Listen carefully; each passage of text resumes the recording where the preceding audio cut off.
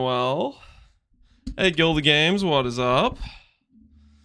We're going to be doing, I don't know if you guys heard, but we've been XVD chatting in Farmers Chat a lot, and he wagered 10 gifted subs that he could do Act 1 faster than us on Leaguestart.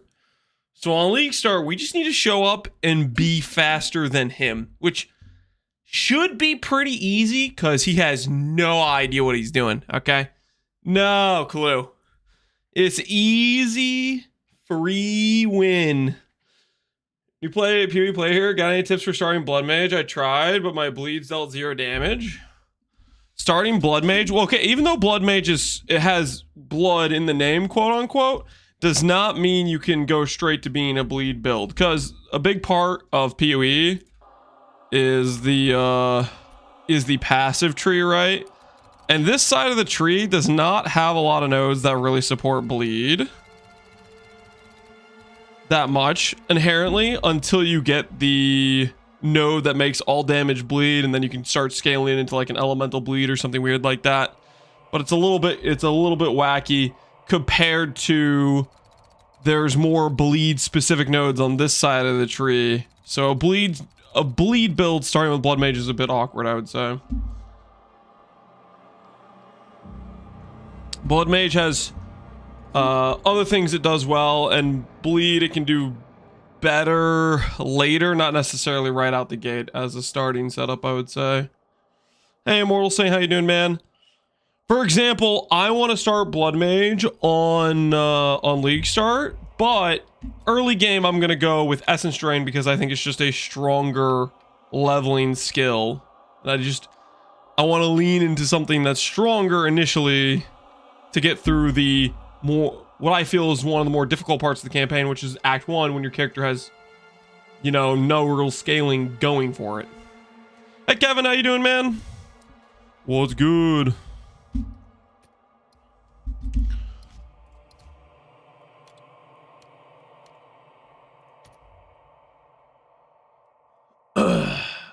Why do people go Bloodmage on Witch? Wouldn't Sorcerer be better?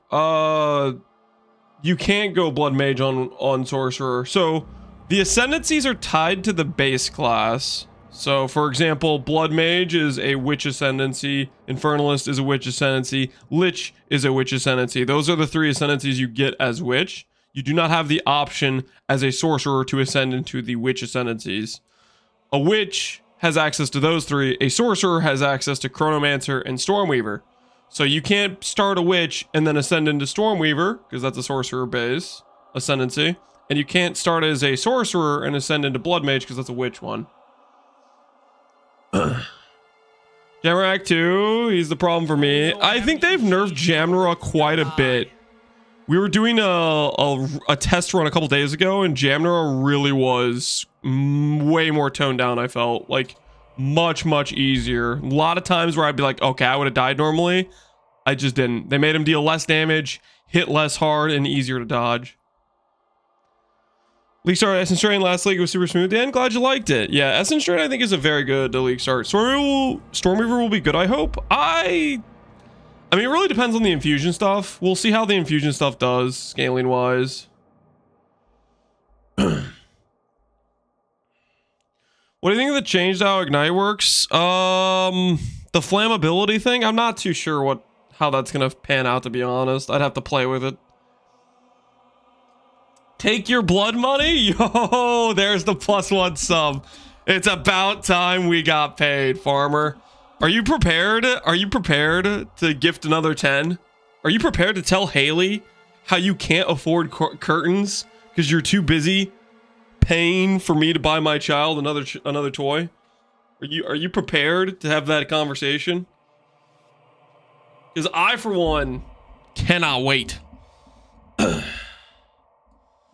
you doing today? Doing good, Mr. Isolator. Doing good. What are we cooking? We're cooking Farmer on Leaguestart. We got 10 gifted subs on the line.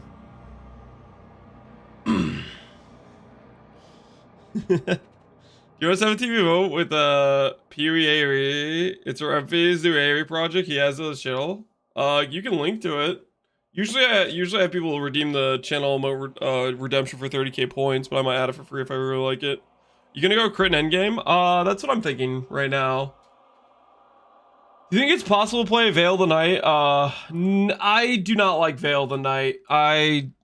Yes, it'll give you more DPS scaling, but your tank is gonna be completely cooked. Oh, that's way too much animation. This is one of those emotes where I add it and then it just hurts my eyes to look at.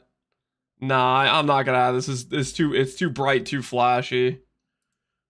I don't wanna add it because it's just like if I see people spamming that in the chat, it's gonna blind me. Any preference on which of these is easiest to read, quickly look at? Exiled Exchange too? I have no idea, man. I don't really want to look through Exiled Exchange stuff. I didn't even use Exile Exchange when PoE 2 initially launched, and now that we're getting asynchronous trade, I'm definitely not going to worry about it. That is the one people always seem to recommend whenever that sort of thing gets brought up. What was your best time for Act 1 with ED? We've done literally only like 2 actual timed runs. I don't know what my run time was way back in the previous patch when I did more practice runs. Over the next week here, we'll do at least maybe 1 practice run per day and see where we're at. But the day before, I think we did like a 107, 106 with all passive points, everything.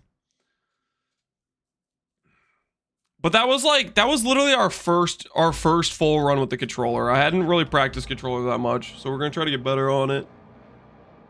Catch the scream early today? Yeah, well I also started pre-raid, so it goes. Would you look up a leveling build for Bloodmage and mid-game respec everything? Levi, what I would do is just look up a Bloodmage build, like if somebody has a Leaguestart guide they're making, and just look at the progression and videos they have on the character. Right now, we don't have passive tree, and it doesn't seem like they're gonna give us passive tree until like the day before. So a lot of the guides are gonna be like, yo, caution, disclaimer, we don't have a tree, we haven't been able to test, they haven't given us information. So it's kind of a bit of a guessing game. Are you done playing ES builds in PoE 2? I think ES builds are still really good. We don't know if they're actually nerfing the nodes on the tree yet or how much they are changing things by. I want to play life-based characters, so that's why we're going Bloodmage. I don't know. We'll see how good it is. I think it has the possibility to be decent though.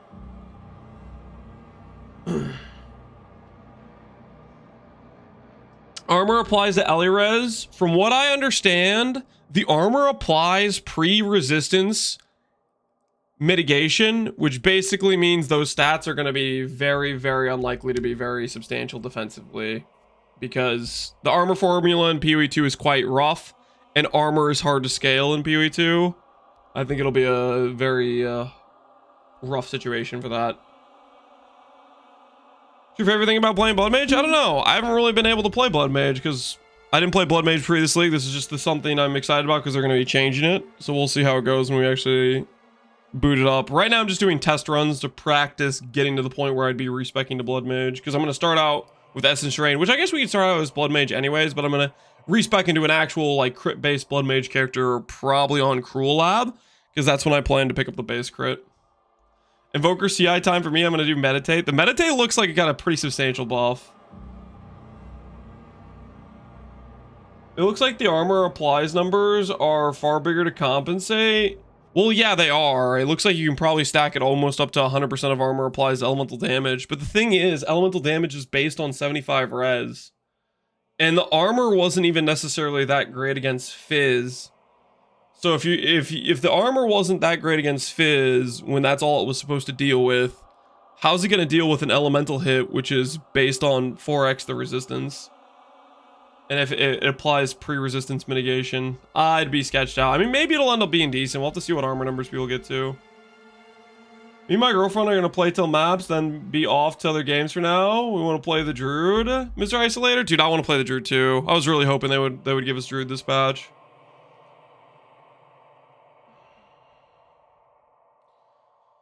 What are you talking about your build for this league? I think I'm gonna go Bloodmage is what I'm planning to do. Can we see the new updated pass tree for PoE 2 yet? Nope. They haven't given it to us, and right now I think we're not gonna get it until it gets data mined on the pre-patch download the night before. That's what I think is gonna happen. In the FAQ, one of the questions was, what information are you gonna give us in addition? And they said, next week we'll give you like, it was like 2 things, and a passive tree wasn't one of them. So I think we're not gonna get, I don't think we're gonna get the passive tree. I thought, I don't know. For a bit there, I was thinking they were gonna give us passive tree, but thinking about it more, I just think we're gonna be going in pretty much blind. Or we're gonna get it night before.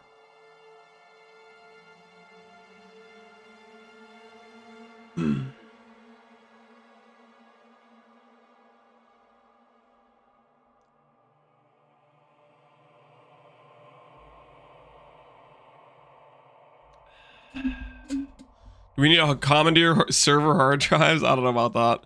All right, guys, we're gonna continue the getting better at the farmer drama. What's the clip? What's he saying now?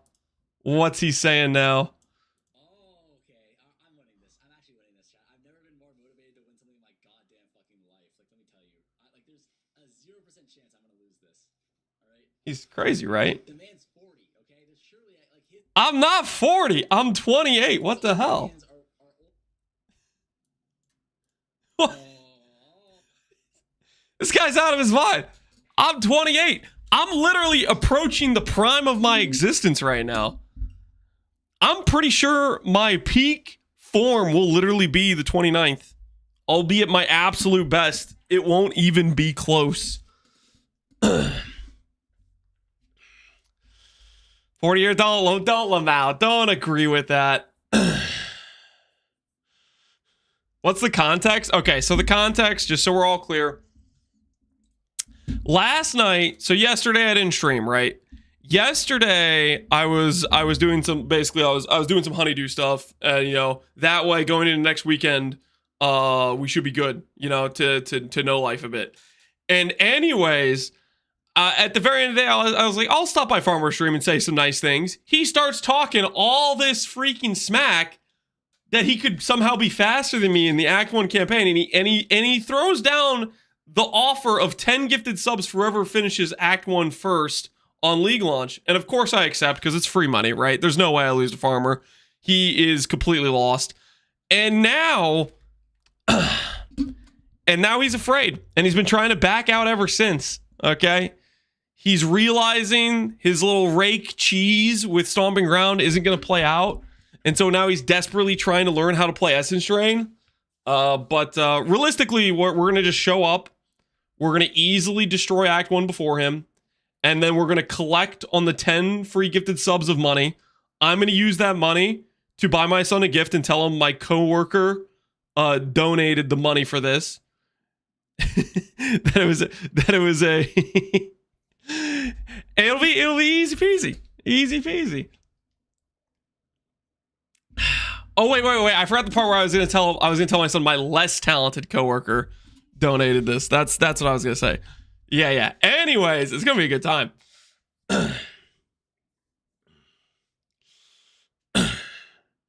You're only buying a gift for one of your sons? I mean, I guess we could do it for I mean, how much does 10 gifted subs get us? It's like, that might be enough for a few different toys. Because we do have Charlotte and Nolan as well, not just Lance. That's a good point. That is a good point.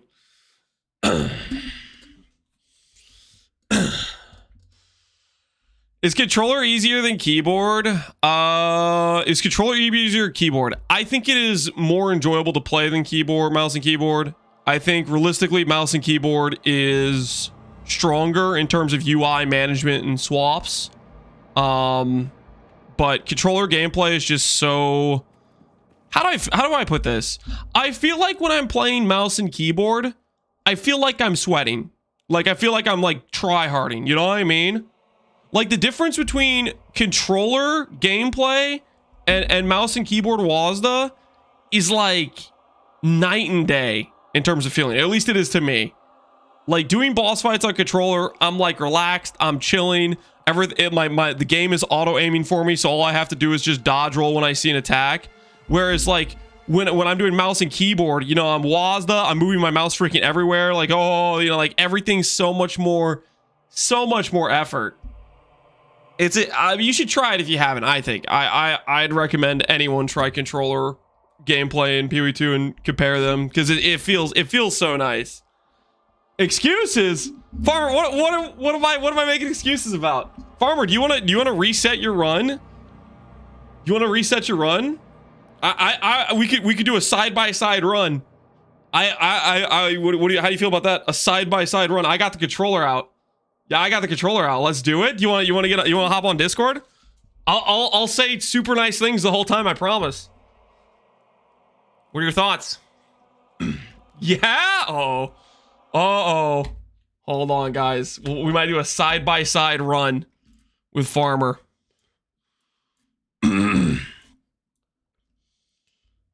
Let's see. Where is this guy? I'll ping him. Oh no, are you ready to lose? Question mark.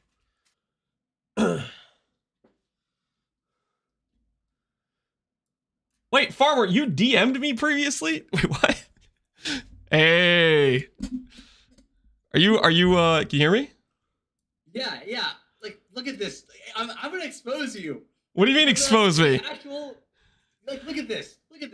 Yo, like specifically, I asked him, like, what is this, 2 days ago? I didn't even see this message. What do you mean? I asked you in your fucking Twitch chat. I said, yo, Lance, I have a question for you. Like, maybe like if we can do a collab thing. Like, can I DM you on Discord? You're like, yeah, sure, DM me, bro. I DM'd him 2 days ago. He just left me up my ass on red for 2 days. I didn't see it. Okay. Let's just get it out there. I do not check Discord on a regular basis, just so we're clear. Okay? I have a family. Okay? I do not have time to be checking Discord on a regular basis. Okay? I have a dog. Okay? That's the same thing. That's not the same thing. What? That's not even close to the same thing. How many dogs do you have? Listen, I had a dog before we had kids. And after we had kids, we did not have enough time for the dog. We had to give the dog to my wife's mom because we did not have the time. The time became non-existent. But didn't have the time for dog. Am I right? So like, dog is harder. No. No, that's not. No. We had to make a choice. Okay. We had to make a choice. Alright, you know what? It's fine. Just. Are you prepared for a side-by-side run? Are you ready for this? Hey, make sure you migrate your character. Yeah, this is a fresh migration. I'm just on the strand. I'll wait for you to be ready.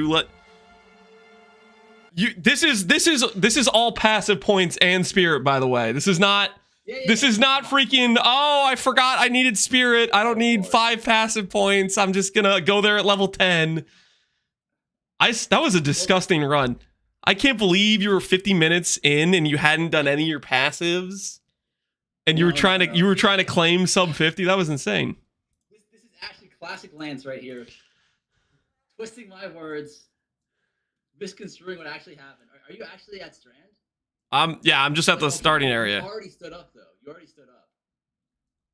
Just stand up, man. I don't know. I was just talking to my chat. I wasn't even planning to do this. What do you mean? Just 10 seconds. 10 seconds. Shut up. All right, hold on. Let me see where you are. Are you still like? Let me just make sure he's not doing anything sneaky. All right. You get comfortable. You chill for a bit. I'm gonna go refill my water while you get comfortable with the idea that you're about to get destroyed. Okay? I'll be right back. All right. That sounds good. And then once I get back, you're gonna be ready, right? Yeah, I'm ready. Right? Yeah. Go get your water. I'm getting water.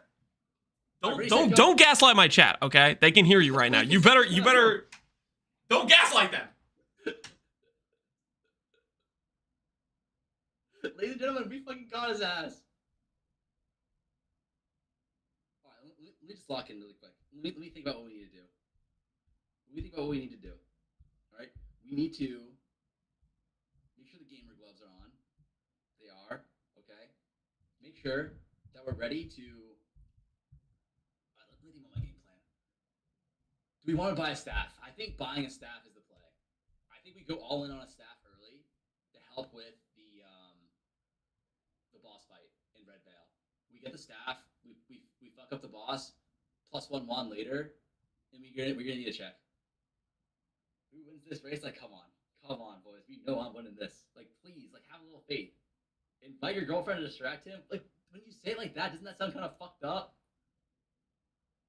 Like, doesn't it sound like I'm selling my girlfriend?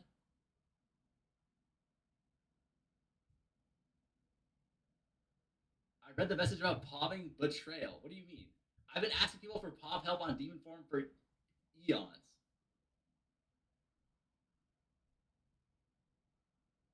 Easiest money ever, all in on Lance! Exclamation mark chair. Oh, he's taking a long time to get water, chat. He might be. I'm gonna take a piss. Actually, this is a good piss break. All right, you better not have been lying while I was gone. Chat, was he lying? Was he gaslighting any of you guys? Was he making things up? I'll find out. Did he go AFK? Did he go AFK? Yo, what the hell? He's stalling too. He had the pee. Okay, fair enough. Fair enough. Hey, Farmer Chat, if you guys can hear me, I need you guys to keep doing what you're doing, okay? Just keep doing what you're doing when I was in his chat, which is XDD chatting, Alk LF Gene. Make sure every mistake he makes, make him know it, okay? Remind him that he is misplaying out of his mind, okay? I think we all can agree that is a good use of time.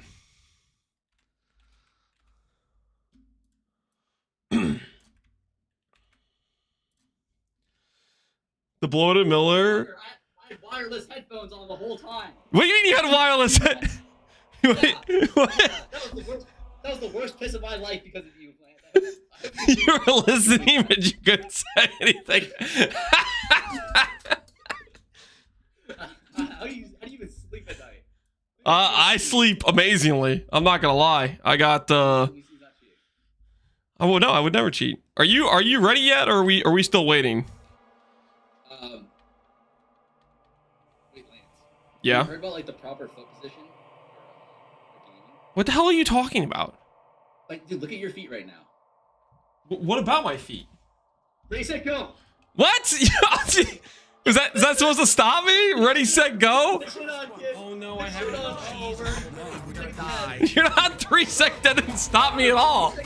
I have a control. Oh, by the way, how does it gonna feel losing to a man with a controller? Just out of curiosity. It's gonna feel great to beat a man. I love. The dead rise again. Say it. I'm going to like it. Dig yourself a deeper hole. No. Oh no, I already went down a dead end. You gotta be kidding me. Oh no, it's over. It's actually over. I already lost like 10 seconds on the clock. I got scammed. I didn't have my chest. No, so help me. This ooze is dark. Oh my word, I have a bugged coast. This is rigged as hell. Bugged coast. This is rigged as hell. I didn't get my freaking thing. I got scammed a scepter. This is rigged. Gifted appetizer on this thing? Yeah, I just realized I didn't start my clock either. Well, okay, you freaking rushed me with this whole look at your feet crap. He's frazzled, chat. Like you know Bobby Fischer? I actually got scammed. I didn't get a scepter. You gotta drop your scepter right now, by the way. Oh God. No. You have to drop your scepter right now. You have to drop your scepter right now, dude. I didn't get one. I literally didn't get a scepter. I got absolutely scammed. I didn't get a scepter. Did you get a scepter? This is rigged as hell. No, you're so full of crap. Chad, does he have a scepter? I didn't either. I didn't know what a scepter is. What? He's lying. He's lying. You do not play without a scepter. I don't buy that for a second. Scepter, I hardly know it.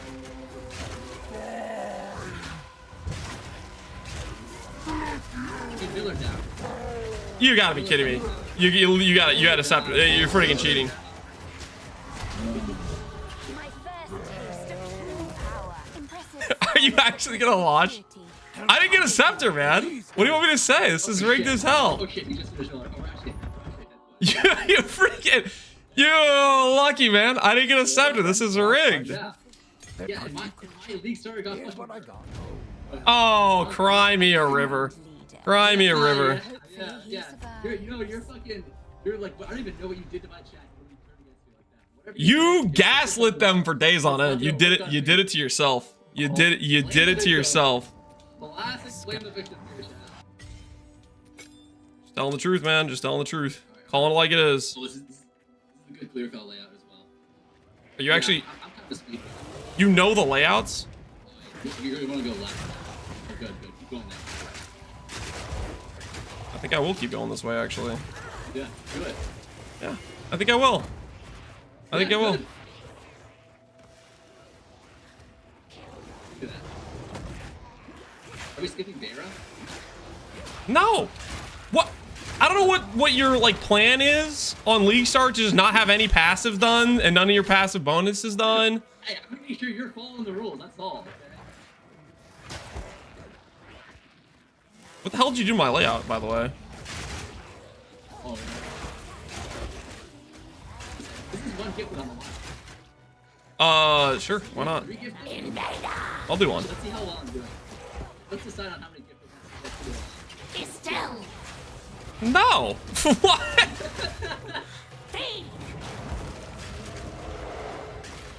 I just swore that was gonna be a deal. I don't know why. Estelle. You've been literally doing practice runs all morning. I went to the beach with my kids. I don't have flasks. I don't have flasks. What the hell is this? Where are my flasks? Where did they go? Where did they go? This is rigged, dude. I don't have a scepter. I'm gonna die. Oh, it's over. It's actually over. How do you have... This is so rigged, man. I got absolutely scammed. Estelle. Alright. Man, what the loser? No shot. All right, fine deal. First things first, Lance. You don't get to start coaching me now. You shut the hell up. Right? What? One tip. No, I don't want your tips. No, I just have one tip for you. I always want to go with. I didn't get one.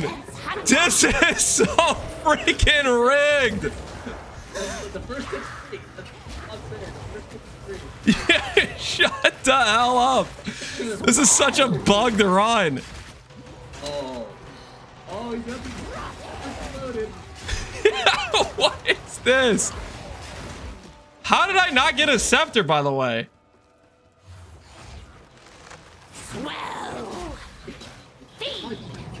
No, it freaking bugged. This happened yet to me yesterday. I literally did a run and I just didn't get one. It was just like, you know what?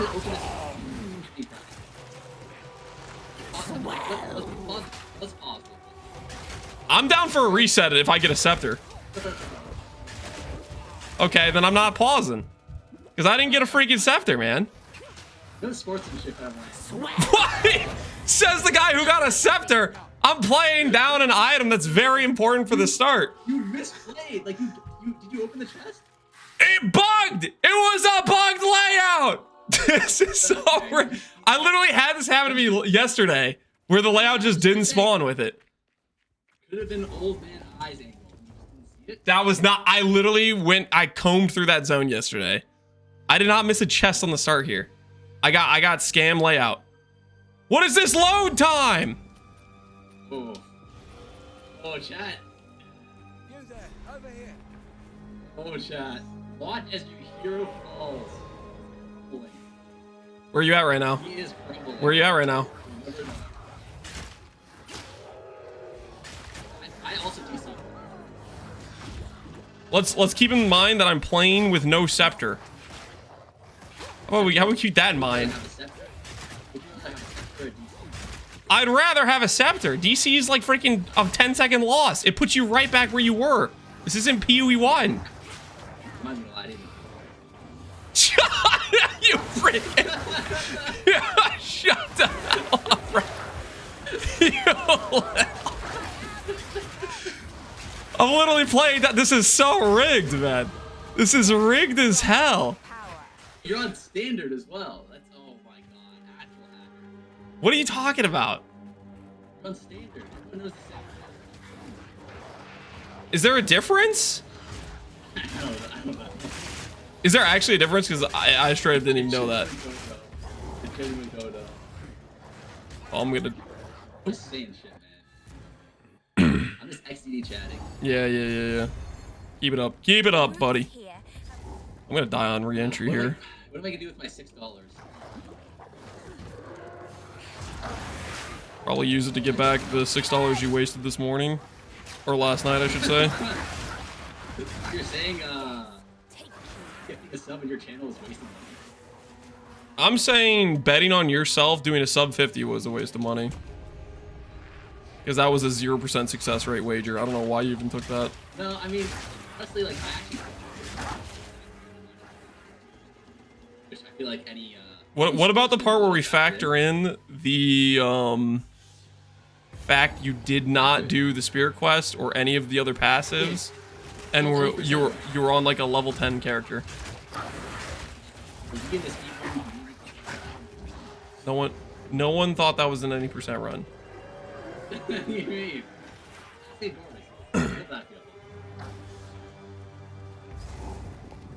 Trying to get in Gormus to bail you out. I'm already in Red Vale. Are you in Red Vale yet? I'm in Red Vale. I'm about to leave Red Vale. No shot. Are you actually? Oh my, it's the god season. It's the god. Blood, bone, You're actually cheating. rust. Are you actually in Red Vale? You're so full of How crap. good I am. I'm getting better. Who used that? Holy. All rest of the league good.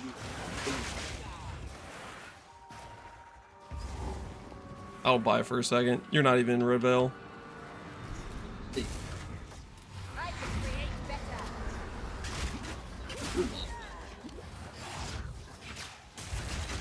Shut up! You're not on the Druid boss. You're not on the Druid boss. Oh my god, that's a 10-minute run. If I knew how to check my friends list on controller, I would right now. But I don't. Dude, this is rigged as hell. I have to play without a scepter, by the way. This is so unfathomably rigged. Have you ever had to play without a scepter on start? This is insane.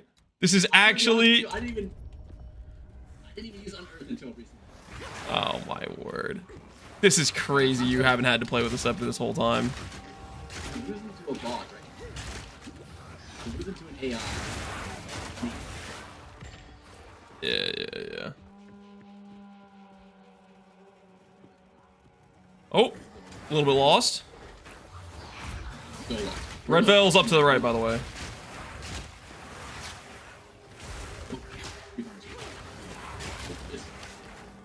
Oh boys, it's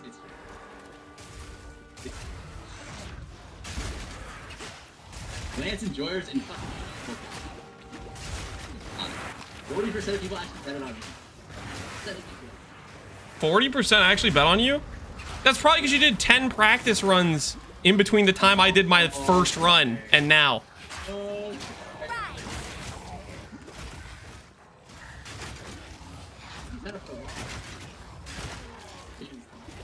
Dude, I'm not worried.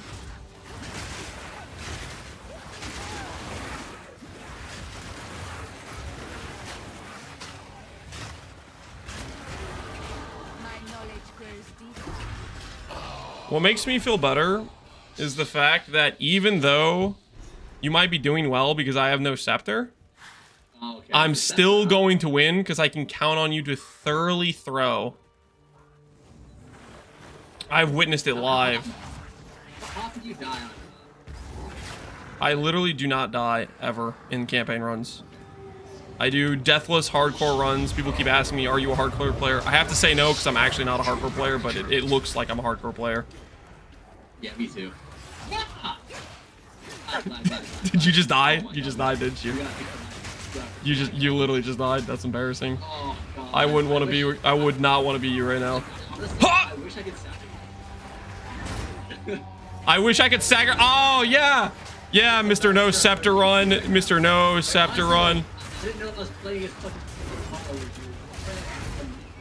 That's a space improvement. Go back.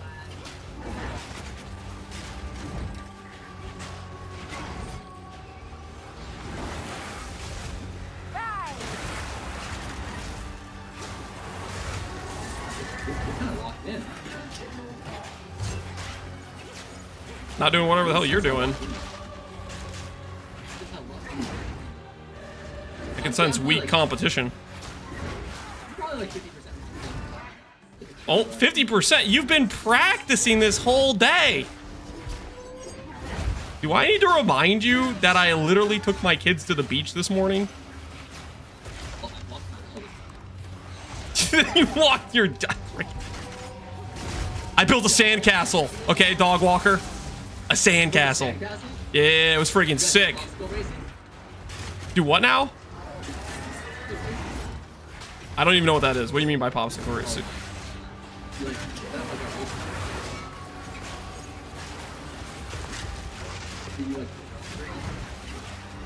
No, I did not do that. Oh! How is that hitting me? Was he already on the fucking rescue? I thought you were already here. I died.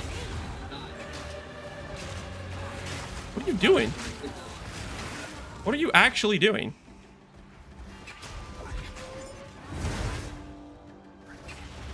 I would recommend not doing that, honestly.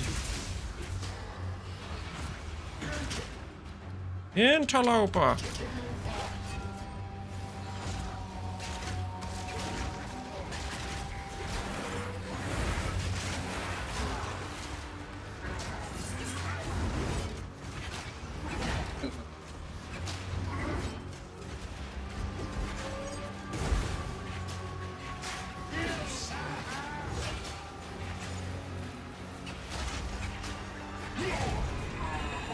Rust King down, by the way. I don't know where you're at, but are you lying to me right now? It's okay. You can admit it. If I knew how to check my friends list on controller, I would. Because you sound kind of full of it right now. Not gonna lie. Welcome to the camp. I feel all this. I feel full of life and youth, and prosperity. What the hell are you talking about?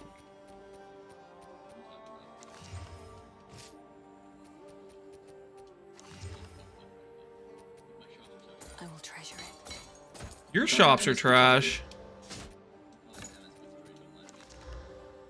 I just ID'd a small life flask on accident, so that's kind of how it's going for me right now, not gonna lie. Curious, I would ask.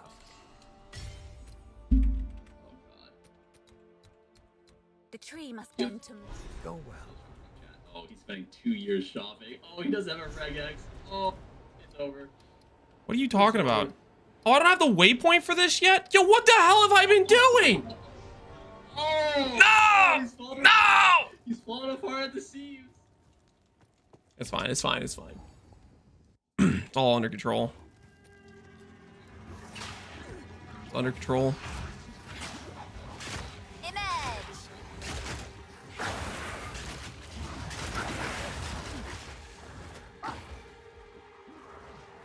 Amateur hour.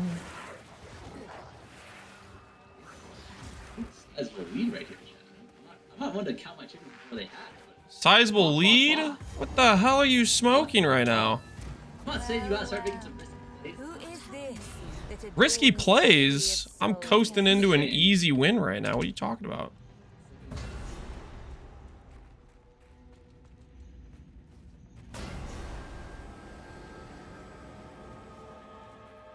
You need to go find that freaking witch though.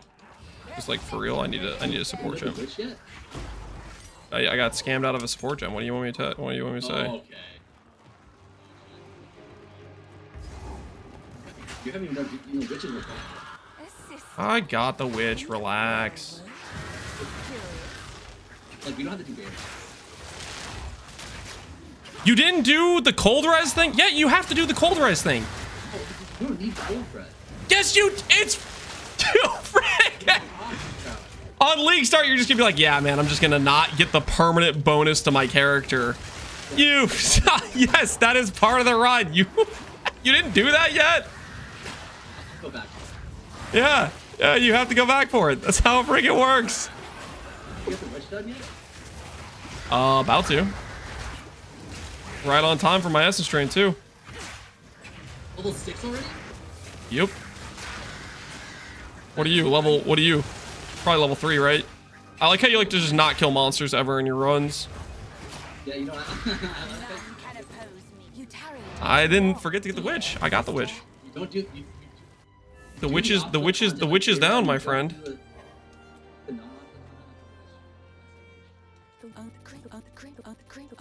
All I'm saying is PvP players might be better speedrunners than PvP players. The hell are you even talking about?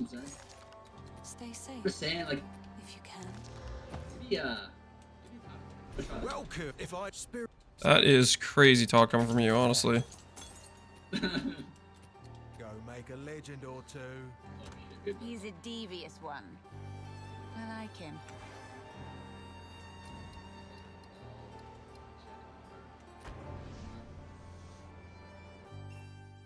And nothing resets because we didn't level up yet. Oh my god, what am I doing? I'm throwing. I'm actually throwing. Look like he's level 6 already though. Because I'm not slow. I'm not actually level 6, by the way. I'm just messing with you. Oh, yeah. Damn it. I knew you were gonna be honest. I was blind.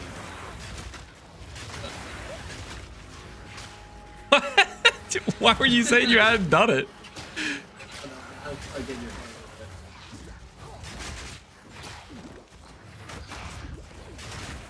Real though, where are you actually? What level are you? Where are you at? Oh. Yeah. Well. Looks like we have a neck-to-neck race. ED individual versus ED individual. No trees are working over here. Unfortunate, Do really. you have a +1 wand yet? Do I have a +1 wand yet? Do you? You got a +1 wand? No, I don't. Oh, okay. I was gonna say you're actually cheating if you got a +1 wand already. That's insane. I'm on the verge. Yeah, I'm close.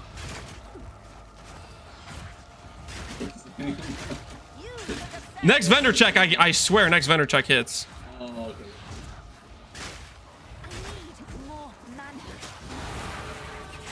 Oh, level 6, baby.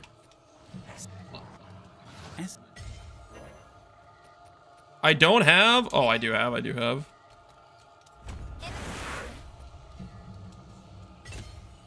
Oh no, chat. It's actually over. How am I so low level? I think like my pack density. Skeleton. Your pack density might be bugged.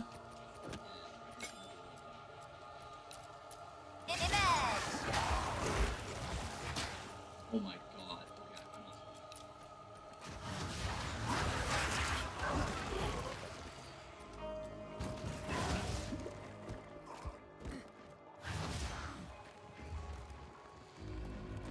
Oh my, the dead ends, man. This is actually insane how many dead ends I've gotten this run.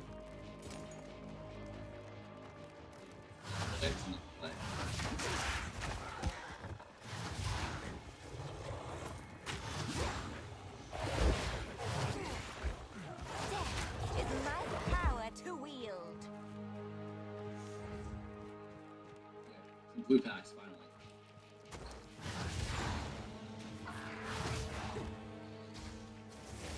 Hold up a moment.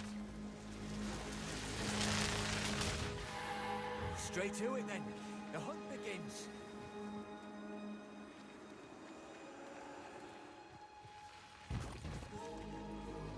You in the cemetery yet? No, I'm fucking level 5. I'm in the cemetery, by the way. Level 5, smelling like last place, baby. Did you kill Druid? Don't need to kill Druid. I'm gonna pick up my sport gem elsewhere. So Druid is +1 skills. No, it's not. Druid is a support gem. You don't even know what he gives. You're farther behind than I thought. I'm trying to help you. No, it's not. You can't gaslight me into this. I know for a fact it's plus a support gem. I am not falling for these lies. Careful, Draven. Good chat. He's a liar. That's what my chat's saying. They're calling you a liar. Which, to be honest, that does check out. You have been lying late recently. It's a support gem. It is. Yep. They all calling you on it. They all know. I've been doing Druid then. I'm fucking behind. How did I get behind him? Cause you're slow. Imagine losing to the guy who didn't get a scepter on the start. Like, come on. That's crazy. Let's remember that. I gotta be honest. The path to a better PC is not losing the curtain money to me on Leaguestart, by the way. I don't know why you went down this road. I don't know. I think it's a combination of poor life choices that led you to this point, maybe. It's okay, I'm already in the Praetor. You know how sometimes in Praetor you can like walk around forever and not find where he is? No, I wouldn't know what that's like. I usually go straight to him. Wither away. Oh, we lost our lead. I think we had really bad spawn. How's controller PoE1 feel? It feels great. And it feels even better when you establish pure dominance on a weaker player in a 1v1 race. That's when the controller really highlights its power. It's over here. Yep, on the boss. Already found it. Good luck.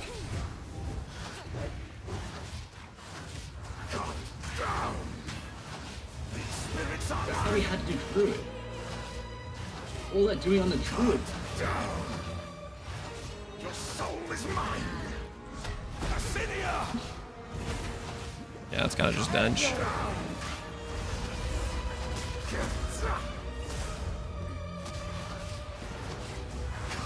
I hate to break it to you, but this is not the part where you lock back in. It's the part where you fall further and further behind. Your soul is mine. Rend your soul.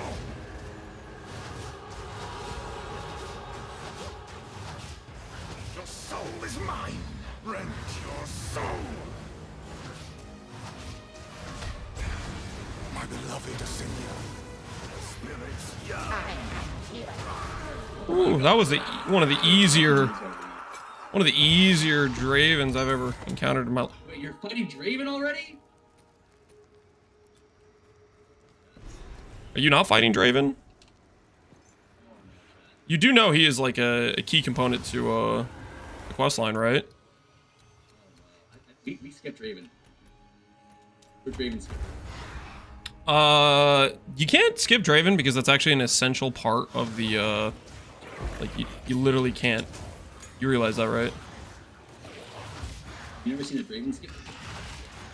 Never a successful Draven skip, that's for sure. And you call yourself a speeder?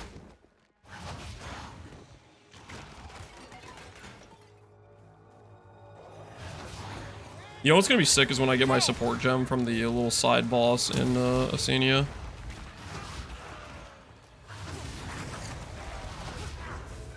Did Angormus ever teach you about that one, or is his teaching lacking?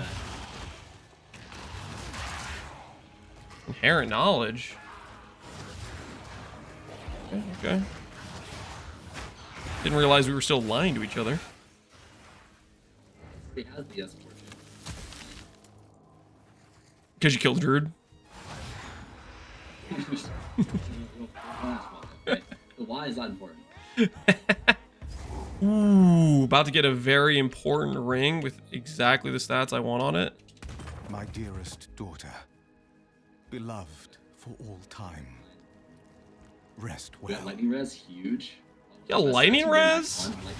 Lightning res. You realize lightning res is useless in this act. There's actually no monsters that deal lightning damage in the first act. It's actually completely useless to this run. Really good in some niche scenarios. Ingormus will tell me. 6-time. 6 times. What the fuck? You don't even know what race you won. It's Act 3 boss kill event, man. Come on. Dude, where is Asenia? This is my thing. If you're looking for the exit from the druid, it's usually behind the druid, but you need to kill him first.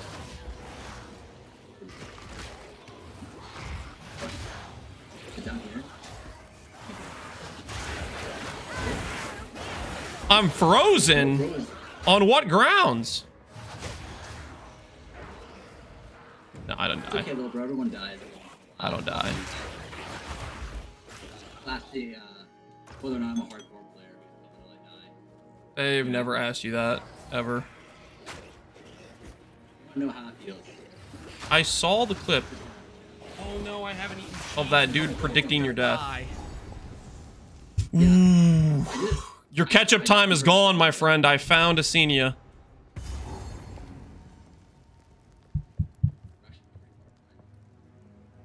Very far. Not that far. Extremely Like a far. minute.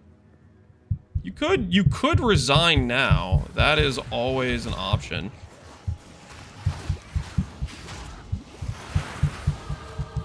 I wouldn't blame you for doing the logical thing and giving up. Suffer and die.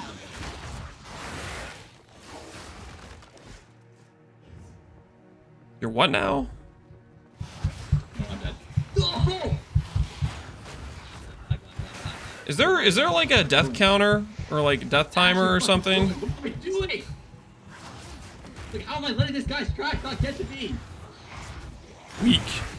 Some would call it weak mental. Absolutely fragile and feeble mental acuity. That's true. I've been through a lot. Honestly, having a kid's a buff. Probably like. Are you actually arguing that having a kid is a buff to playing a video game? That is an interesting line of thought.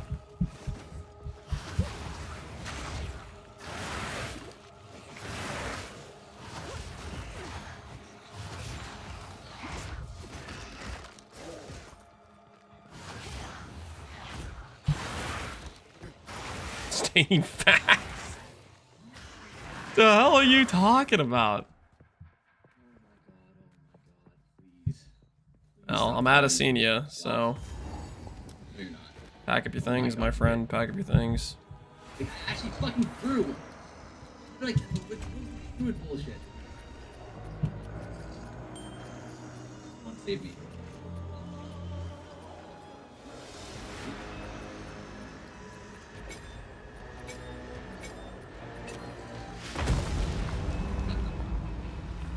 We gambit it. Oh, Gambit. show me your power. You gambled on boots? That's how you don't get movement speed. Just die already. Since when does Asenia have a melee attack? Never seen that before in my life. Prison of bows. I call to you. Usually the fight doesn't go this long, so.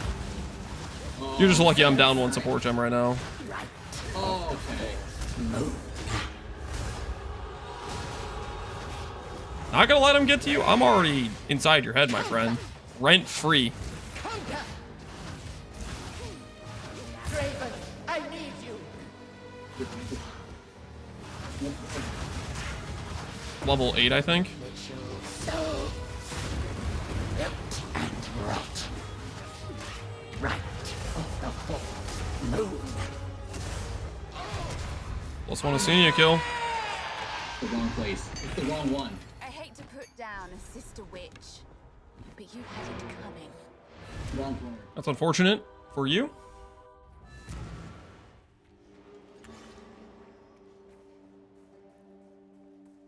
I heard you're heading for the... Stick to the carrots. I think I heard your kid like calling you. Quick pause here. Nope. No, I didn't hear that. Like it. Deal. You don't have a kid. Is that movement speed boots? That is movement speed boots. That's actually kind of really helpful, right about now, actually. Do you have movement speed boots? Or are you still... I might actually pick up some rare boots. Who knows what are on those? Oh, rare boots. Who knows what's on there? I'll tell you what's not on there. You can. I'll tell you what's not on there. Movement speed. You have the key. That Yeah. At last, it's open. That's just bumping around Praise like the a first ones. or Barak. Give me your +1 scepter. You're already on Lachlan? Jesus Christ. Do I need a +1 I feel like scepter? this is a slow run for me. I think I got kind of unlucky here. If that's what you call a skill issue. Wither away! I'm dying so much. Like, I never die. Have you tried not dying instead? Oh my god. Your tab button was broken? That is one of the weakest excuses I've ever heard in my life. I don't have a... No shot that actually hit me through that.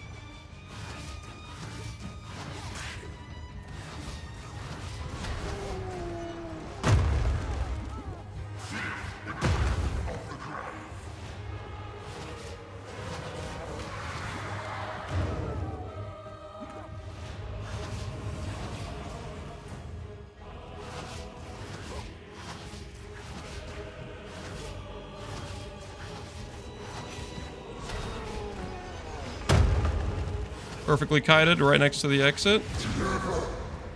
Never seen a freer Lachlan kill in my life. Oh! Oh my god, I almost died. I almost died.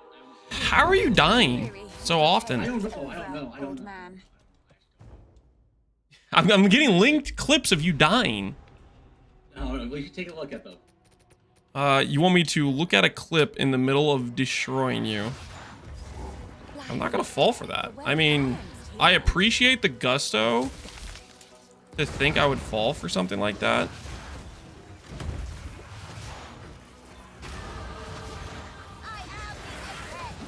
Where the fuck are my MS boots? Oh, Not gonna lie, movement speed boots feel so good right now. It is, I feel like I'm the fastest I have ever been at this point. it's just already there. This might be a new PB for me. I might be PBing on this run. What's that? So slow too. I'm just getting unlucky. Is that the support gem I needed earlier? Oh, hello. You're kidding. I got freaking temporal bubble. Like what kind of scam is that?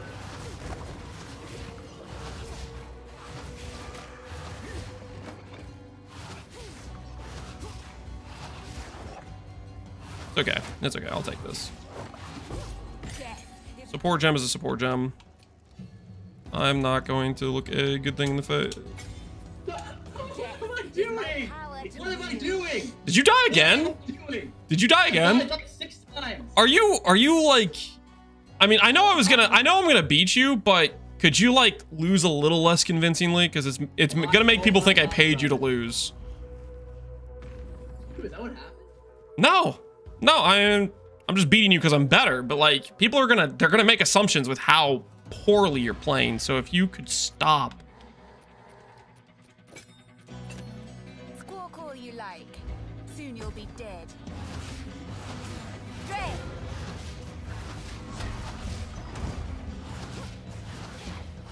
Feel bad for your family.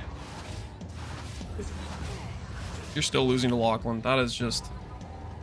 That's not the answer, sir. We're just playing. I might be doing Crowbell a little bit too early, but Yes. Show me what you've got. That's that. We can skip Crowbell, by the way.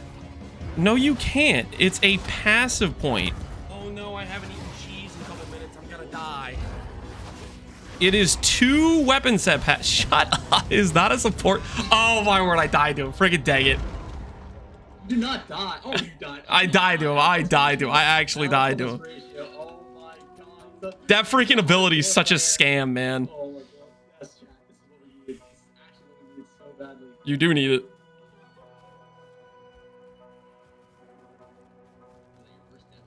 That was literally like my first death this entire run. Count your lucky stars. You just got a gift you didn't deserve.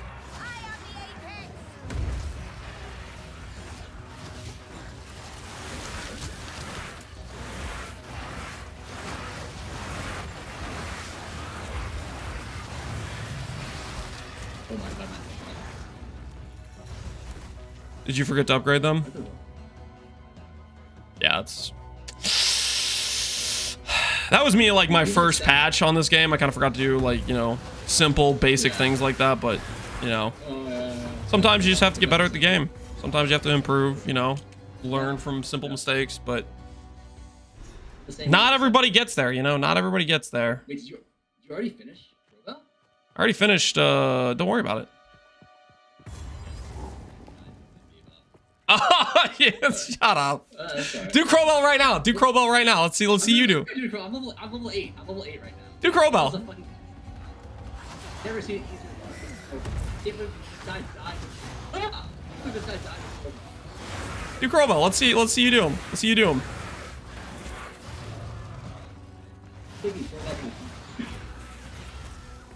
You're not. How is your dog that you chained outside gonna feel about that?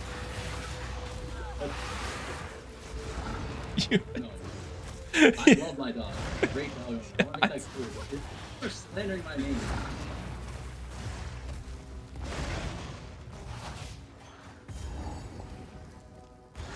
Wither away! What do you mean? Inspiration and Are you level 9 yet? I'm like level 10, I think. So high level. Because I actually kill monsters. You know, part of a speed run through the campaign is not just get there with no passive points and just a completely potato character, right? You want to enter Act 2 and dominate when you show up, right?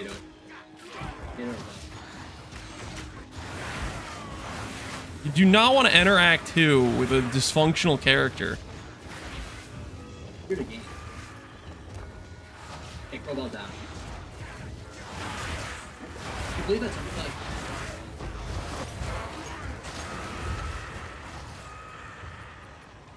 This is quiet, but for once we actually...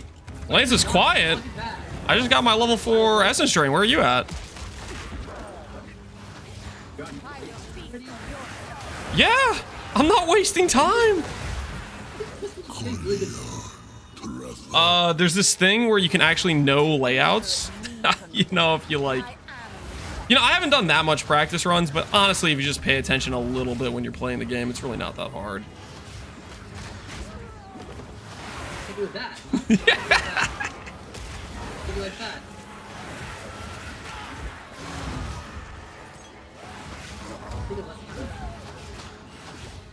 Be gone. Cringe, I'm just saying.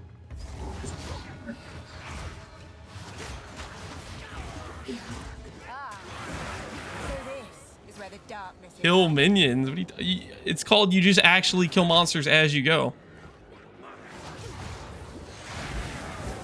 Are you really not killing monsters? I'm level 6. Are you actually level 6? Oh, I definitely should be killing more. I think I got 3 unlucky. There's a term people normally use for that. It's called skill issue.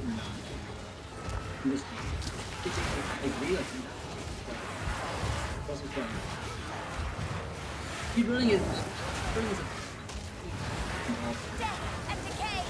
Heavily. What the hell are you talking about? What actually are you talking about? Running is 90% luck unless I Ooh, that is, dude, you're gaslighting yourself, man. That is just not a good way to improve at the game if you want to, you know? Like, think about, like, your... This world without you. I think that's girl's really good. This is an interesting conversation. I'm almost done with Fraythorn. Are you going to catch up at any point? I'm about to have something called Withering Presence. Have you ever heard of that? Yeah, when do you think you're gonna fight Black? Crowbell. You're level 16. I'll fight Crowbell right after this. I just thought it was more efficient to do this first, you know? Man, what's this tail and the blue flags in your right? I just thought this was a... Fuck him. Good chance. I thought this was a quicker route, you know? Belt the head.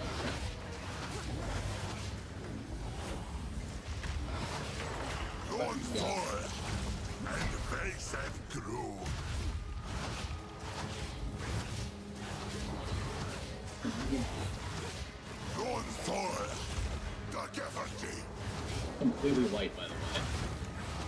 Are not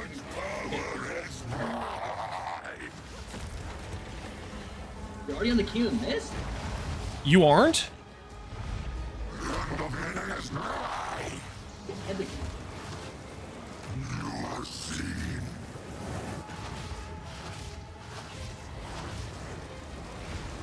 Holy. Oh, this is actually so cooked.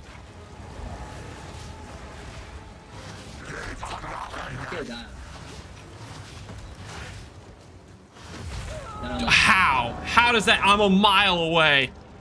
Oh my word! You're getting gifted. You're getting so gifted. That is insane. Oh shit! He actually died. That is so insane. That actually killed me. I was a mile away from that. I was actually a country mile from that. How on earth does that hit me? Press F.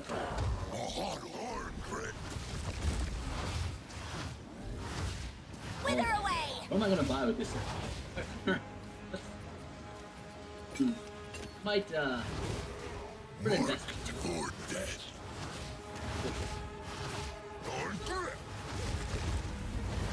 Polish little land.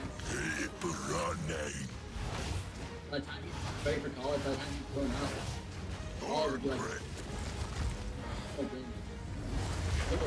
We'll be able to buy up a mate. What are you talking about? Call me when you're on King of the Mist, man. No, I'm almost there, alright?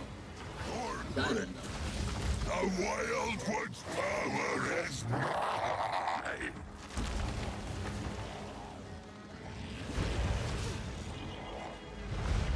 You are seen.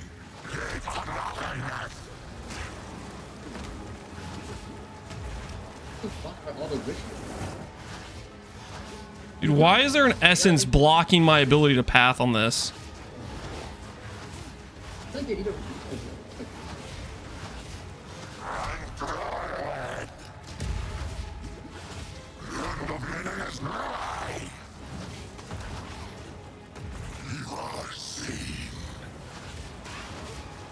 I need some. Oh, it's actually so bad. Lose my check.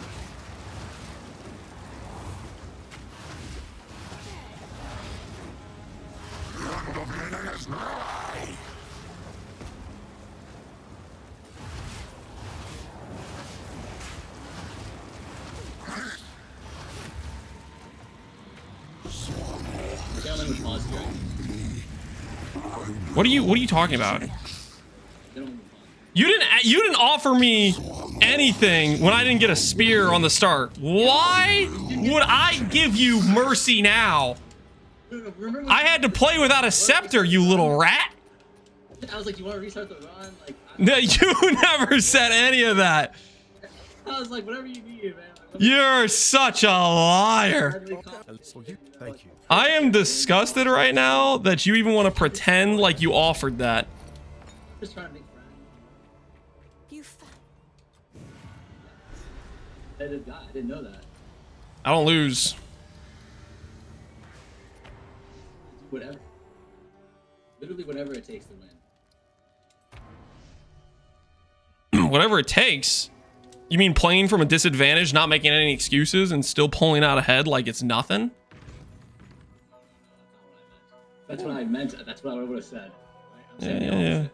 Sound a little weak right now, not gonna lie. Actually, Chris Steven, It was an easy fight, not gonna lie. Wither away. Shut up! You don't need to bring that up. That's hey, salt in the wound, man. That's messed up. That's messed up.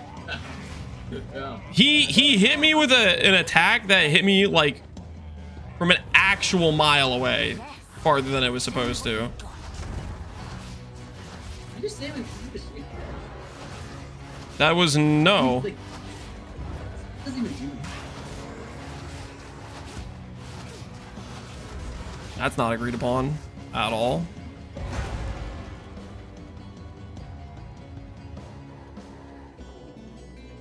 Oh my god, no. Are you losing?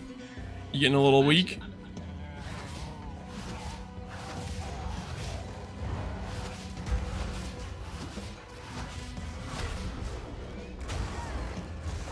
Oh no, I died second. Oh my god. You died second phase? That was your moment. That was my moment.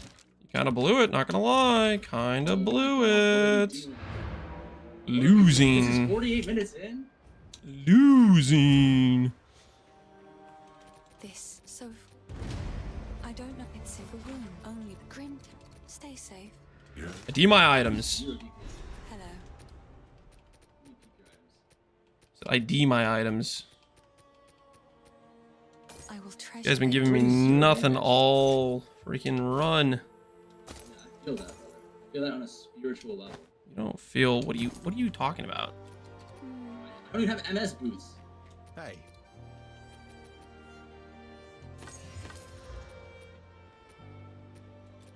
boy then.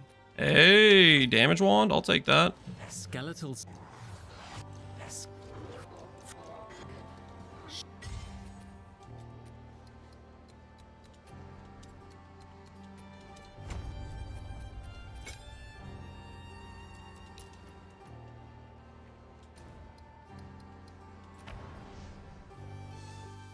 Dude, shield charge feels good. You have shield charge already? How? I need. I didn't stall. How does he have shield charge? Protection. I didn't know about the shield charge. I will put You didn't. Wait, you didn't know? How much strength does it go? Don't worry about it. More of an advanced. It's more of an advanced thing. So I you, just don't think I can kill him enough. okay, I already did. I killed Crowbow, by the way, for fun. You know. I know you did. I know you did. Fuck. I don't think I can kill him enough. It's okay. I'm about to get my Luna flute. Don't worry about it. Ah, the girl's loot. Oh my god. But dear me, what a desperately Dude, what do we boring do? What do we home. do? You panicking a little I have bit? to come back. I have to come back. We're too low level. We have no fucking. My chat's making fun of you for losing to a controller player. Do you have any comment on that? I don't know what happened. I think it may be because you're Luck issue? just worse at the game in general, probably, would be my guess. We don't have anything.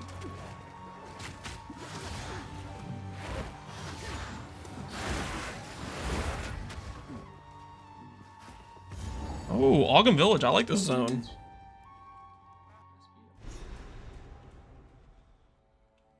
Maybe it's his first time playing. It probably is. Well, no, I don't think that's true because I saw him practicing the entirety of yesterday, the day before that. No, that was a different guy. That was a different guy. That was a different guy. It kind of looked like him as far as I remember. Yeah, well, You have your. that's classic. What are you gonna tell Haley when she starts asking about the curtain money? Just out of curiosity, what are you going to tell her? You were robbed? I mean, this does feel like taking candy from a baby, but let's be honest, okay? This was a wager that we both agreed on, and you just happened to be losing badly, so... Death and decay. Because we don't have poker, okay? Oh my god. You've been playing without Swift Affliction? Where did you get your second support gem from? I thought you killed the Druid! I didn't kill the druid. Time. You lied about killing the Druid too? I didn't lie. Is there no shortage of the gaslighting? I was gonna kill the druid. Oh my goodness. Oh. Already there? Oh god. I'm a little rusty. Rusty is an interesting term to use in this context. Oh no, I haven't eaten cheese in a couple minutes. I'm gonna die. Yo, Rightesco, appreciate the sub, man. Yeah, Resco, thanks for the sub. He subbed to you. He didn't sub to you. He subbed to me. What the hell are you talking about? My would be Thanks for the 2 gifts. Resco. Let's go. Are you Oh, trying? so nice of you to say. My favorite streamer. Do you ever get tired of gaslighting? Like, honestly, do you ever think, man, maybe I should stop gaslighting?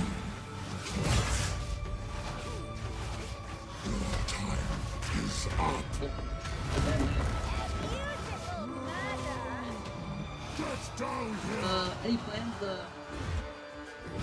Any plans for 23 patch for Resco? Yeah. Letting him win? Are you actually already resigning? Are you actually already giving up? That's... Dude, that's a bad look. Already on the fucking boss? What the fuck? That's a bad look if you're already giving up. Ooh, a support gem. I actually kind of need this. I haven't even killed... What am I doing? Like, how did this run go so wrong? Wait, can I see your support gem? Like, what are you running? Are you not running chain? Do you think I'm gonna help you right now? Oh no, I haven't eaten cheese in a couple minutes. I'm gonna die. Dude, I just got a ruby ring. so. I don't even know what that is. True master of death.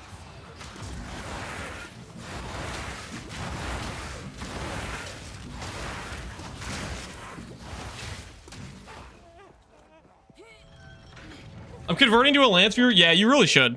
It's I mean, it's like, do you want to watch winner POV or do you want to watch loser POV? That's the question you gotta ask yourself, really. And then the answer usually is pretty obvious. That's when you become a Lance viewer over a farmer viewer. It's just that easy. Why the fuck did this guy gift a sub in your channel? I thought that was me. I almost just thanked him. Side drain, my man. My man.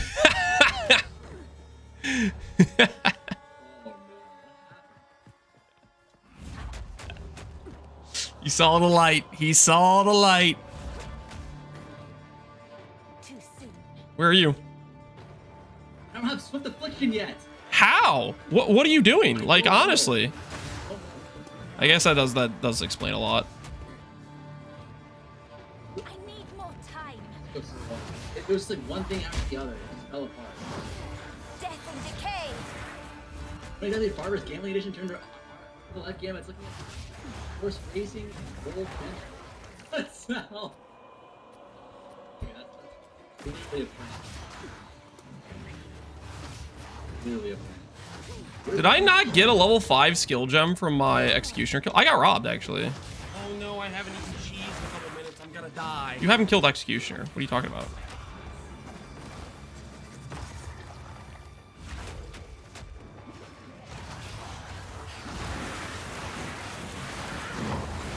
Oh my word.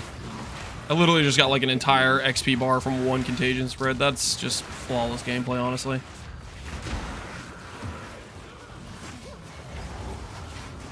Get to you, chat. Don't let him get to you, alright? Why are you talking to chat? I'm getting to you, not your chat. My chat's probably loving, your chat's probably loving every second of this beatdown. Don't let him get After they've been gaslighted repeatedly by you. Don't let him get to you. Also, like, what's the health pot situation? What health pot are you on? What the hell are you even talking about? Health pots? Yeah. My health pot situation's good, actually. I didn't even turn the fucking loot. What?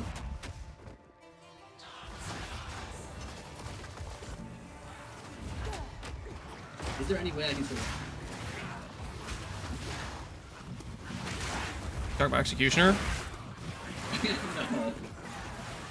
No, I'm not even talking about You're talking about King of the Mist? Oh no, man. No. You gotta pack it up, man. You gotta pack it up. It's over. I could die 5 times to Geonor and still win.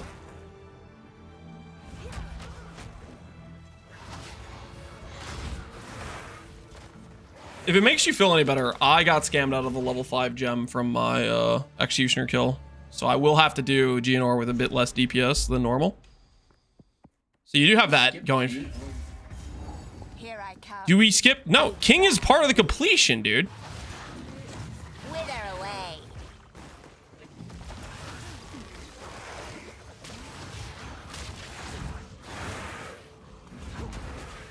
Where is my checkpoint is bugged. He's about to play GNR, boys. I'm still on King. Oh my god. Oh my god. This is a good practice. Good practice. This was for money, my man. This is a really good practice. This was for cash. Hard hold. That's the real thing. Hard cold That's the real thing. cash, man. That's a lot of stuff. By the time we do enough of these one-off wagers, by the time we get to Leaguestart, I'm already gonna have 10 gifted from you. Because I'm chipping away one at a time, freebies. It's so fun. You don't have Swift afflictions. You didn't do the fucking thing. How did we do it? Are you not running chain? Chain, of course I'm running No way you're not chain. running chain. How the fuck did you get 2 support gems? Good at game? Question mark? Actually farmed the support gems? You should try it sometime. Where a bug shit happened. It's like when First one. Dude, Candlemass, let's go, man. Looking for the 20 HP. Recedes ever further into the dark. Shadows hover above us. no one actually need to have to win it now. Right. Anyone know Lance's how old is Lance? The old enough to unplug the infected. Are you serious right now? You're gonna go with the call Lance's son, get him to unplug the internet? Are you insane? Don't worry. I put it in a high place. He can't even reach it. I put it in a high place. He can't even reach it, buddy. Hate to break it to you. Your one card you had, not gonna work. That was an easy Candlemass if I've ever seen one. Like he's like not even good. He's doing Candlemass. Oh my Have god. my own one of Like those someday. okay. We're actually running it back. We're actually running it back. What do you mean he's not even good? He's doing Candlemass. You don't even know. You don't even know. I haven't been practicing speed running for the past 3 days, okay? I did one run with a controller. We're running it back. We're running it back. All right. Run it back. Run it back. Get back in the strand. Hello. Dude, I gotta do other things today besides actually do. I need to set up and do test things, okay? I can't just be destroying you all day in Act 1 runs. Get him, Haley, get him! Teach him a lesson. Yeah. Quiet down up there. You're being a little bit loud while losing. Is that what she's saying right now?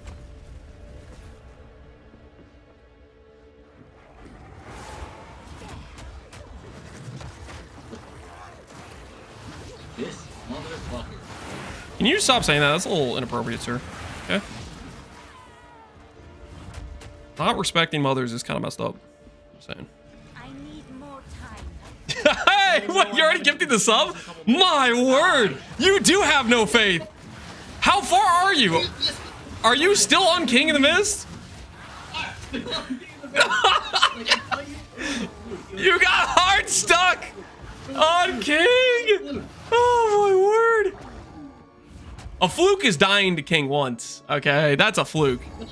Dying repeatedly, there is a skill issue going on there.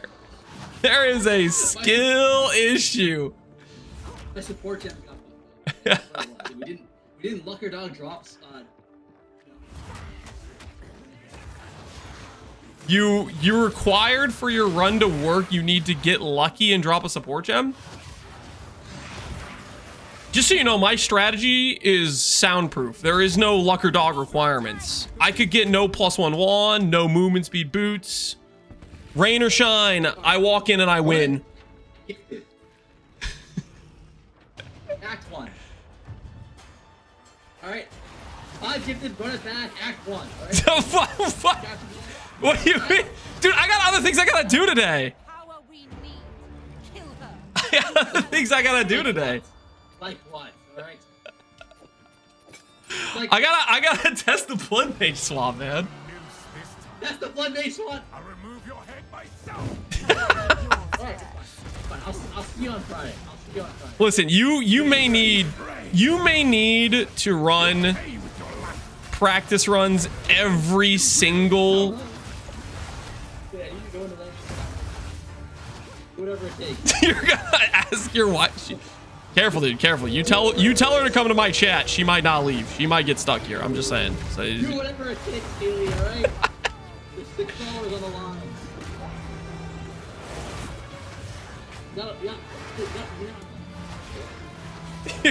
Are you actually trying to get sympathy right now or something? Wither away.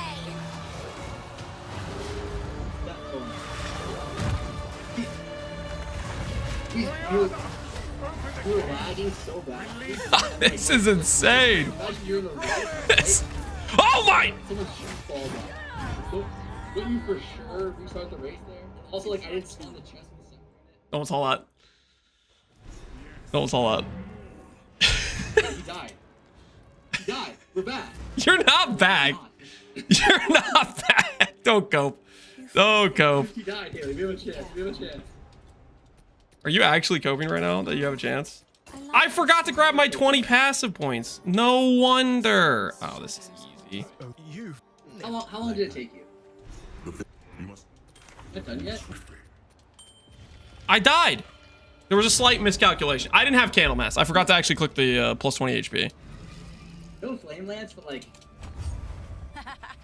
Are you about to say something wildly inappropriate for a man who just lost mano y mano? Honestly, expected better. From one practice run prior to this, you expected better? I did. I wish I had fun prior. You had like 17. Was it maybe like I overpracticed? You know, overtraining, like you go to the gym. Or should I take yours first? That's your misses. That's essentially what I did. How about this? Leafy's had your level 5 gem. Oh, that's why I got scammed? No shot. That's the largest AoE he's ever had in his life.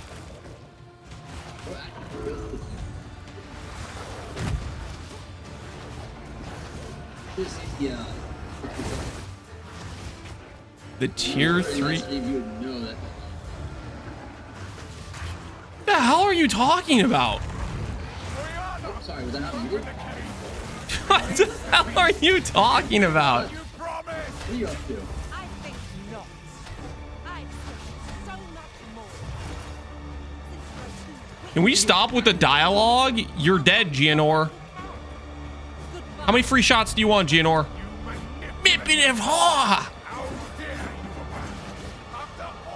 I've given you. What went wrong?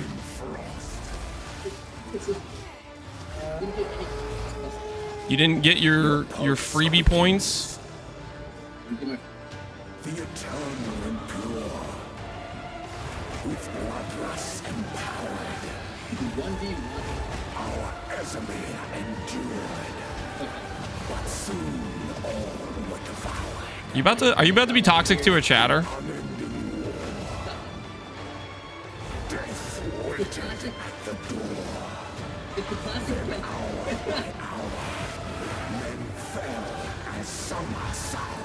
It's the classic get lucky. Get lucky once, dip on the re. I literally had to play my run without a scepter. That should have been an auto win, man. That's like plus 5 minutes of extra time.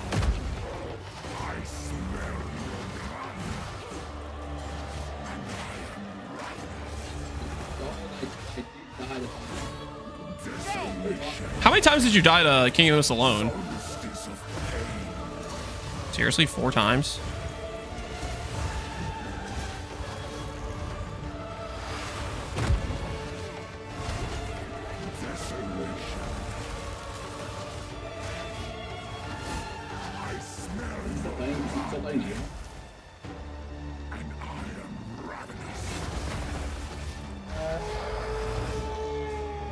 You are hunted.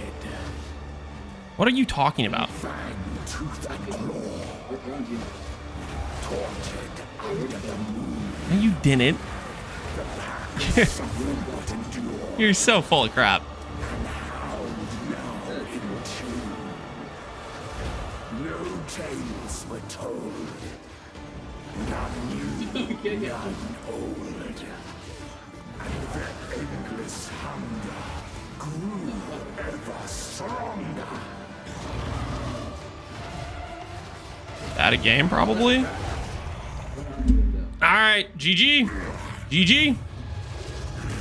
Honestly, Where are you at? Where are you at? Just out of curiosity, where are you at? Just like a little tech. we finished 5 minutes ago. No, you didn't. Did you actually? Yeah, we've been waiting for you, Lance. No, you're full of crap. You logged into a different character. You logged into your raid character. I see the spear. You're full of crap. Don't lie to me. Don't lie to me. You logged into a different character. I know exactly what you did. I'm not falling for this crap. I can see the spear and the rake and the stomping ground. You liar. No. How do you feel? How do you feel trying to lie like that? No. This is miscommunication. Gaslighting out of your mind. You should be ashamed of yourself. Do you ever think to yourself, man, maybe I need to stop lying? Run it back, Lance. I don't. Dude, I got other things I gotta do. Man. I will give you another attempt tomorrow to prove yourself, but for real though, today I need to like test some blood mage respec stuff. Tomorrow, okay? Tomorrow we're running it back. Gifted. All right. New curtains. Okay, that's new curtains. That's the new curtain. Your curtains are, I hate to break it to you, but you better tell Haley those curtains are never going up because you're gonna be paying debt to me. You're gonna be like, I can't pay it all. I need a payment plan, Lance. I owe you too much. I'm gonna take that 3 gifted. I'm gonna upgrade to aluminum foil. That's just gonna be blackout. All right. Oh yeah. Okay. Yeah. You work on that. All right. GG's, man. For real though, I do need to actually test other things. No Well played. Next time, drop a support gem, get lucky, and maybe you'll have a chance. Okay. This motherfucker. All right, Lance. My door is always open. All right. If you're free tomorrow, the next day, whatever, and you want to do the real run, let me know. All right. GG's, man. GG's. You take care. All right, guys. That was Farmer. We've been talking mad smack. Someone snitched? No one snitched. I can literally see his skill gems. I can see exactly what he did. He would have need to put more effort into the fake if he was gonna do it. He needed to like grab like the appropriate skills and stuff. that little facade lasted about 2 seconds of me thinking it was maybe real. Is anyone playing Monk? I think a lot of people are gonna play Monk with the Hollow Palm stuff. I think a lot of people are gonna play Monk with the Hollow Palm stuff. What's going on? We were doing a 1v1 race against Farmer. He's been practicing his Act 1, and so we were racing him. we're both league starting Witch next league. I don't know what build he's playing. We're gonna be going a Bloodmage though. So sorry, I was not doing very well looking at chat. I apologize for that, guys. I was like, listen, I have not been practicing day in and day out. Okay, I've been doing other things, and so I had to focus a little bit. If I had been practicing the past few days, we probably could have lackadaisically won that. But I needed to focus up, considering this is like my second run on a controller. You know, I'm still traumatized from the season 1 Bloodmage. Yeah, well, they've buffed it like. They buffed Bloodmage a lot in terms of its league start. The biggest thing's obviously the what's it called? +2 passive points. The +2 passive thing is pretty insane that you just get it auto allocated. And they also made the life remnants on hit instead of critical hit. So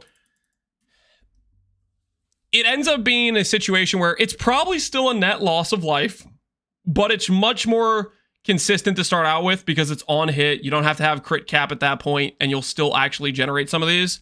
But then on top of that, you can grab your second lab right away because technically it's quote unquote your first lab, and you can go straight to like spell leech to even it out and probably have net sustain where it feels good right away. So We'll see. Maybe I'm coping. But I think it'll feel probably pretty solid as a first lob. The overflow is nerfed though. Overflow? What'd they do to overflow? You know, I don't think I saw what they did to overflow. Overflow effects on life, mana, energy shield can now overflow to maximum 1.5 previously too. Yeah, I mean, that is I mean, I'm not really planning to build around overflow because I still think it's inconsistent sustain anyways, but yeah. I mean, that is a slight nerf not having the extra overflow.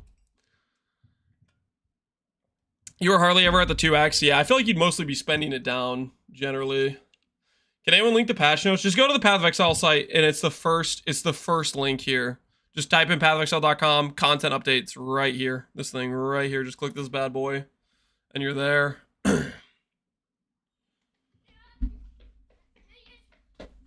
What's that, Lance? Ooh, I like your coat. You guys look good. I got a new dress. Yeah, you guys' coats look good. You guys look like you're ready to go. You guys want to show them you guys' coats? You guys showing them off? Yes, you're right there. Oh yeah, then I got a coat and hood on too. He said, I'm Lance and I got a coat. Charbear, don't hit Charbear with it. Charbear, do you want to say hi? Hi. I said. Yeah, I like your guys' coats. You guys look good. All right, now don't pull the mic off. That's a face for you. All right, you guys gonna have fun playing? Is it raining out? No. All right, you guys have fun. They're pretty pumped about their coats. We just got them some new rain jackets and like overall rain pants things. They're so big now, Lance. Yeah, they're doing pretty good.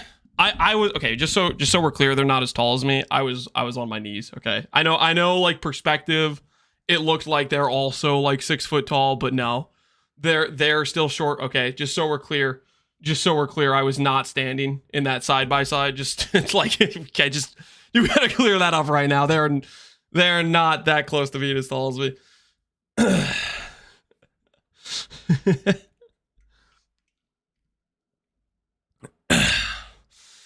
It's okay, Small King.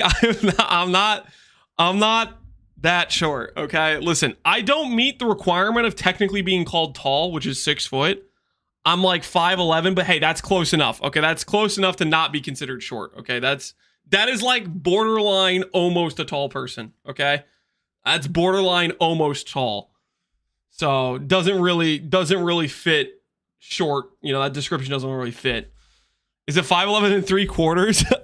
I think it's like 5'11" and a half. I don't think it's 3/4. I think I'm like a ½ inch off or something like that. I got giga scammed, man. I was this close. 5'11", more like 4'23". Oh, shut up. 5'9" when you count for fibbing? I'm not fibbing. If I was fibbing, I would just go ahead and say 6 foot, but I'm not a liar, okay? Isn't anything under 6'5" short? Maybe if you're like an Amazon or something. I don't know. Maybe if you are literally an Amazon. Sprinting? Oh, we got an emote for sprinting? Yeah, sure, we'll add that. That's gonna get some good use when I'm sprinting around and definitely don't die on a regular basis to that, right?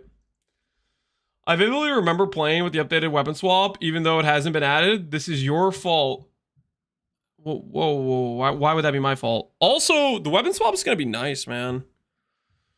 I feel like the fact we're getting instant weapon swap actually makes me want to try to like build into it outside of just snapshotting curse effect.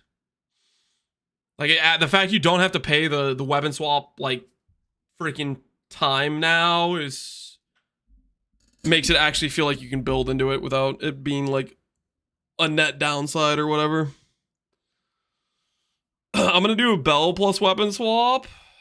Doesn't bell like you need to like consistently generate it with a like staff maneuvers though? You have to like generate charges for it, I think is one of the issues with it, right? Or can you generate that without wielding a staff? Because that's the thing about it. Like, if you wanted to play stat or bow plus it, you still have to like do the extra generation stuff.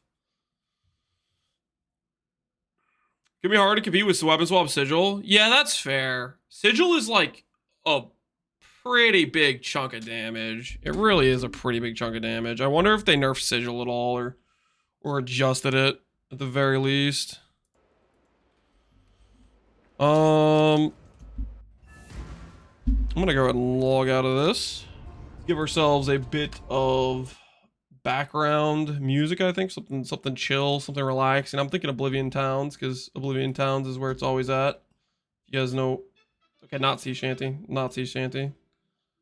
We're gonna go Oblivion Towns. All reliable. I may have an Oblivion Town ambiance addiction, but I think of it more as a solution, because it just brings me to a place of serenity and peace, you know? 10 minutes faster than last run, Boomy.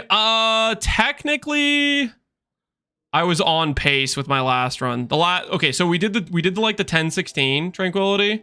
And then I was like, okay, I want to do a full run with just controller, and I did like a 107. So I think it was pretty much the same as that.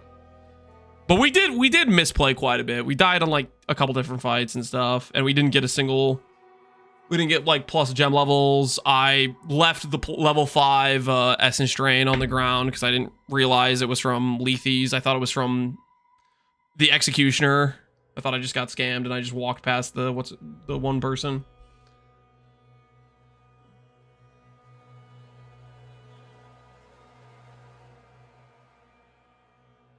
That 116 had a 10 minutes of Rusted King as well. Yeah, we did die 5 times just on the Rusted King on that run. The Rusted King was rough, man. Wait, no, was that the 107 with the controller that was the Rusted King? Maybe that's how it balanced out. Is the last controller I died a bunch on Rusted King versus this time I died on like a bunch of different things.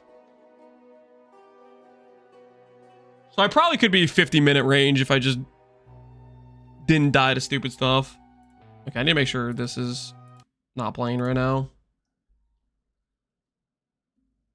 First controller one was 116. No, I think that was just my first run in general. I'm pretty sure my first controller one was the 107. I don't know at this point. It's all blending together. It's all blending together.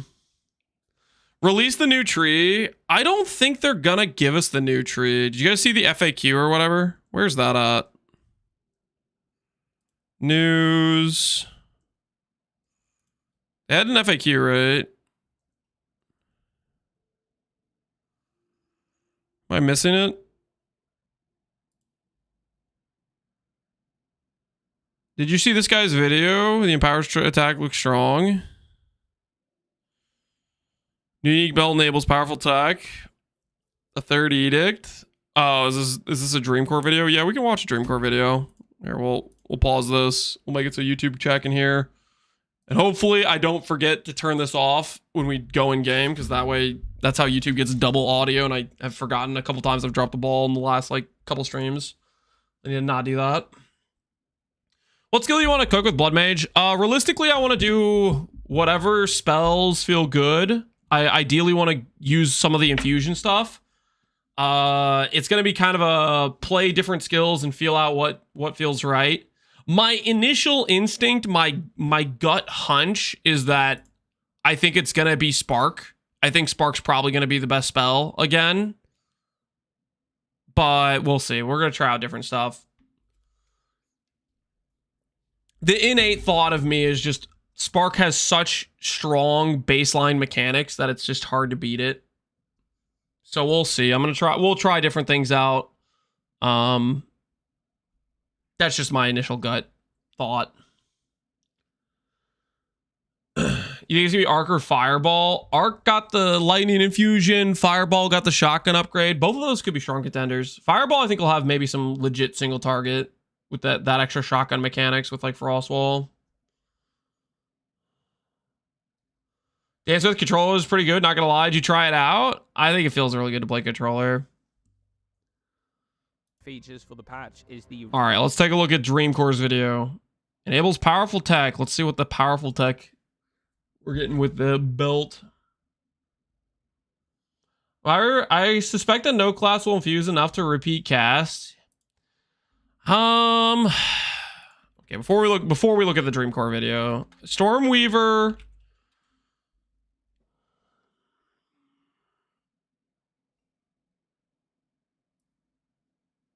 Shut the front door. Fixed a bug where additional shock and additional chill from strike twice and heavy snows were not being considered a shock and chill respectively. Wait, what? I played with that Ascendancy node. Are you serious? The additional shock just didn't even count as a shock or something? What does this mean? Surely that means the damage still applied. I feel like there was still a noticeable difference playing with this versus not. Okay, that's not why I went to these patch notes. I wanted to look at Stormweaver, the Ascendancy changes. So looking at the Ascendancy changes, because the Stormweaver is pretty much the only one that had benefits based on the new infusion stuff. You have Scouring Winds, which says grants remnants you create reappear once 3 seconds after being collected. So this basically doubles the infusion remnants. That could be decent, but it has a 3 second delay. But I guess after you ramp for 3 seconds, then it'll start feeling consistent maybe. That is probably decently sizable, but I don't know. It could be weird too. And then the Heart of the Storm Notable has been renamed to Refracted Infusion and no longer grants 40% elemental damage recoup. Instead, it now provides 50% chance when collecting elemental infusion to gain another one. So you have like a 2x multiplier with a delay and just a 50% more. I mean, this is the only Ascendancy I think that has like elemental infusion benefits, right? Unless I'm missing something.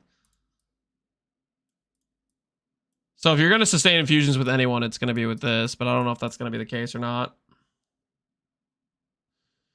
50% of a different when collecting elemental infusion to gain another different elemental infusion. Okay. I mean, there's pros and cons of that. Sometimes maybe you want a different elemental infusion. I guess we're going to have to see. Like the weird thing is, like let's say you're playing Spark. You want the cold infusion, so you'd have to be consistently like freezing to generate a cold infusion to then get the cold spark, right? I don't know how stuff like that's gonna feel. Because like the persistent buff.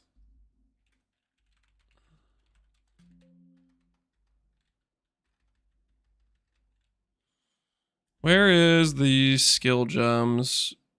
Siphon Elements. While active, has a chance to create an infusion remnant when you freeze, shock, ignite, right? Archon. Yeah, the Archon thing looks cool. We'll have to see what the benefits in the Archon sounded pretty solid. Pigeonhole and LA skills and infusions for base damage seems awkward for the new Keystone. Black Flame. Yeah, it'll be weird how that interacts with these. Finally, they unlocked the gem stuff. Finally, I can automate all my other stuff while just right mouse button for main skill. Hate the combo lost arc mode. They want to make us play, Jarrett. I don't think there's any patch so far where the best build has been a combo build. It's very consistently, you can build into a single skill if you want to. I'd say it's more up to GGG to make the combo skill good enough where it's worth clicking. Because so far, for the most part, the combos have not been good enough to justify like using over a one button build for the most part. What are you looking at? We're looking at the patch notes a little bit. Anyways, okay, we're gonna watch Dreamcore's video. I don't know what this is, but somebody said that we should look at the he wants to of the Abyssal get us to look at the belt, which is going to introduce Abyss to PoE 2 in a new way. This mechanic is going to come with everything you'd expect, including new boss fights and new... I'm gonna turn him up a bit so we can hear him a bit better. Patch notes new? No, they're the same patch notes we already had. And as far as I know, I don't think they're gonna give us a passive tree. Exclusive boss drop unique. I love my combo Stormweaver in 0.1, but it was basically 100% worse than yours in every way. Yeah, I mean, the issue with the combo stuff is is the time it takes you. Okay, like if you set up some combo and then they say at the end of this combo you'll deal 3 times the damage, but it takes you 4 times as long to get the combo off, then it would have been just better to cast the same skill 4 times over. And also there's like the consistency, and then the combos can have skill issue where there's more delays built into trying to do a combo and all that sort of stuff. Like if you don't get it off right and stuff like that. So it's like they really need to like, the damage from the combo has to be way, way worth it if people are ever going to really do it too much. Unless they just really, really want to feel the combo gameplay. Bloodmage pretty strong because you can use an elemental damage to scale aggravated bleed. Yeah, I'm kind of interested to see how that's gonna work out. We'll do some testing with the bleed stuff. I'm not sure if we're gonna end up bleed or just hit based items. And in this video, I'm going to be discussing a returning unique from PoE 1 that's going to be coming to PoE 2 in this update, the Darkness Enthroned unique. Darkness Enthroned, 2 charm slot. Flask gain passive charges per second, and you have the increased effect, and it can choose a socketed room or body armor. Not gonna lie, it'll be tempting to like run one of these with a body armor and just go like curse reduction to solve curses and then do one other one. Belt. Now I've seen some mixed reactions to this belt from some of the community, but I do think that this item has some extremely strong use cases. First though, let's discuss exactly how it works. The Darkness Enthroned comes with 2 sockets where you'll be able to place... Yeah, we already got the basics, okay? Where is the mechanics? Okay, let's look at the corruption outcomes because I'm curious. Now, I do also want to address corruption outcomes before continuing this video. Belts cannot usually roll a corruption outcome that adds an extra socket, so I'm confident that this belt will not be able to be corrupted to add an additional socket. You are going to be able to get like 125 effect, though. It's giving him talking. Well, he's just going over like what the belt is. Like, we all know what the belt is, right? Though it will be able to roll additional modifier magnitudes from corruption to improve the socketed like 125 socket effect. Okay, so I think the true power of the Darkness Enthroned is not so much about the types of stats that can be obtained on it, but more so about how much of a single stat you can obtain collectively. This is where this new unique belt will be able to break the game in some scenarios. But there's another new addition in this patch that will also contribute to this: exceptional item bases. These new bases will drop with either exceptional quality, up to 30%, or an extra socket. He's going to talk about, like, skill quality. Is that what he's going to say? I'm trying to think what he's going to mention. I feel like it's probably going to be skill quality. In the case of an extra socket, the item will still be able to be corrupted to get another extra socket. So you can now potentially get 1 additional... We'll have a line that says, as though it's a weapon. Ooh, that's a good point. That's actually crazy damage if it could say that. Because if it says as though it's like a wand, then that could be straight up just +4 gem levels. I get the feeling like it's not going to be able to do like a wand. Yeah, sure, Bear. We're making a Halloween party. Okay. A Halloween party is fun. That is pretty fun. You guys be good, okay? If it's a bow, it could be plus projectiles. Yeah, I kind of don't think it's gonna be. I'm betting it can't roll as a weapon.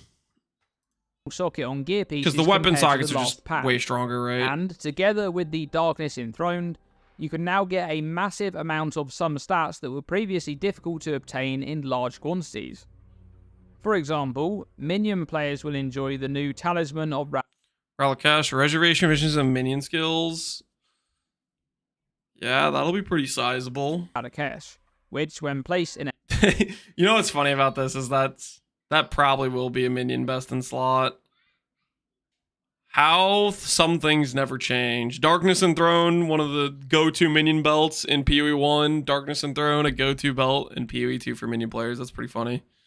A helmet grants 8% increased reservation efficiency of minion skills. On its own, that's pretty good, but if you push it to the extreme, it can become quite ridiculous. If you have 3 of these socketed in your helmet and 2 in a Darkness Enthroned with the helmet roll, that's up to a potential 56% increased reservation efficiency of minion skills, and possibly even more with a good roll and corruption on the Darkness Enthroned. And yes, that's a big investment as it's all of your helmet sockets and it's your belt slot, but that's a lot of minion reservation efficiency. That's really good. Minion expert Lance. Don't call me a minion expert, but that would be pretty good for minion reservation.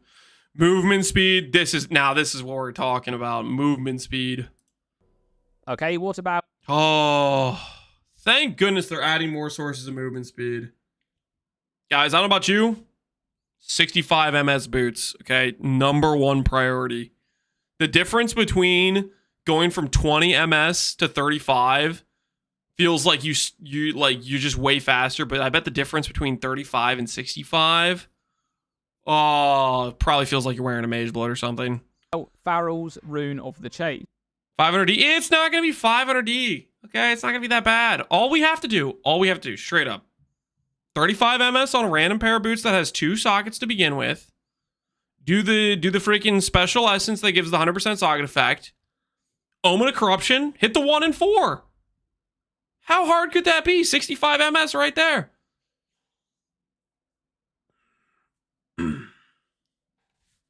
$65 MS will feel like 0.1 Queen of the 4. Oh, it's gonna feel so good, man.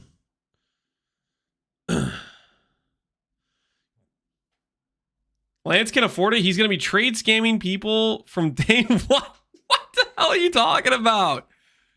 It's called market lubrication, for your information, okay? And I am an upstanding citizen of society, okay, who's contributing to the overall good. I will not take the slander. Okay, I will not take the slander lying down. Listen, you'll be hearing from my lawyers, okay? It's messed up. I would never For this scam. one, we need to assume that the boots version of the Darkness in... Market what? Lubrication? Yeah, you heard me. You have to, guys, you have to oil up the gears of trade, okay? So everything runs smoothly, okay? Without me, without a market, not just without me, but without market lubricators, the trade system ceases to function, okay? You need people lubricating the gears of the transaction system or it will not run. Rune exists, but this rune provides 5% increased movement speed when socketed in your boot. That means that 2 of these socketed in a Darkness Enthroned could yield 20%. 20% MS. Today I updated my motherboard BIOS, installed the new GPU, driver updates, clean, wiped my own, blah, blah, blah, blah, blah, blah, blah, and told my wife I need a week on the 29th. P.S. I just need you to start uploading a lot more content for PoE too. Let's go. Listen, I would be uploading like daily videos, but I can't make like an Essence Strain update until we have the tree, and I don't think we're getting the tree. Like, I would love to do that, but I don't think we're getting the tree. I think we're going to get the tree from data mine the night before. I think it's going to be super last minute. I will try to get that video out before the league launches with an updated, like, hey, this is how I'd run the tree based on these changes, and try to give you some perspective, like, okay, if they nerf these ES nodes, this is roughly what would change, like that sort of thing. But until we have the tree, I can't really, I don't want to make a video being like, here's the update to the build based on nothing, because we don't have, like, it is what it is. We just gotta wait for that. Until we have the tree, I can't do, and I also can't make out, like, my freaking Leaguestart tree plan, because we don't have a tree. Or so even that's what we're gonna have to wait on. That. Would you trade your belt slot for 20% increased movement speed? Yes. Yes, I would. Anyone else willing to trade their belt slot for 20 MS? MS is so premium. It's so premium. It's the golden stat. Headhunter 20 MS belt. Headhunter gives more. You guys think Headhunter gives more? Headhunter probably is consistently better. But also Headhunter's probably going to be more expensive, I would think, right? Darkness Enthroned is going to be way more common. Let's be real here. 20 MS is going to be way cheaper, I would think. I'll leave that one up to you. Does HH give you MS, by the way? I haven't played HH in this game. Do you, like, get decent buffs that, like, actually give you speed? What I miss, Bohunger? We just completely thrashed the farmer in a 1v1 head-to-head Act 1 race. Just giving him a little taste of what's going to happen on League launch when we do our competition. Headhunter's like 5D now. Alt easier and Eeks are dirt cheap due to the buffs. Well, we don't. Okay, the one thing is, it's one thing to judge the market after the you know, things been open for multiple months and people quit and no one's actually playing or whatnot. But it's another thing to judge the market on actual launch of the league and how common it is or not, right? There's gonna be way more demand out the gate when no one has any items. A Headhunter, I played it last league and saw no difference, so there's probably not any movement speed buffs then with HH. The 60-second buff duration, though, could maybe mean you stack more useful things. I don't know. Probably 20D like day one, but it'll drop off. Yeah, we'll see. We'll see how common it is, how much people want it, right? There are that they give you buffs to around 20 to 35. Okay. Well, I mean, if movement speed buffs is one of them, along with like some tank buffs and some damage buffs, HH will probably be the go-to all-rounder belt. Now hold on, let's discuss one that might actually be a bit game-breaking.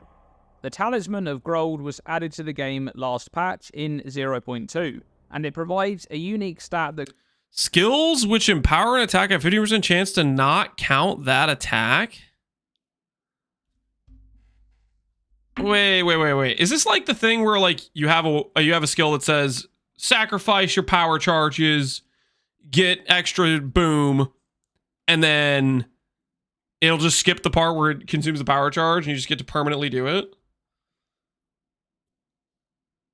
Surely they thought of this. Like, that's such an obvious.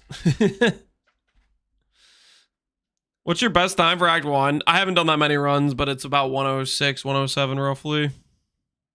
For like a full passive point, Act 1. grants a chance for skills that empower attacks to not sure they know, count an yeah. attack. Did they adjust it? Did they address it?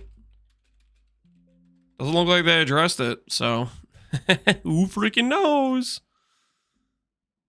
So essentially, if this chance rolls successfully, your attack would be empowered, but it wouldn't spend the empower count on the skill.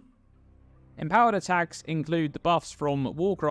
Belt as if it was a body armor. They showcased that it could have like boots, helmet, gloves, body armor. It said body armor. I don't know if it can do any.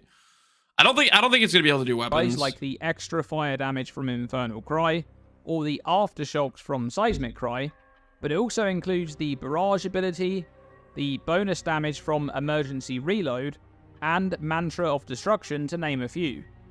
Now, it would be quite strong if you could raise that chance to 100% to be able to spam empowered attacks, right? Well, if there's a gloves version of Darkness Enthroned, that's exactly what you'll be able to do. Up to... The socketed effect essence is on like all gear pieces, is it not? Or am I crazy?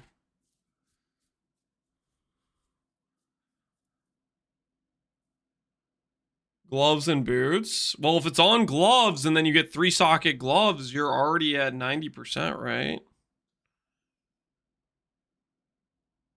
60% chance from the belt, and a further 45% from 3 sockets in your gloves, would mean that every attack is empowered, but the empower count is never spent. That is quite powerful indeed, especially considering support gems such as... Gloves 45, belt 60. Well, I'm saying if you have the socketed increased effect essence or whatever. I'm playing a double Warcry build, so that might be correct. Nito, are you getting baited into maces? Enraged Warcry and Volatile Power. And keep... Attacks empowered by them deal 30% more damage. Keep in mind that a skill can be empowered by multiple different sources. Order Staff Slammer, that's disgusting. Okay, now for Thorns enjoyers, the updated Stag Talisman grants 50% increased Thorns crit chance when socketed into a helmet. So that's a lot of increased Thorns crit chance you can obtain between your helmet sockets and the Darkness Enthroned belt, up to 350% or more. Then there's the Great Wolf's Rune of Willpower, providing 10% of damage taken from mana before life when socketed into the body armor. Now, Thorns tasty? Dude, I don't know about Thorns, man. Waiting for enemies to hit you. I guess you have the Caltrops now, or is there some other way to like directly hit with Thorns now? I'm just thinking about when I played Magma Barrier, having a build where you're dependent on waiting for an enemy to hit you is so torture. I discussed the fact that it's possible to reach 100% mana before life without the Mind Over Matter keystone in a previous video, but that involved a very specific method requiring considerable travelling on the tree to reach lots of jewel sockets. But now, with the introduction of this belt, it's very straightforward to obtain a huge percentage of mana before life. You can use any combination of the belt and your body armor sockets or points on the tree to obtain a decent... Is the double sustain gonna... I feel like Archmage could probably be decent this patch. They buffed it by 1% from 3 to 4. They give you more options for Mind Over Matter without clicking Mind Over Matter. They nerfed mana cost scaling, which effectively gives you better sustain as well, which maybe means you can go Eldritch Battery again. Chunk of mana before life if you wish. And I think this is EV still doable? Double the mana cost? If you get double the sustain, because you can hit 100 Mind Over Matter without Mind Over Matter, and on top of that, the skills cost less, yeah, I feel like it probably should be doable. Going to be quite powerful in 0.3, considering the improved access to mana leech for different builds. Okay, let's discuss another interesting option, a soul core that provides 10% increased speed of recoup effects when socketed in your boots. No. Now, I think recoup is actually... No. What are you gonna say? Are you gonna say recoup's good or something? You better not. Dreamcore, you better not. Don't say positive things about 8-second recoup. Don't you dare. Actually quite a good mechanic with investment. For example, the use of... Shut the front door. Dreamcore is a recoup believer? Ain't no way. Anybody in chat play recoup? Are you pro? Are there any pro recoupers in chat? 8-second delay is crazy to me. 8-second delay is so long.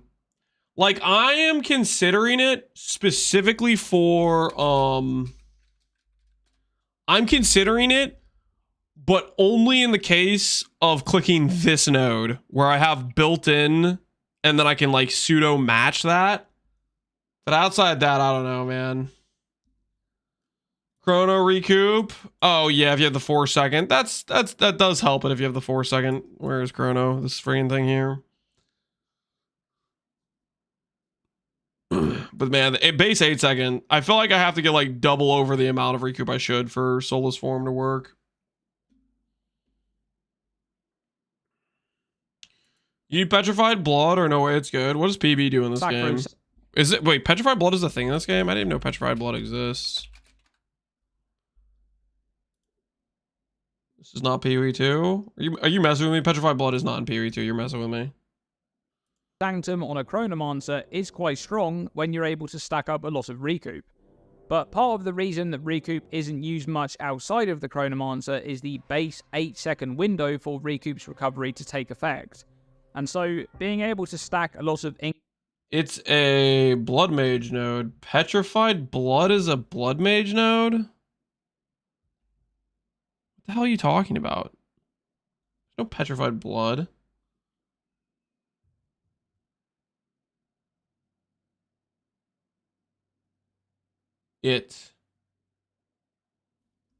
Google, I'm not following at all. You've completely lost me.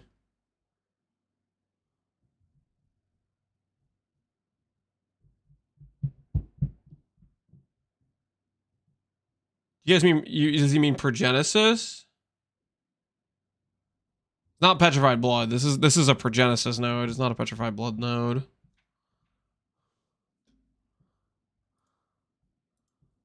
Increased recoup speed could unlock a similar potential to the Chronomancer's recoup. Progen and PB work the same. Petrified Blood forces you low life. It's like it has this whole freaking additional mechanic stuff to it that isn't just pure upside. Notable on a different ascendancy. For Genesis, is just pure upside. Now, speaking of recovery, Creation's Rune of Recovery provides 50% increased energy shield recharge rate when it's socketed in a body armor. That's actually so much recharge rate. Wait, that's actually hilarious. So you could socket 2 of those in a belt and get 200% recharge rate. That's really, really funny. Have you guys seen some of the clips of like what it looks like when people have like good recharge investment? it's honestly super disgusting. Like you get a decent amount of recharge investment, and it's just like instantly procs and just fills up your ES right away. And then you have like the ability to click convalescence and like when you're about to take a bunch of damage. So that's potentially a lot of recharge rate you can obtain from stacking this one. And if we can glean any information from the Q&A after the reveal, the discussion about energy shield recovery may point towards recharge being one of the only good options in 0.3. So on a pure energy shield build especially, you're going to want to invest into recharge rate and faster. Recharge rate, not faster start. Well, you can get faster start on jewels and on tree. And it sounds like they're going to be buffing recharge, which recharge is already like pretty good. Start of ES recharge, and this rune may be a good option for that. Did Lance win, Alweezy? Oh yeah, it was clean. Now lastly in this video, I want to mention this rune that provides 20% increased effect of exposure when socketed in a helmet. The reason I want to mention this rune is because of how the current Incinerate works in the game right now. Incinerate is being... Is he going to explain how Incinerate works? Because I'm not going to lie, I read Incinerate, I have no idea what the hell's going on when I looked at Incinerate changes. I feel like I read this thing like twice, and I have absolutely no idea what it means. They started using the word fuel, and I'm like, I don't know what that word is. Changed in 0.3, but prior to that patch taking effect, this skill would inflict a ramping exposure, and it had a maximum exposure that was written on the skill as a stat on the gem itself. However, increases to exposure effect not only applied to the exposure inflicted on monsters, but it also improved the maximum, allowing you to inflict a greater exposure with higher exposure effect investment. And in 0.3, Frostbomb is going to provide a somewhat similar ramping exposure, and it also has a maximum exposure written on the gem in a similar fashion.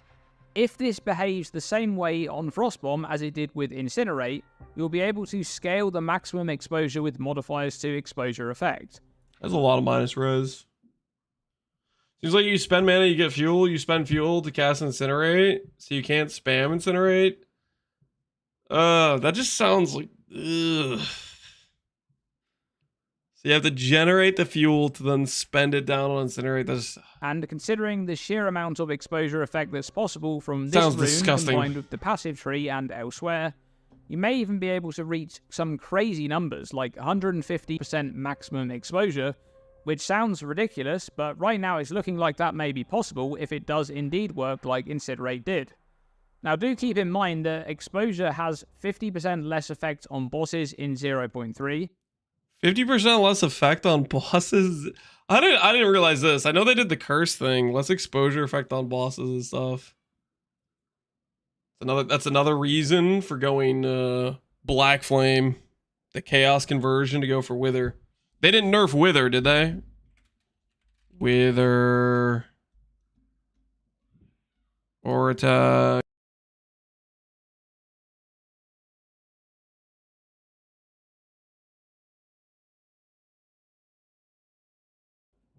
Doesn't look like they nerfed Wither.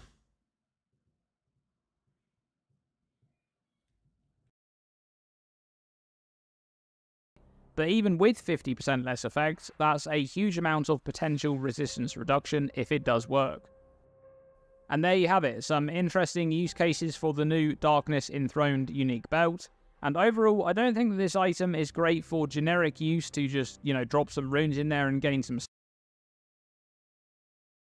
stats, such as resistances and the like, but to be able to stack specific stats to level belt slot, that's amount of cases for the new Darkness Enthroned unique belt.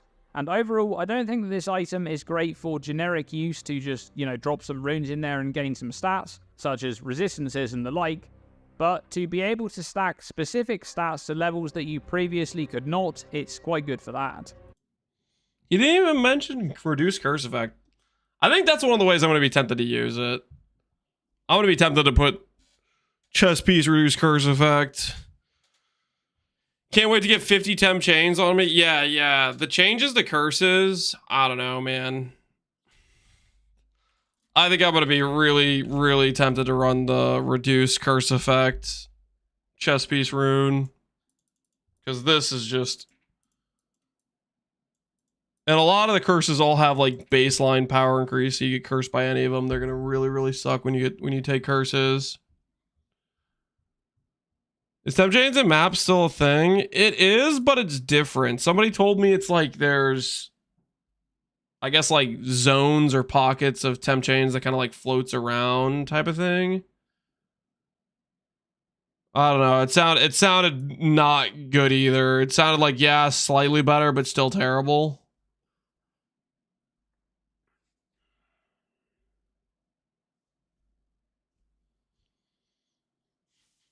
I hit the zone, I log out. Yeah, because if you get hit by 60% slow, how are you gonna get away? You're just stuck, right? Burning Man, appreciate the sub, man. They apparently are bringing T17 mods, no damage for 3 seconds every 10 seconds. Yeah, when they highlighted the abyssal map crafting, and then they showcased that mod, which is, if you've done any T17s, you know that mod is one of the worst mods you can get, like one of the auto skip mods, because it's just like, great, you know, 30% of this map, I just can't play the game because my character just doesn't deal damage, so therefore I can't do anything, and I just have to wait. It's like, oh, guys, I don't know. That was a head scratcher of like, it's probably the thing that people like the least about T17s and some of the cancer mods. The temp chains are rings that appear on the ground, and if you're standing in them, you get hit by the curse. Personally, I think it still sucks because if you get caught, you're more than likely going to get caught again. Yeah, if it's rings on the ground, I don't know, dude. You just get hit once by one of these. 60% slow is going to feel like your character just can't move. That's like such an insane... Even 46, even if it's on the bottom end, that's still going to basically just your character can't move. I think it's probably going to be I auto skip temp chains unless I have reduced curse effect. What do you think the Abyss character and the character will do? I think it will work like Forbiddens. It will give you 3 choices for you to get 1 Ascendancy point off your class. Thoughts? Oh, the jump in the Abyss thing? You know what? Yeah, they threw the item in, that you unveiled it, and it gave you 1 benefit. I like that theory. You chuck yourself in there. You get to choose 1 of 3 Abyss Ascensions. Some sub-passive benefit.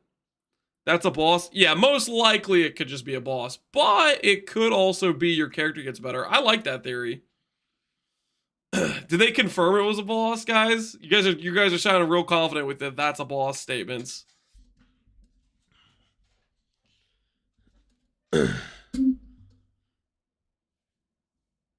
It's for Coolamac. Where's the proof? Where's the proof?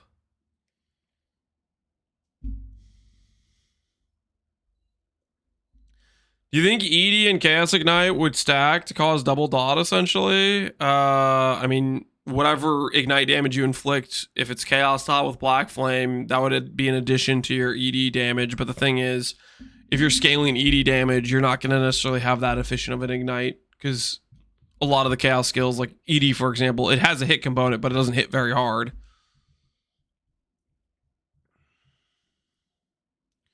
They did call it Coolamax Invitation. It's probably a boss. But I like the idea of the player buff thing, though. I'm going to give it a week to PoE2, then you guys are coming back to PoE1, and we could all ask for free shits or 5 AM. You think it's going to be a week? I'd say I'll get at least a week. We'll see. I might be tempted to roll a second build. I am quite a bit more excited for this patch than I thought I was going to be. They did more than I was expecting.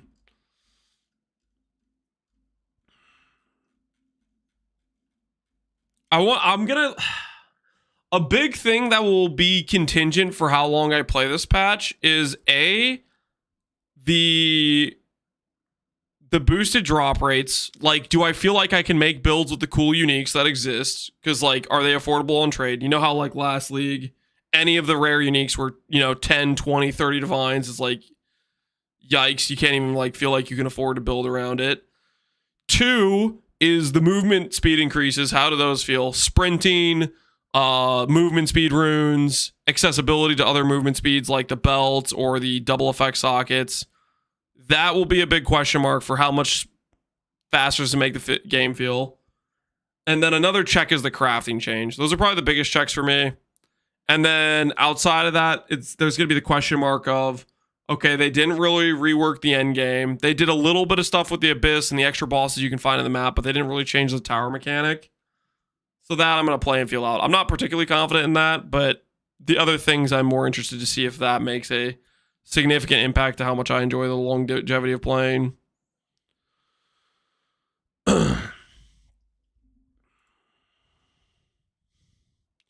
I'm annoyed that they explicitly denied setting a bulk price per tab. You wanted to just like chuck things in the 1D tabs or whatever. You have to manually set it.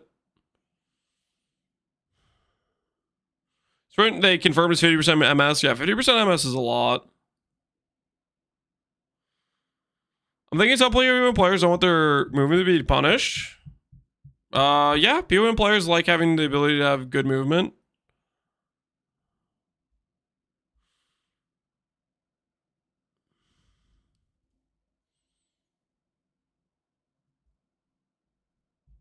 He doesn't say it's a boss fight, but it's the Cane of Kulamak Invitation. All right, Kulamak Invitation. Kulamak Invitation. Something awaits you in the well.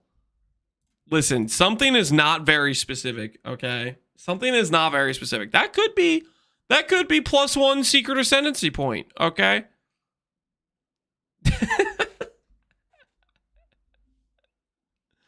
Something isn't someone. Yeah, it doesn't say someone, okay? Kulamak's invitation. Kulamak is inviting me to accept his ascendancy blessing. He's giving me powers. After I maybe beat him in combat.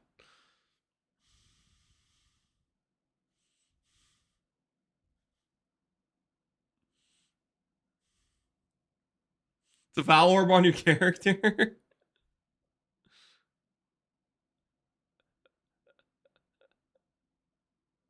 It might be an extra annoyed or something. Okay, it's most likely a boss fight. But it could be. I like the idea of the unveiled ascension / unveiled benefit thing. I like the idea of that. He literally says it, just play for 10 more seconds. Commanders can drop is a Finger of the Lich. But what use do you have with a random undead finger? Well, the next time you return to the Well of Souls, with the finger in your inventory, your character will almost feel compelled. To do what, though, you might ask? To jump in. The items you threw in came back more powerful, right? So what's the worst that could happen? Well, you will just have to find that one out for yourself. The items came back more powerful? Listen. That could be us. That could be us. We could come back more powerful. That could be us. We could come back more powerful, guys.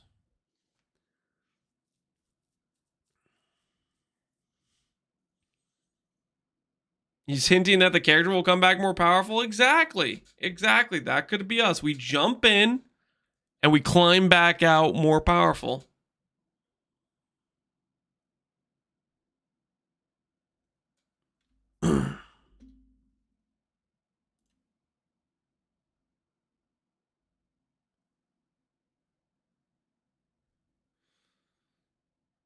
The power is going to be XP from killing the boss. 10% chance to not get stunned while sprinting. I think sprinting, well, we'll have to see how sprinting ends up works out. Ideally, I think we just want to be fast without sprinting. Like, you know, we want to get to having good movement speed boots, potentially movement speed belt. But before we get to the part where we have good movement speed outside of sprinting, I think is just going to be real nice in campaign to like speed run some layouts, different zones that are like some annoying stuff.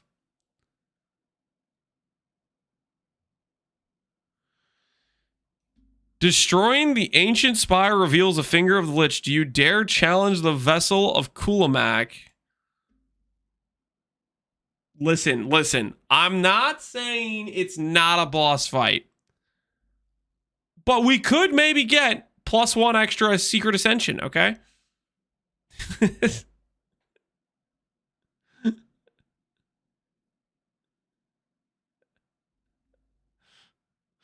What is this? What am I looking at?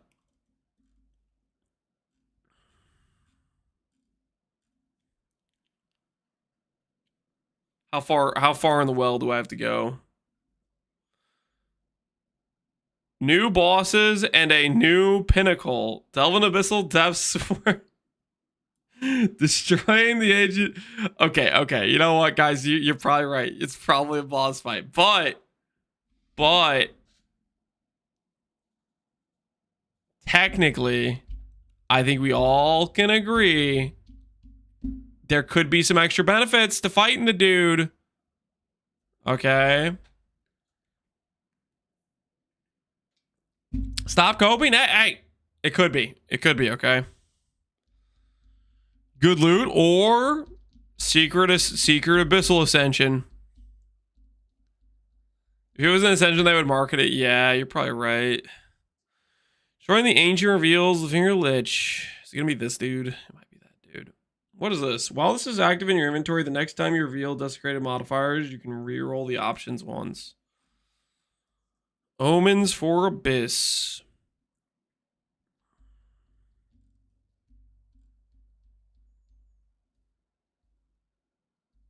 Got the fancy exalted orbs. Thunderfist.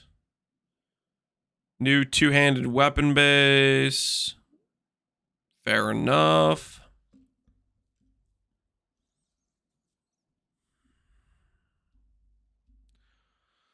Spore spells that affect an area around you or target a location echo twice, causing their effects to happen again after a short delay, but spore skills are given a short cooldown. What's the short cooldown? 5 seconds. Okay, but it's a triple cast. Invert enemy res and a Wrath's Assault. They said the good exalted are as rare as a divine. Did they say it was as rare as divine? You unlock the druid class. You think that's what's gonna be down there is the druid class? Wait. Let's watch this purchase live. That's it. You just click this. It teleports you to zone. Boom, click.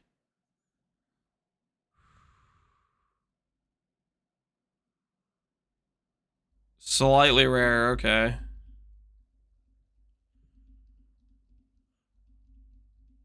The Target of Taiwa interview was pretty good for the future of the game. Do you guys want to link the interview? I don't think I saw the interview. We can check it out. Was this after patch notes or something?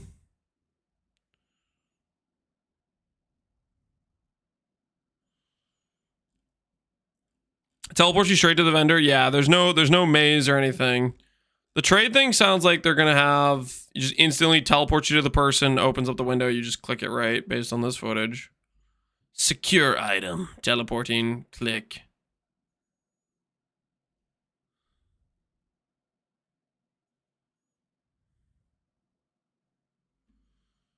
All right, let's take a look at this interview.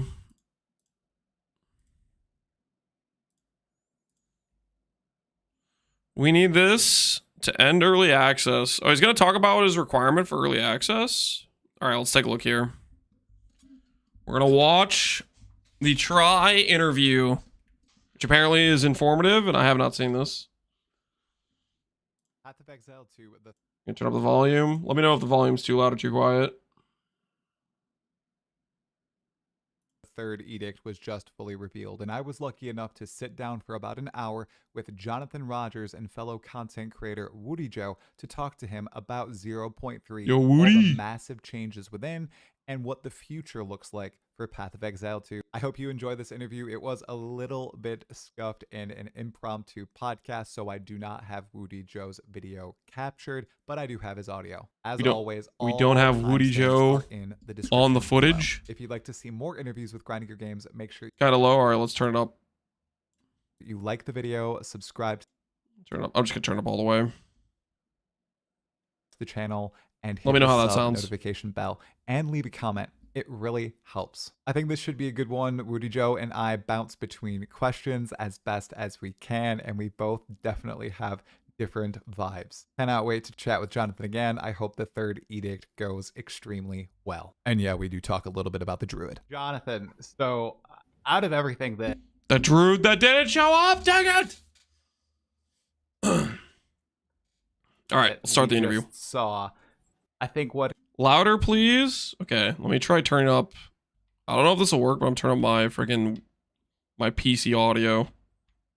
We'll see if does that actually play for you louder. Excites me the most is lineage support gems. Where did that make it louder for you guys or no? Because I have the YouTube volume maxed out. Does it just make it louder for me? Where did the idea for that arise? Was that a relatively new concept, something you guys have thought about?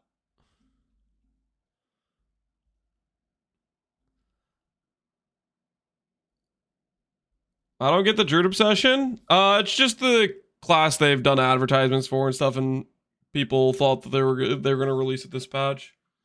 Like, I was excited to play Druid. There's no strength in class in freaking PoE 2 currently.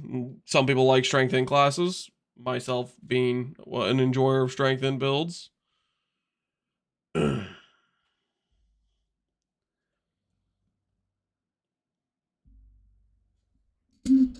Oh, you never heard of Woody Joe? Well, I mean, he isn't like a PoE main. He streamed, was most notably for Diablo, and then he's been doing Last Epoch and PoE more recently as well. Talking about Try? You haven't heard of Talking of Try? He's been doing YouTube over the past like year, doing a lot of like interview podcasts and like getting friggin' pumped about PoE 2. He's a PoE 2 giga believer. All right, how the hell do I make this louder for you guys? Actually, is there a way I can make it louder than just this? Because right now I can tell you guys are hold on, maybe.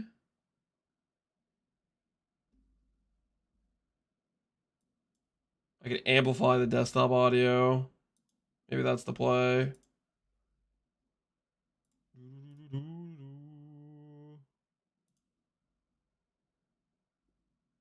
Desktop audio. I'm gonna up the desktop audio. Remind me to change this because it's gonna like be a problem for other things later on if I don't turn this down later. See, let's go 5 dB up and see what that sounds like. Implementing a while back in Path of Exile 1, or did you just realize? All right, is that too loud, too quiet? Initial thoughts on the plus 5 dB to the desktop audio. I don't want to like play too much and destroy your guys' ears if it's too loud, or I'll play all. Sounded good. All right, let me know if I need to up it throughout the interview, but we're gonna try that for right now. That's plus 5 dB. Hopefully that doesn't make it too loud. Cool idea. Unique support gems. Let's put it in PoE 2. So basically, the support gem stuff, like I would say in PoE 2, hasn't been in a great place until now. And I mean, I did explain in the presentation effectively that like the limitation of one support per character just kind of wasn't like, you know, there was something about it that was kind of like working against the other goals that we have, which is the thing with you know, wanting people to use multiple skills. So effectively, we knew we needed to do something there. But it took a little while to kind of convince people that it would actually be okay to allow that. And like kind of as part of those discussions, we were talking about, okay, like what are the issues here? What, you know, like the whole limit to one thing, you know, not having progression, all that sort of stuff. At some point, we're like, you know what? Like it feels like we need more like going on with the progression of supports. Like, you know, we okay, hold on. Dude, Sir Ken, I feel like I've read like the past 5 messages from you, and they've all just been like negative towards one person or another. I'm gonna give you an hour timeout. I don't want to read every single message be just negative this, negative that, negative that, negative this. It's just just chill, man.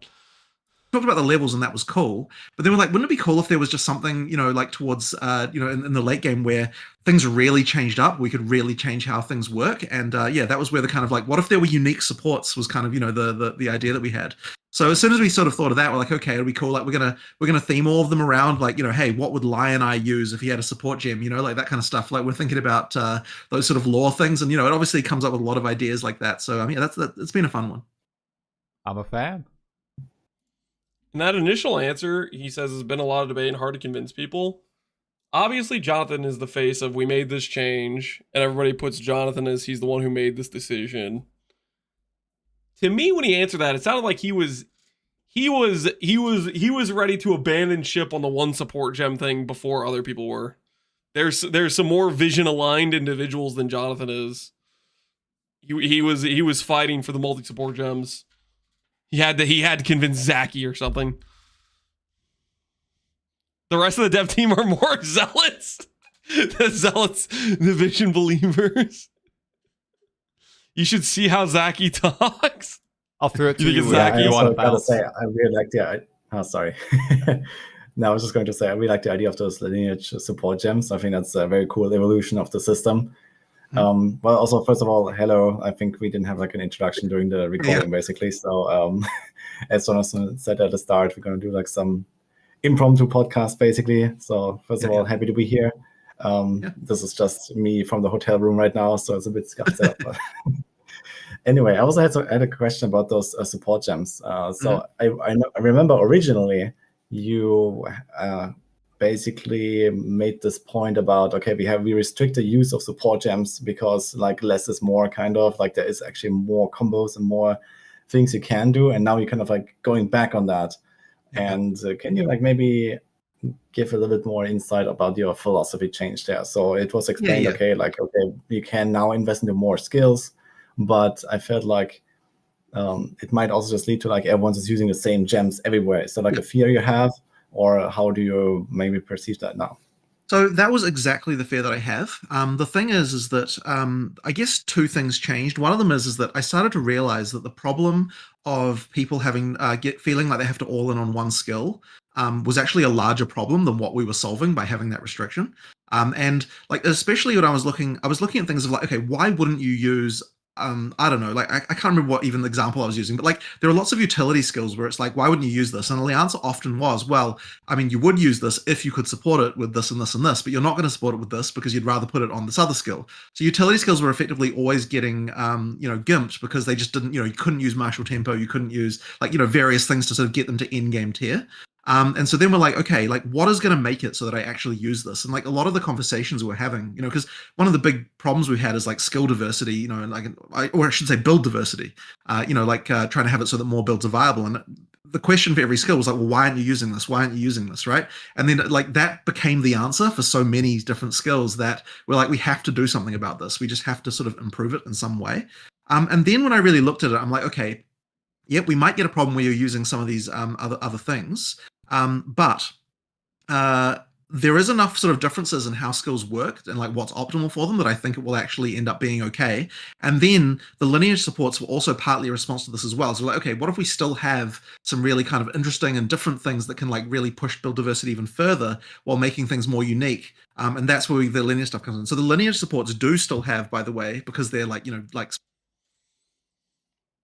I mean, one lineage support is flip the res. So normally you'd build into targeting a bunch of res going negative, but the second you give one support the ability to flip the res, then that's literally your only skill that's going to be dealing damage, and you won't be multi-buttoning anything with that support on, right? You're just gonna have that one skill that deals damage because it's the one that gets the flip res, because you're not gonna go. That's where it's gonna be a mirror drop rate, by the way. I don't know about that. They might be making some lineage support gems too broken. I think certain ones are just gonna stick out like a sore thumb. Like the res flip one, for example, is gonna stick out like a sore thumb compared to a lot of other things, right? Is it true they're adding RF? No, they're not adding RF as far as I know. I don't believe so, at least. Free cosmetics in Act 1 on launch. I don't know if they're doing challenge MTX. I don't think they are for this batch. I think the Q&A said they weren't doing challenge MTX or any challenges.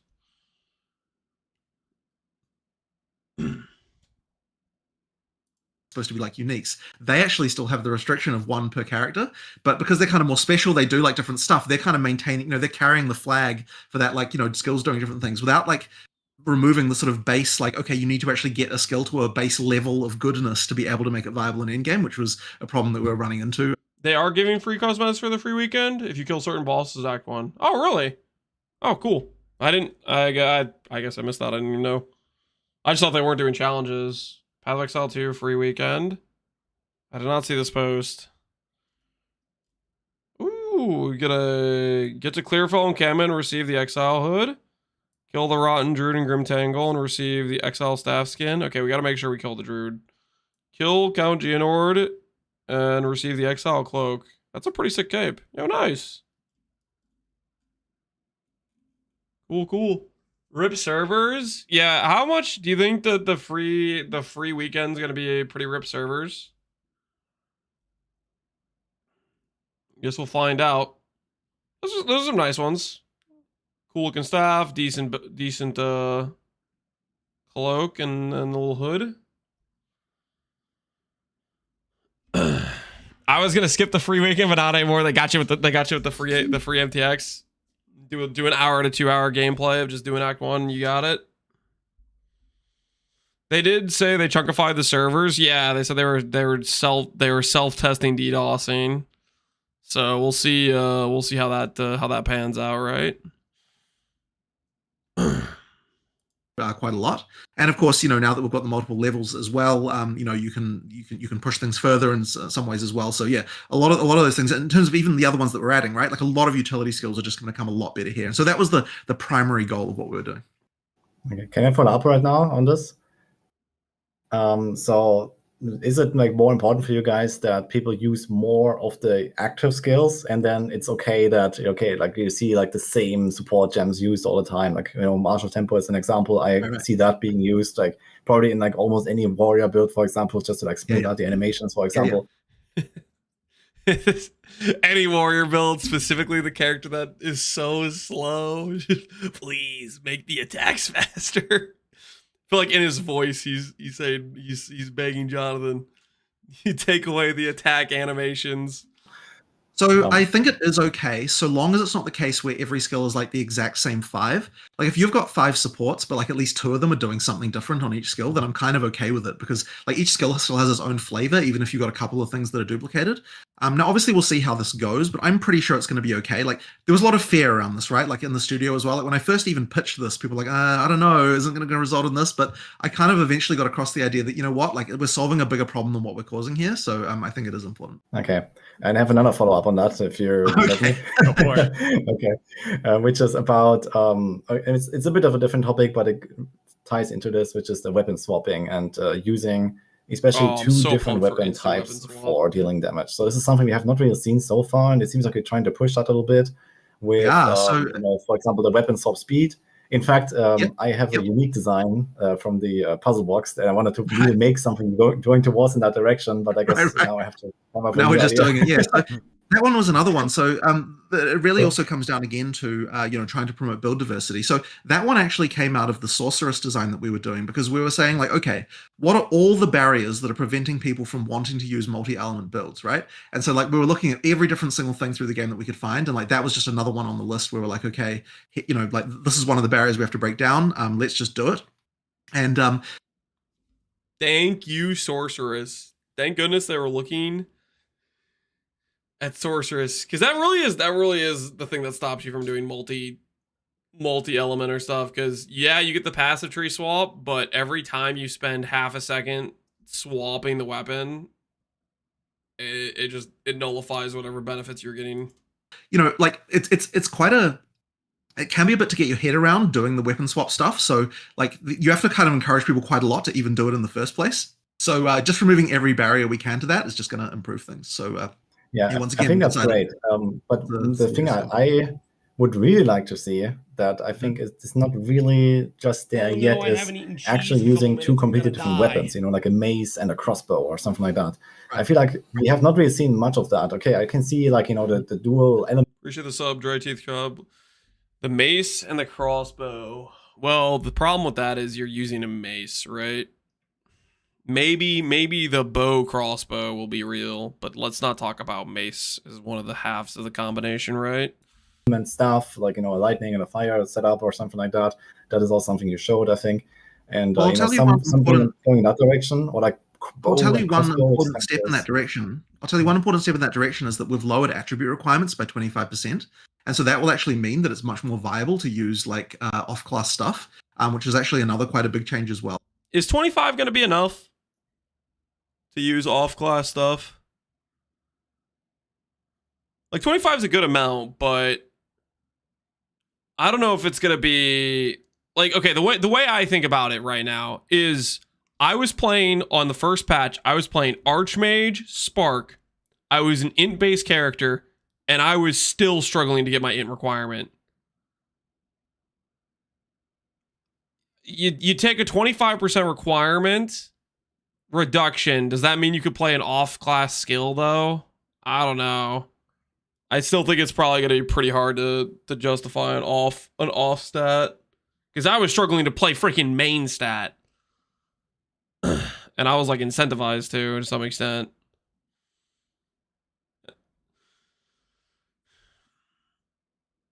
If it's like a small strength requirement, yeah, if it's one of like the hybrid skills, it probably will be doable.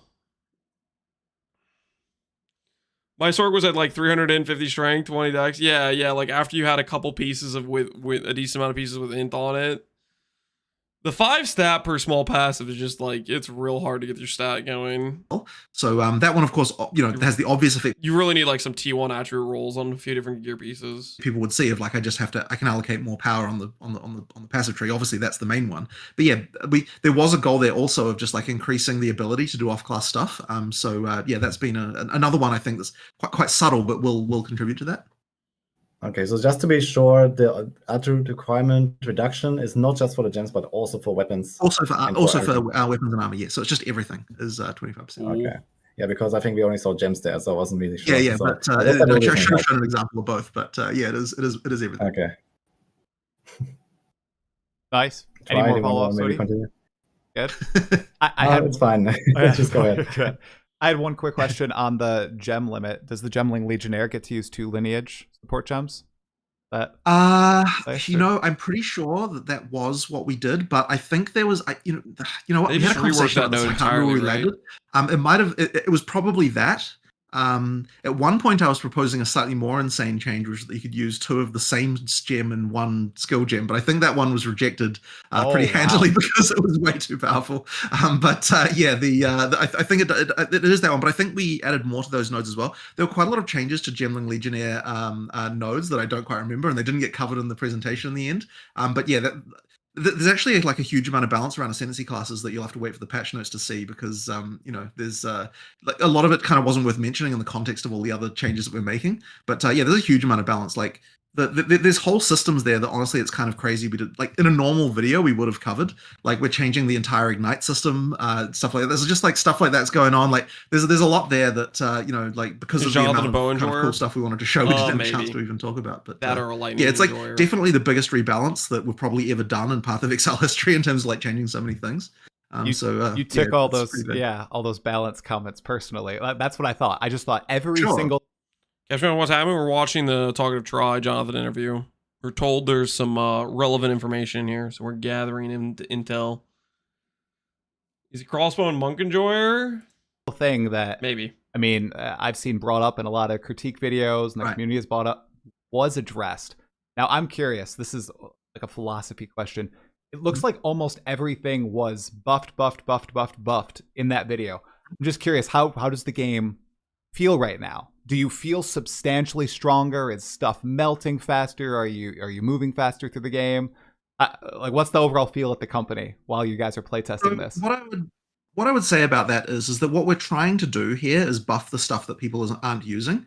Like, you know, like 0-0, there was a huge amount of nerfs. Buff the like evasion. The weakest defensive layer. Evasion.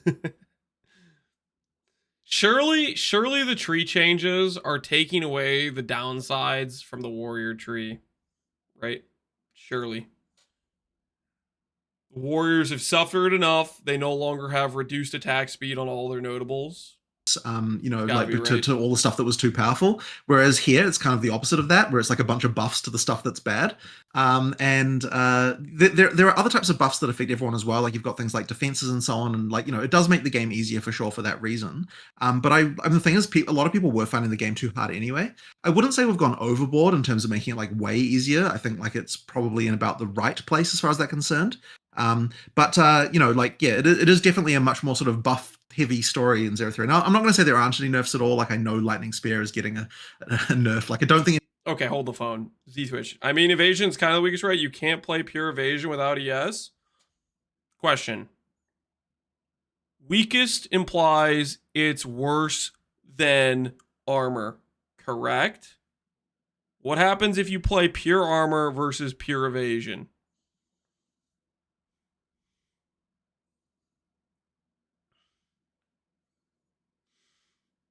And also, evasion has things that support the hybrid play, which allows Ghost Dance. You know, they have those hybrid evasion ES nodes. They have these things that are there you can click, and evasion pairs very well with, and it's a very strong thing to have on your character. No one's forcing you to only grab evasion with no raw EHP and no max hit. That's like the Deadeye player in PoE 1 that goes, oh my word, my character's squishy. And you look at their tree and they've not grabbed a single defensive node anywhere. They grabbed only offense and they want to complain about defense when in reality, they could just grab some defense and they did it to themselves. They shot themselves in the foot and complained that their Ascendancy was squishy when it's literally their own way they built their character. Anyone will be surprised to hear that. You know, like, yeah, obviously, you know, we just don't obviously dwell on those in the live stream. But yeah, generally speaking, there's a lot more going up than coming down with this launch.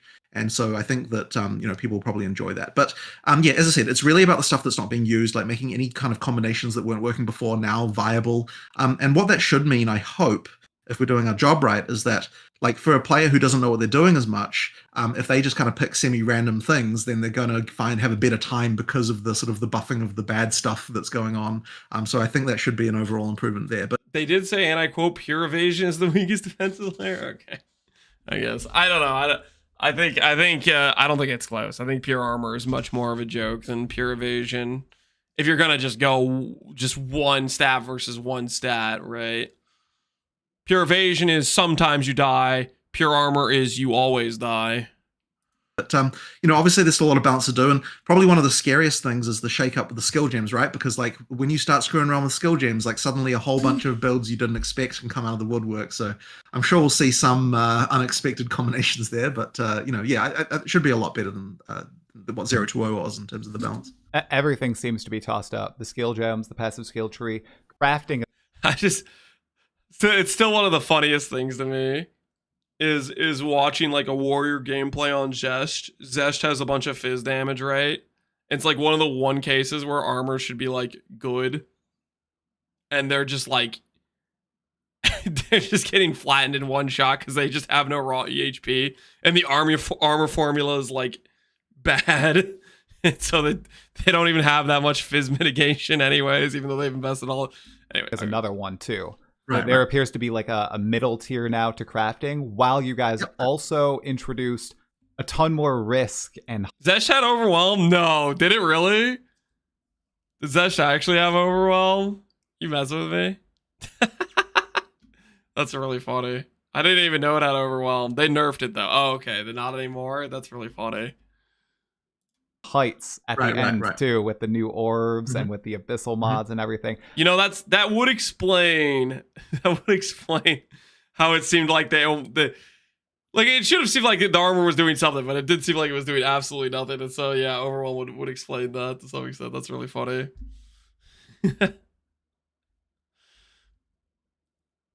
Wonder how hard it's gonna be for armor players to get deflect.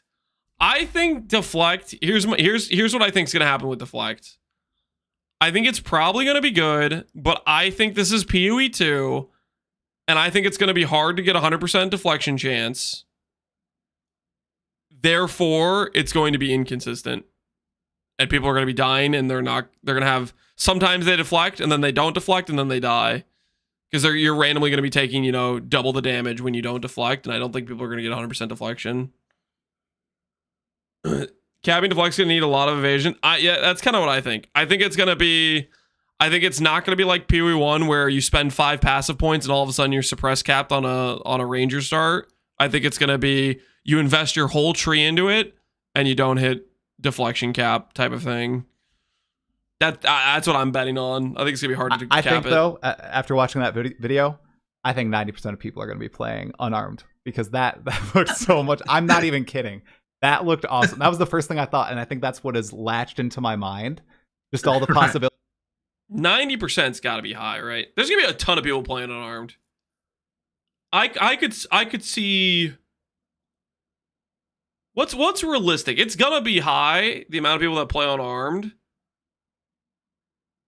I think it's going to be like 20, 30. Is that too high still? That might still be too high. Maybe 10, 20. There's going to be a lot of people that'll try it out. But I don't know how many people want to like freaking take the risk on it. Dreamcore, you think it's going to be 40% Deadeye on weekend launch? You think 40% players are going to be Deadeye? There's going to be a lot of people playing Deadeye. 40% seems kind of high too. That level of majority is hard to get. What was the... Okay, just out of curiosity, just for... Oh, dang, what did I do? Where were we?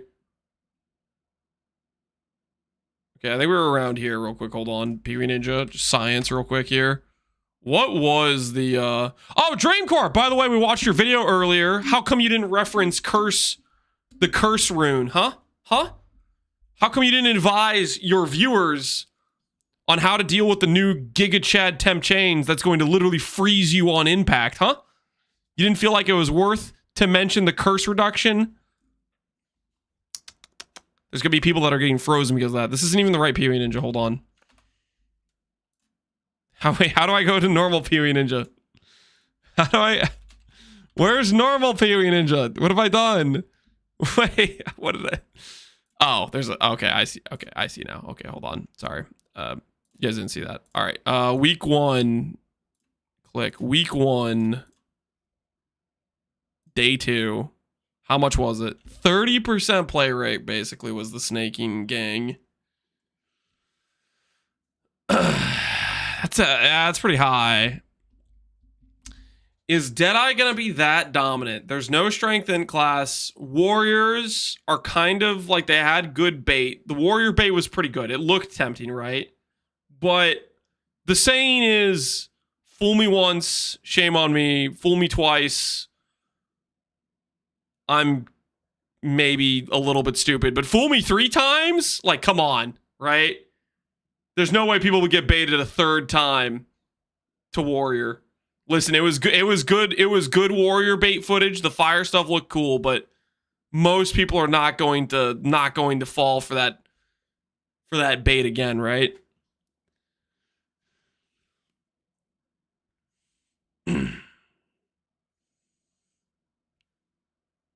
The Ancestral Cry Kratos gameplay did look pretty good, yeah. Even Alk isn't playing Warrior. Well, I think Alk played a decent amount of Monk the last time, and he got a taste of the Evasion ES life. They're going to get baited again. Okay, so let's say, how many Warriors are we thinking? 5%. Let's say 5% Warriors get baited again. Casters with the elemental infusion stuff, I'm going to give maybe, let's say, 15%. Unarmed monk, let's give 15%. Shoot, dude, it might be 40% Deadeye. It might be 40% Deadeye.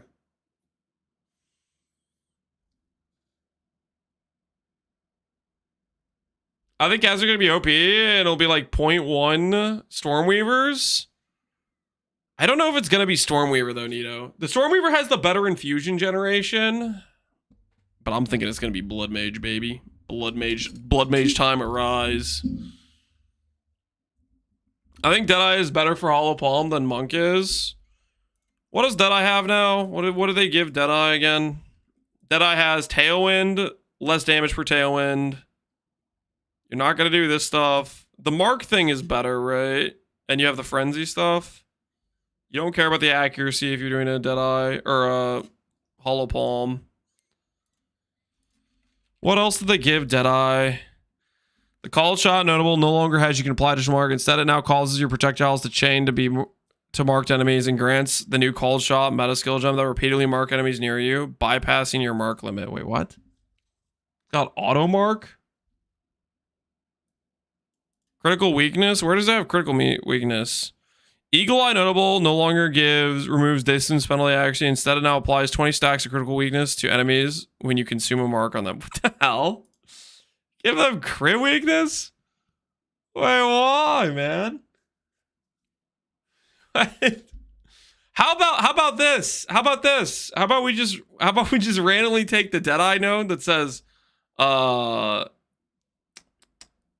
Tailwind and 50% chance to gain Tailwind on use or something. Why are we buffing Deadeye? What the hell's going on here? This is undeserved buffs, okay? This is undeserved buffs. These Deadeye players don't deserve this. They're out of control. Viable. And what that should mean, I hope, if we're doing a... Fubgun demanded it. Fubgun's got an inside man, right? I think he does. He has an inside man. He's got dirt on somebody, something, you know. Job right is that, like, for a player who doesn't know what they're doing as much, if they just kind of pick semi-random things, then they... His inside man is Jonathan. You think so, Dreamcore? How does he get away with it? How does he get away with it? I don't get it. Going to have a better time because of the sort of the buffing of the bad stuff that's going on. So I think that should be an overall improvement there. But you know, obviously there's still a lot of balance to do, and probably one of the scariest things is the shake up with the skill gems, right? Because like when you start screwing around with skill gems, like suddenly a whole bunch of builds you didn't expect can come out of the woodwork. So I'm sure we'll see some unexpected combinations there. But you know, yeah, it should be a lot better than what 0-0 was in terms of the balance. Just thinking about skill gems, we need more, man. We need more. I know we're going to keep getting them every patch. We're going to keep like expanding them, but holy crap, we need more skills. We need more choice. Like I'm thinking about it, like, man, there are really not that many spells. I was like looking through like the list of them and I'm like, there's just need more. It's like I was like looking through the viable fire spells and it was like Fireball. And that was like the extent of that list. And then I was like looking through the viable lightning skills and I was like Arc and Spark. And that was like that list. And then I was looking at the viable cold skills and I was like Frostwall. And then I read this patch note. And I was like, oh. And then that was the end of that list.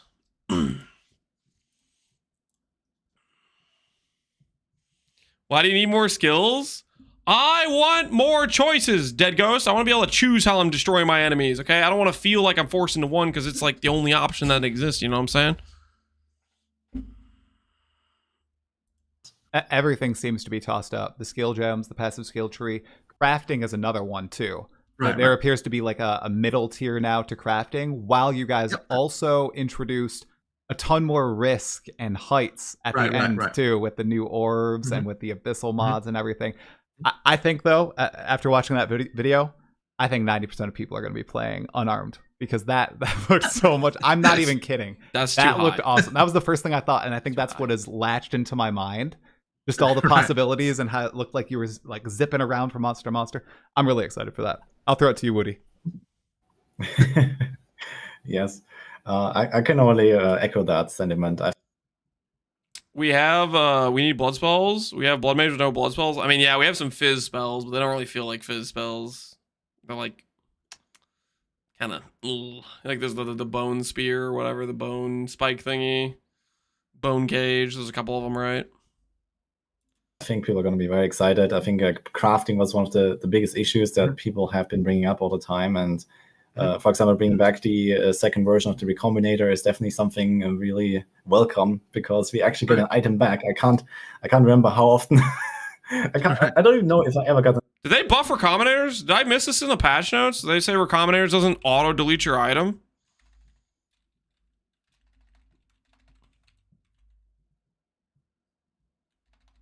Did I miss something? What does he mean?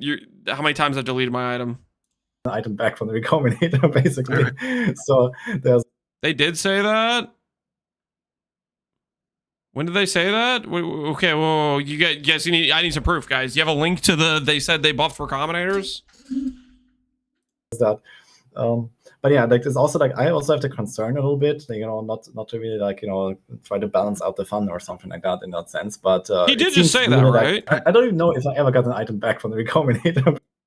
For example, bringing back the second version of the Recombinator is definitely something. Bringing back the second version of the Recombinator, really welcome, because we actually get an item back. I can't remember how often. I don't even know if I ever got an item back from the Recombinator, basically. I don't know if I ever got an item back from Recombinator. Jonathan's like nodding along like this is a thing. What are we talking about here? Is this a PoE 1 interview? I don't recall them mentioning Recombinators at all. I don't either. So there's that. But yeah, like there's also like I also have the concern a little bit, you know, not to really like, you know, try to balance out the fun or something like that in that sense. But it seems really like we are going up in power a lot, you know, not just through the gem changes, but you know, we also have like a much higher ceiling now with the items that we can make. Are you actually planning to extend, for example? I think it was part of the mid-league patch from 0.2. Does anyone have like a link to this? Oh no, I or haven't eaten cheese in a couple minutes. I'm gonna die. Yo, lousy punk, appreciate the prime, man. How many things did they do with this 0.2 patch after I noped out for the league? How many things changed? Commentating my walls. Does anyone know what they're talking about? And Gormus says, "Is he confusing games?" And Gormus, you played like the whole patch, right? This is just made up. 0.2, 0.1 was big.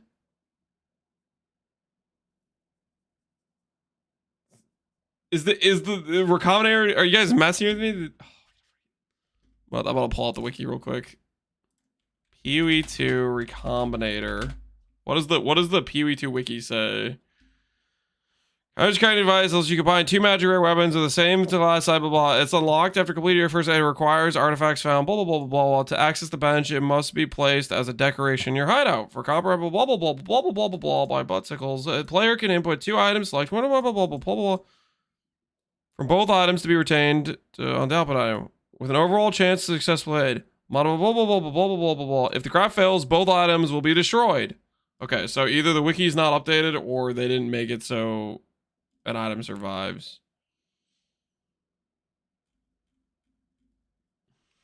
I don't know what to believe. It doesn't sound real. The pinnacle challenges, we have like the tier 4 bosses and so on. Is that currently kind of like the ceiling of what we can expect, or are you like maybe raising the power a little bit of the bosses or something like that?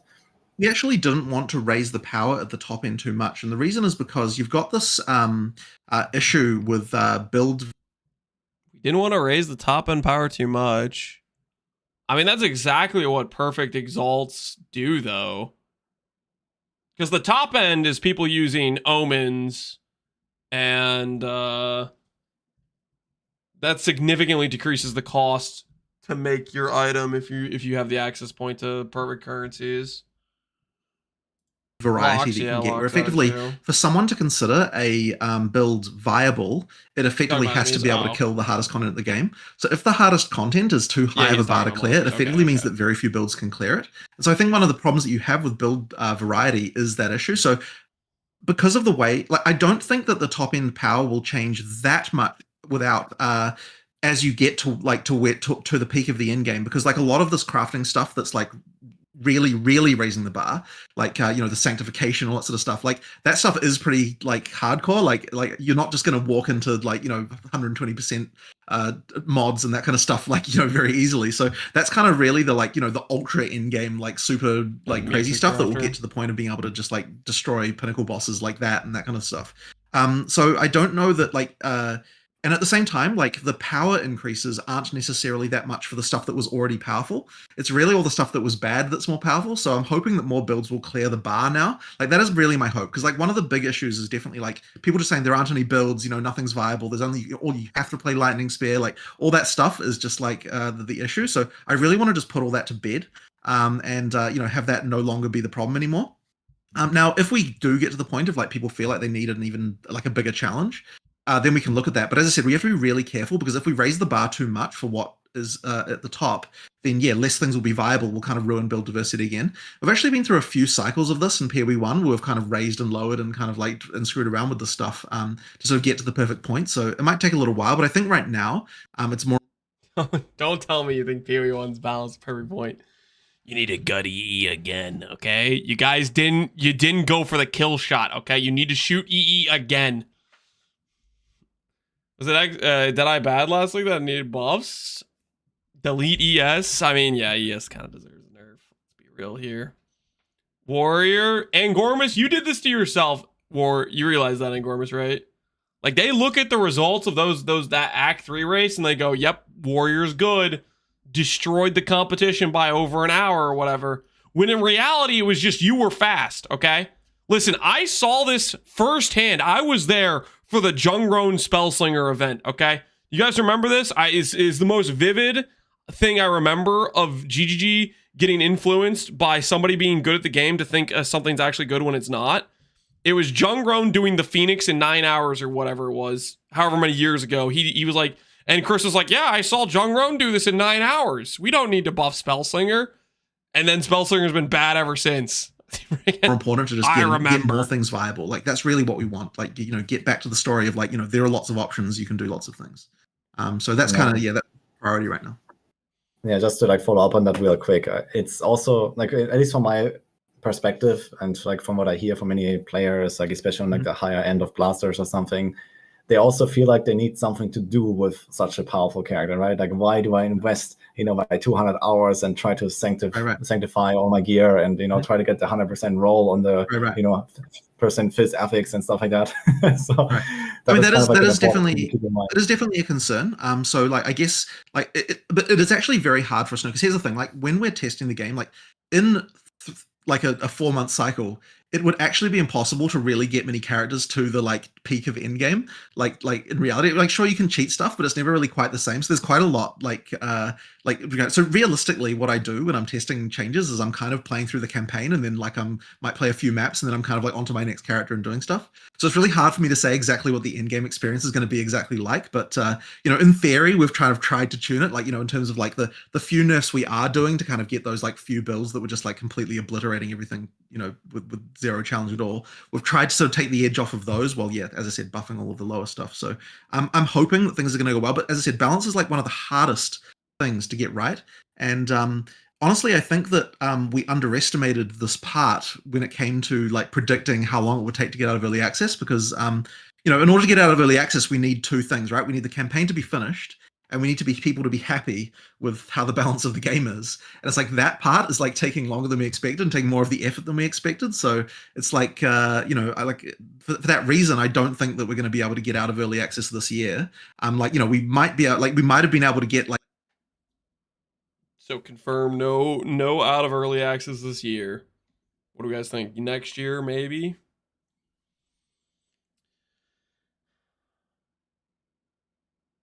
The balance is taking longer than expected. I think the balance is going to continue to be. Each league, there's going to be certain things that are just overtuned.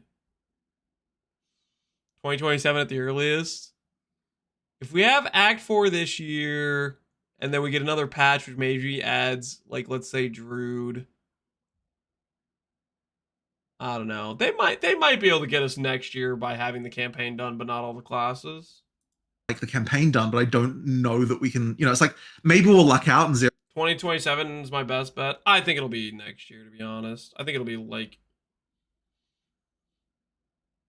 I think we're like 3 patches away is what I'm going to say. But they're not going to give us all the classes. I think it's going to be they finish the campaign, full release type of thing. 030, it's like every problem will be fixed and things will be perfect and then it will be fine. But I kind of have a feeling it's going to take at least one more iteration after this to get everything kind of to the right point. And we can't go out of early access until then. So yeah, there's quite a lot there that that needs to happen effectively. And that's kind of what I'm looking forward to. But like what I'm hoping as well is that and then this is the thing that you've observed, right? We have now answers to everything. They may not be the right answers, but at least we've got answers, right? Which means that we can then people can see at least everything that people were unhappy about. We're trying to solve, which I think is very important for people to feel. Like they were actually like looking at all that stuff and improving it. As I said, might be more iterations, but we're very much focusing directly on the things that people are unhappy about right now. I'm not sure it's right if you want to jump in, but I had a question on the release as well, actually, so I can follow up on that as well. Yeah, go for it. So basically, you just kind of mentioned or confirmed that we're not going to get the full launch this year, which is something that you had as a goal. I think it's very unlikely that we would. Yeah, I think it's very unlikely. Okay. Just say I'm not going to take it as confirmation just yet. Okay, but anyway, I guess that comes not really as a surprise, right? So we've seen where you just need more time for cooking, basically, and I guess most people just understand this is how it is. And do you have I don't know, do you feel like a pressure now to kind of get it out as early as possible because of what you said earlier, for example, or do I just okay, now take as long as it takes, and we're gonna release the game? I felt a pressure from the very beginning, right? Like I don't want this to go on for years and years. Like I want it to, I want to get it to be, to have a free-to-play game again, like get back into the normal cycle of making leagues and everything. Because like the development process during early access is pretty it's hard, right? Like on the company and everything, right? Like trying to make acts at the same time as doing other changes, like it's a pretty big deal, supporting PoE 1 and PoE 2, it's difficult. So I want to get that sorted so we can kind of get back into the rhythm again. And and sort of get everything going. So I feel that pressure anyway. But obviously we're not going to leave early access if people are unhappy with how the game is. So we just have to we have to sort that out. That's what we'll do. We will take as long as it has to take, but I am really hoping it won't be that much further to get there. You're waiting to add the druid, and once you have the druid, then you'll be out for. Nah, they'll need more on druid than you finish the campaign at least, right? I'm fine with it. I want them to make the best game possible. Yeah. I don't think the official it's out of our early access quote unquote is going to be all that different than the previous league. Like I feel like it's going to be let's say they go out of early access, they maybe have a full campaign versus 5 acts, or they have a couple extra classes and they've decided they're happy with the balance. Because the way Jonathan's talked about is his stipulation for coming out of early access isn't every class. Is he happy with the balance? Does he feel like the game's in a good state? And then they'll keep adding the other content and fleshing it out as they go, right? I feel like the out of early access will be kind of like just another patch, or maybe they'll, I don't know. Well, I mean, obviously the druid's important, but we really thought we were going to have that this launch, and it would have been, it's like if we'd have had that as well, it would have been so ridiculous in terms of the amount of stuff going on. But what happened was that the stuff for the existing characters, we got to a point where we realized if we're going to do all this existing character balance, we aren't going to have enough time to finish the druid, and we realized that was actually more important, because adding a new class when you haven't fixed or answered at least so many of the problems that you had before is exactly what led to the problems that we had in 020. We added it, we spent a bunch of time adding a class, we didn't spend enough time fixing existing stuff, and that meant effectively that we ran into the problems that we ran into. So we certainly didn't want to run into that again. And so even though we were trying to do both, we felt it was more important to get the existing stuff. Do you think they'll keep the cadence of character act, etc.? I don't think they're intentionally doing that at all. I mean, Jonathan literally just said, this was the stuff we set out to do. We wanted to do Druid. We did not have time. And if we're going to do a consistent 2-month cycle, you have to cut things, right? If you don't have it done, you don't have it done. So I think it's just dependent on how the progression of getting stuff done goes. And Druid was taking them longer than what they had time for, right? I don't think it's an intentional. They're trying to do one act here, one character, one act. I don't think that's the thought process at all. I think it's just in a bit of state. They set out with a whiteboard of goals or whatever you want to call it, And on the list was get rid of Cruel. That was their top priority, and they got that done. And they had a couple other things like async trade. They got that done. They had Druid on the list, and they didn't get to it, you know? There are a lot of new toys to play with. So, yeah. And there is a lot of new stuff there to do as well. So, yeah, the notables, the new supports, all that stuff. Yeah, it looks pretty exciting.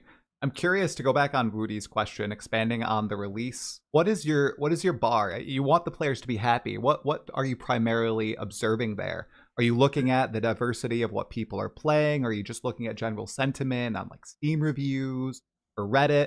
What are you guys trying to measure there? It's a little bit hard to quantify that exactly. Like, I mean, sure, Steam reviews are a thing, but I wouldn't exactly want to base everything on that because, there's various issues with that. Although I did notice today that they changed it so that Steam reviews now are language specific. So that a bunch of people review bombing you in like, I shouldn't name the country. Name the country. In a specific country. Who is it, Jonathan? Like, overall issues and stuff. It's the French, probably, right? It's probably the French. Like that. So it's kind of interesting to see how that goes. But yeah, it really is just looking at the overall community sentiment. Like I would want certainly like people to generally feel like we know what we're doing, that we're, like the game is in a good place, that, skill diversity is good, that there's a lot of builds to play, that sort of, overall it's a fun experience. That, and I suppose another one that's really important is that it's fun to play through the game again. Because that's obviously part of if you're going to run a live service game that's seasonal like ours is, it has to be the case that people are excited to play through the game again each time. So if we haven't proven that we can do that with PoE 2, then obviously we're going to have a problem once we go into free to play. So that's kind of really important. We do need to get there too. But I wouldn't exactly say there's like, oh, here's some, Steam review % metric that once we hit that we're good or anything like that. Like it's not like that. It's just, it really is ultimately the vibe of like, are people trusting us? Are they happy with what's going on? Then we'll know that it's fine. One follow-up, Woody, if that's all right.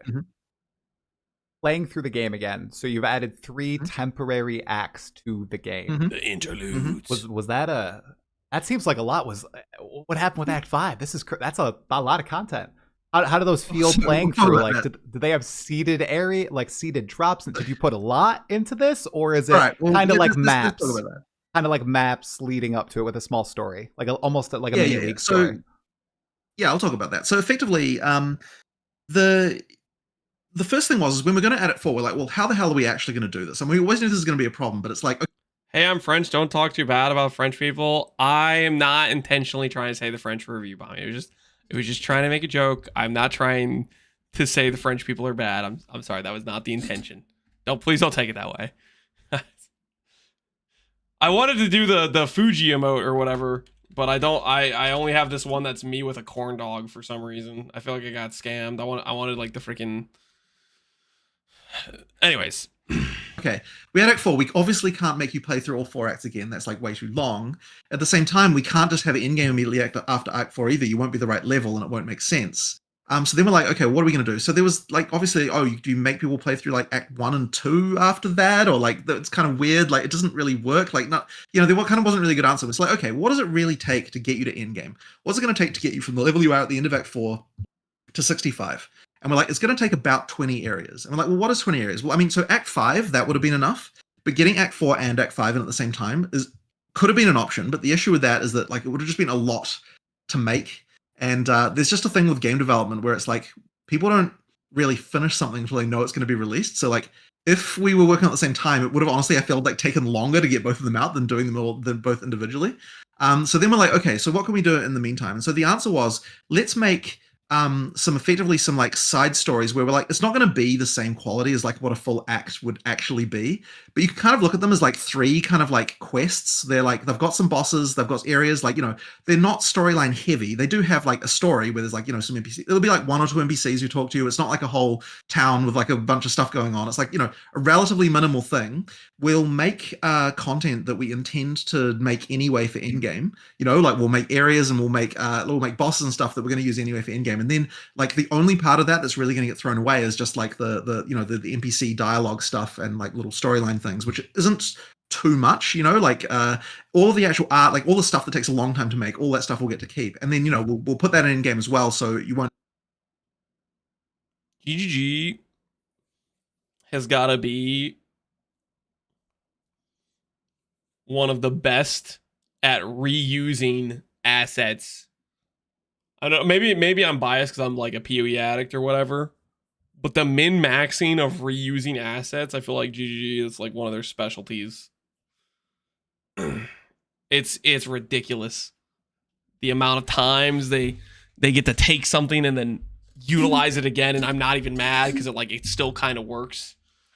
Really, like honestly, until somebody literally, so they said the description of let's say the Beyond's a good example of Beyond just being, are they like rogue exiles with like a red effect to them or whatever? Like I didn't even connect the dots of that's what those were until them literally saying it verbally, which maybe that's just because I'm blind or whatever. Their warbands dyed red. Yeah, they were like the bandits or whatever were dyed red, and I didn't even freaking notice. Like a Baxith, to me it's a completely unique entity. It's freaking copied and pasted. But it is canon stories, right? There's Red actual paint. things that is canon storyline things. So you'll experience that and you'll get to see that. It only has to hold up for a few kind of for a league or two until we get Act 5. So effectively that's kind of what we're talking. So there is some reuse, sometimes we've taken a boss and done a reskin, changed the abilities, that kind of stuff. We've got a little bit of that going on. Some of them are many of them are completely new. In some cases we've taken maps from the in game and we've turned it into a campaign area and things like that. So there's kind of a little bit of chop and changing and so on. So it certainly was a much faster thing to make than what Unreal Act is. But I think it's going to be fun to play through. It's going to sort of be an enjoyable experience. And as I said, something to certainly much better than having to replay through Act 1 and 2 again. That's what we're looking at it compared to. Wait, I'll make sure to scribe down the story. All right, Woody, over to you, man. I mean, I'm sure it'll be in the wiki forever. So, it's certainly a very interesting system with this kind of a temporary Act 5 and Act 6, and I guess let's see how it goes. But it definitely, I think a lot of people will really feel much more excited about starting again. So I think that was a good move with just doing away. Well, I mean, the playthrough thing was certainly not helping with the whole games. I mean, when we started this season, the 4 months ago, we literally just we put a big whiteboard up in Mark's office and we're let's write down every problem people have on the whiteboard. And not in terms of here's what we're fixing, in terms of just this is the problem, right? So top of the list was game is a slog, right? That was literally just right there. What are we doing to address this? What if is that still going to be on the list after this patch? They are giving us more access points to movement speed. They're giving us things like shield charge without a cooldown. But shield charge attack speed is really slow. We still have towers. We still have the same kind of Atlas system. We don't have Cruel anymore. I think it might still be on the list, but they have hit a lot of the important parts of fighting that. I think they're still gonna run into that being a still significant issue with Atlas. We'll see how the sprinting thing goes. 50% MS out the gate on your at the start of the campaign. You're not going to get stun locked too often with that because things just aren't going to hit you moving that fast in the Act 1 for the most part. That's gonna be pretty impactful at that point of the game. But once monsters start getting faster and they start consistently hitting you and people start getting stun locked and stuff. Is it 50? That's what they've said, is it's 50 MS during sprint, that's a lot. That's what the sprint huge anime. That's the sprint. And they do have there are a lot more access points in terms of movement speed, in terms of the runes, right, that they added that weren't at the initial 0.2 launch. And the extra sockets and stuff. 0.3 is going to be a cakewalk compared. I did it pre-check. Well, yeah, I don't know if checkpoints really changed that much of the campaign, but 50 MS and plus the checkpoints do help in quite a few zones for sure. We used that even today to say, okay, I'm going to go fight the Crowbell later and go do some other stuff. That's the thing people are saying. What's going to improve that? Well, it's for start, let's not make you play through the whole damn thing twice. That's a really important thing. But there's also, sprint was written under that, and a bunch of other sort of speed improvements and stuff like that. We're okay, what's going to solve this? So that's the way we were looking at how we were approaching the entire design process for this season. So. Yeah, so I have another question, which we're still loosely on the topic of releasing and the dates and stuff like that. So at some point in the past, you mentioned that you consider releasing 1.0 without all the classes in the game, and it looks more and more likely that this is what's going to happen now, right?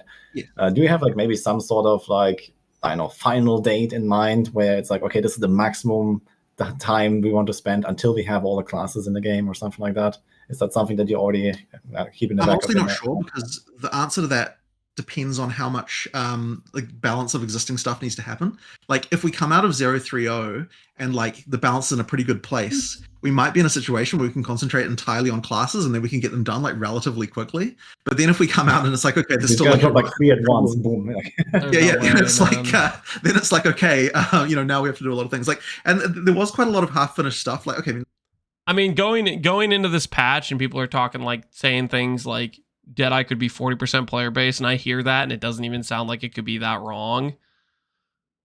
That's a bad sign, right? Does anyone else, does that sound crazy to people saying things like 40% Deadeye? Like that's a really egregious level of meta / imbalance if that even sounds like a remotely real number. And that, to me, that doesn't sound like it's that unreal of a number, because it's one of the few classes that gets speed. It's generic and can apply to quite a few things, right?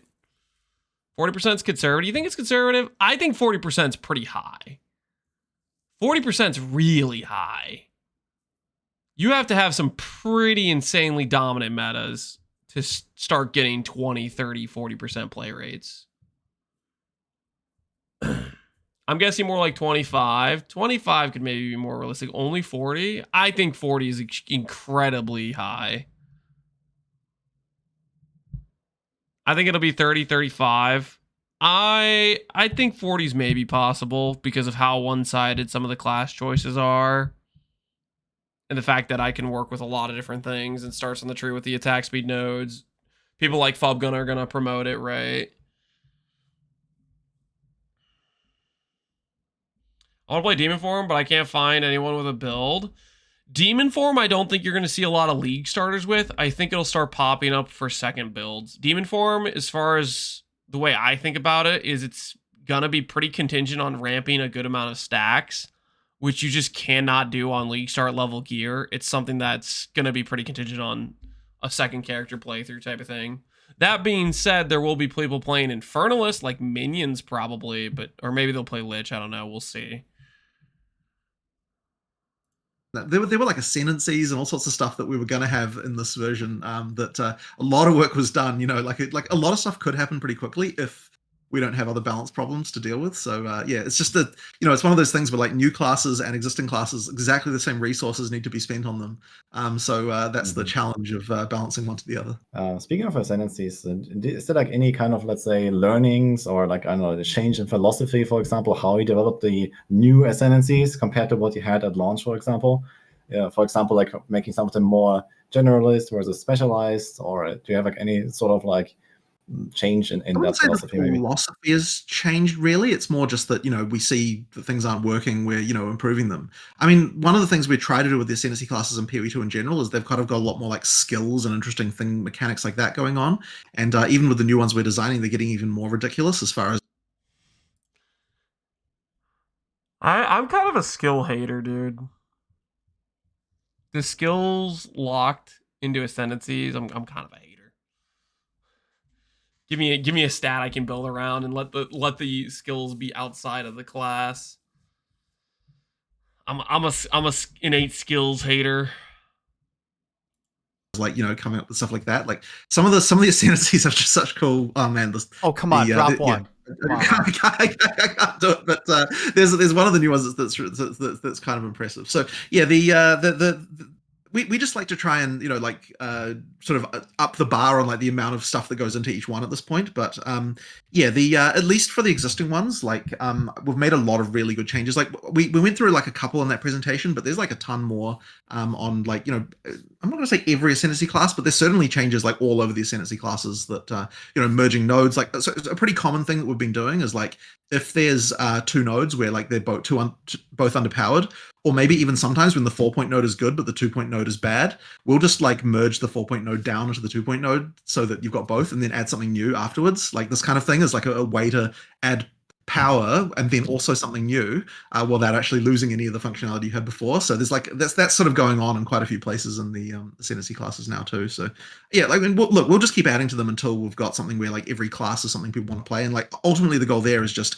a relatively even flat amount of people playing each Ascendancy class. So hopefully we can achieve that relatively soon. I suppose that also comes just down to like, I don't know, tastes. Let's just look at this real quick. It's 1729 Amazon Deadeye. They're nerfing spear skills a bit. And let's be honest, Deadeye's just better than Amazon, right? And it got a decent buff. What did Amazon have any significant changes to it? Did Amazon's stuff change? Oh yeah, Amazon got nerfed. And then slightly buffed here, I guess. So the people that were playing this are probably going to just get pushed to this. Because it's just the better option. Deadeye is a PoE class in PoE 2. I don't agree with that. I would say PoE 2 has a large lack of speed, in my opinion, and Deadeye is one of the only classes that gives speed. I feel like that's more of the situation, especially on a Leaguestart. You don't have much access to speed, and it's one of the few classes that has speed in the Ascendancy through Tailwind, and then obviously like speed on your starting tree.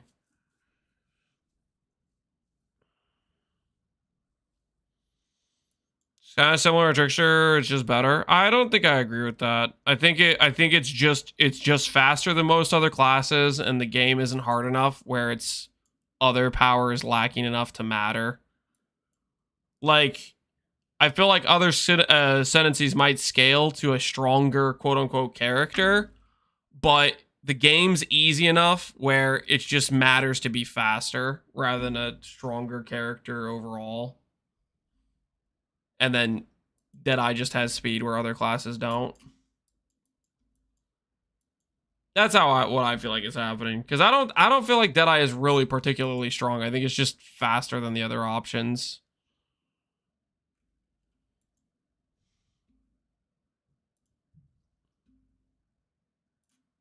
Whoops.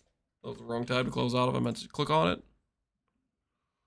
So there's like that's sort of going on in quite a few places in the Ascendancy classes now too. So yeah, like we'll just keep adding to them until we've got something where like every class is something people want to play, and like ultimately the goal there is just. It's the best way to scale speed at a certain power level. That's all that matters. Well, yeah, it's kind of a situation where the damage scaling on certain skills is way overtuned. So you can get to the point that even if your character's mid-level like investment in terms of power scaling, that you just one-shot the boss anyways, and then all that matters is that you're running fast enough because stuff doesn't hit that super hard, and it's not that hard to get to a decent one-shot threshold. You just combo a little bit of ES with your little bit of hybrid gear, and you're kind of chilling. A relatively even flat amount of people playing each Ascendancy class, so hopefully we can achieve that relatively soon. I suppose that also comes just down to like, I don't know, tastes and popularity of certain archetypes and stuff. Yeah, I mean, you get that kind of thing as well. I mean, look, they don't have to be exactly even. They just have to be. I would at least, hope that you're not just balancing for the numbers, right? And right. Yeah. But it does make sense the way you describe it. Do you have like maybe some sort of like, I don't know, the average power gain for an Ascendancy or for an Ascendancy point in mind? Is it like something that you balance around? Like this is the Okay, hold on. I'm getting distracted by somebody in chat. If Asian was weak, lol, what do you mean? It's legit the reason most Deadeye builds couldn't just go life. They had to be ES hybrid. Okay, question. If evasion was weak, why were they still using it? Right? If it is quote unquote bad, why were those builds using evasion?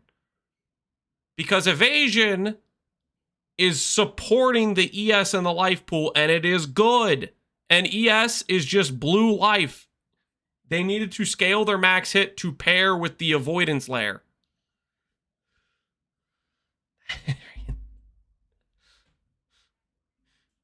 If evasion wasn't good, they wouldn't have been using evasion. They're definitely using evasion because evasion is good. But you need a max hit to go with avoidance. You can't just have all avoidance. If you have no max hit to go with it, then you get one shot when your avoidance doesn't work. Of expected value. Yes, even though there it's is a like number for public that. record. There is a number for that. I don't remember what that number is. Mark's and Andrew are the ones who normally do the balance of that. But they have a very established system of like, here's what each mechanic is supposed to be represent in terms of power. Did he say nerf something? There is a number for that. Something that you balance around, like I don't know, the average power gain for an ascendancy or for an ascendancy point in mind. Is it like something that you balance around? Like this is the kind of expected value. Yes, even though there it's is a like number for public that. record. There is a number for that. I don't remember what that number is. Mark's and Andrew are the ones who normally do the balance of that. But they have a very established system of like, here's what each mechanic is supposed to be represent in terms of power.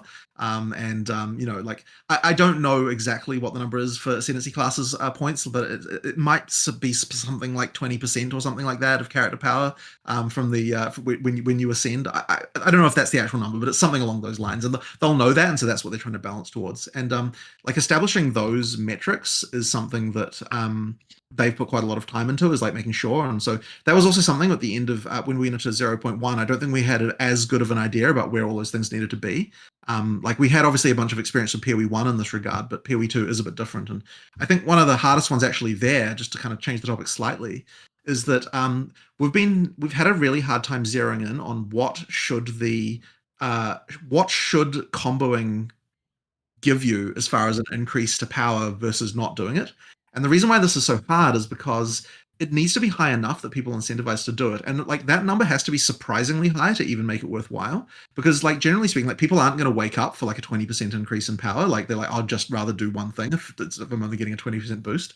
So you'll notice that one of the themes in the video was that, and maybe we didn't dwell on it long enough, but like, we're increasing the bonuses of all of those kind of comboing type things quite a lot in this patch. And that even comes to the core stuff like chill and shock and ignite. All of that stuff is changing quite a bit. Like, so ignite, for example, now, okay, I don't think we changed the base ignite, but we made it so that all the skills that are designed for ignite have bonuses to duration, so that they actually, like, you're more likely to combo them with other things because the amount of time that the ignite lasts for is so much longer. And with shock, for example, the shocking skills that are intended to be used with shock, all of them now have magnitude increases. So they'll often be plus 50% effective shock on anything that you're sort of intended to be used that way. And we've also made shock last twice as long. So it's like now you've actually got something where like, you actually would want to use that. And so there's kind of that theme going throughout. And effectively what I'd say is now is we're trying to zero in on a new standard for what a combo should give you. But at the same I'm still going to be a one button Andy. I don't know about you guys. We're gonna find one skill that's good, and I'm gonna press that repeatedly until boss dies. Same time we have to be really careful, because if the effect of comboing is too high, then that means new players can get screwed, because if they're not doing that, dude, can't say that, Jonathan. You gotta commit to buffing the combo gameplay, man. It has to be much stronger if you're gonna incentivize people to do it.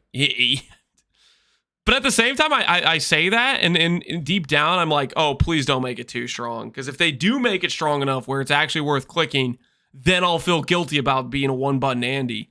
So maybe actually, hopefully they never actually make it strong enough to be worth clicking, because I don't want to feel bad about my one-button Andy life. They're just having a really tough time, right? Like, it's like if the effect of comboing versus not comboing is 300%, then someone who is not doing that is now taking 3 times longer to kill a boss, which might feel like a slog.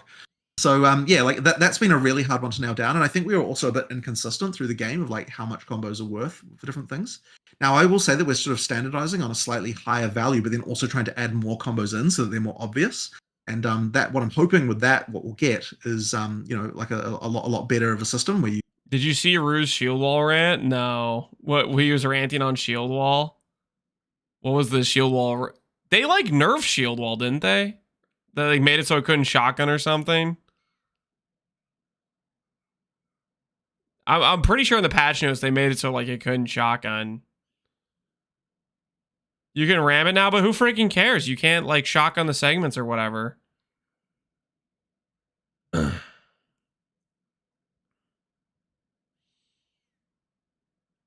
It's a combo, but it's worse than Mace Strike. Is its effectiveness that bad? I mean, you take away the shield wall's like shotgun ability, and yeah, it's gonna be pretty bad. Like it wasn't like that good to begin with, even when it could shotgun the shield segments. All right, well, we'll take a look. The Rue shield wall rant. All right. GGG employees. This is a 2-skill combo. This is what people complain, right? Like I don't think you guys understand, because math is apparently very hard. This is 235 times 2.4, right? And it takes you like fucking 3 seconds to use it. That means you do an average damage of like 180% per second. That's worse than auto attack by like half. Like, how the fuck do you guys sit there and do this and not like you just like you fucking pull out the fucking calculator, bro? Like, am I wrong? Am I wrong? This is at level 20. It's 1/235 because. Wait, how much effectiveness is Mage Strike? Mage Strike PoE2 wiki. Hey, Pop God, what's going on, man? Mage Strike. It just doesn't have an effectiveness, but it doesn't have an attack delay, basically. Fair enough. It can't shotgun, and it has a penalty, so if you do it too fast, you don't. Wrong wiki? Is not the right wiki? Or is PoE2's wiki just not updated? Do I have to go to PoE2DB? Oh no, I haven't eaten cheese in a couple minutes. I'm gonna die. He shows it. It goes to 312. And it like benefits are okay. That's do any damage, and it's 230. Bro, it's 188, dude. I was not that far off. Okay, I was off by like 8. Bro, like what the fuck is this? What's Mage Strike? Mage Strike. What's Mage Strike? What's Mage Strike? What's Mage Strike? What's Mage Strike? Let me see. Mage Strike. Dear friends. Mage Strike is 312, and it could be scaled by attack speed. That shit takes 3 seconds to do, and it comes out to 1. PoE content creators are intense, yeah. Well, Rutu's probably one of the most intense content creators, right? Fobguns, how's your practice runs going, by the way? How does it feel being the chosen one? Also, who do you have blackmail on? Just out of curiosity, who in the GGG offices? Do you have incriminating evidence on? Okay. Explain to me. Explain to me. What the hell is this? 17%? Oh, by the way, we buffed your class? Like what the hell's going on there? Huh? You wanna explain what the hell's going on with that? Fobgun? You have anything to say in your defense? 80. What the fuck are we gonna kill with 180 fucking attack damage? I can't even kill fucking white monsters. If it's shotgun, it's a different story, right? If it's shotgun, it's like, okay. Yeah, they took away the shotgun, though. What the fuck are these skills, man? You literally put in all of these effort, and you didn't do math for like 5. Yeah, they took away the shotgun from it. He's too busy admiring warrior skill animations. Oh no. He's not starting warrior. There's no way. The Deadeye is dodging the nerfs. No, the Deadeye is deflecting the nerfs. The Deadeye is deflecting the nerfs. Yeah, no, there's definitely skills where you it's like complete head scratcher. Shield wall is a good example. Taking away the shotgun and then lowering the effectiveness and stuff. It got kind of destroyed, right? Kind of destroyed. I didn't remove. No, they removed the shotgun. No, they did. They did. I remember reading this and I was just like, what? Where is it? The entire wall is destroyed. Blah, blah, blah. However, this can only deal damage to each enemy once. This right here, this line. And it's not like Shield Wall was like particularly strong prior when it could shotgun either, right? Like it was okay, I guess. I don't know. No, it was pretty bad. I don't think it was very good before. And that was when it had the ability to shotgun.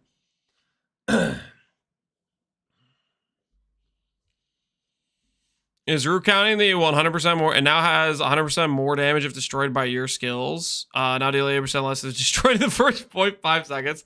I don't think he's factoring this in that clip, but the point remains. You do this two freaking combo. It takes forever to do, and it was, without considering this, you know, it's half the effectiveness of Mage Strike.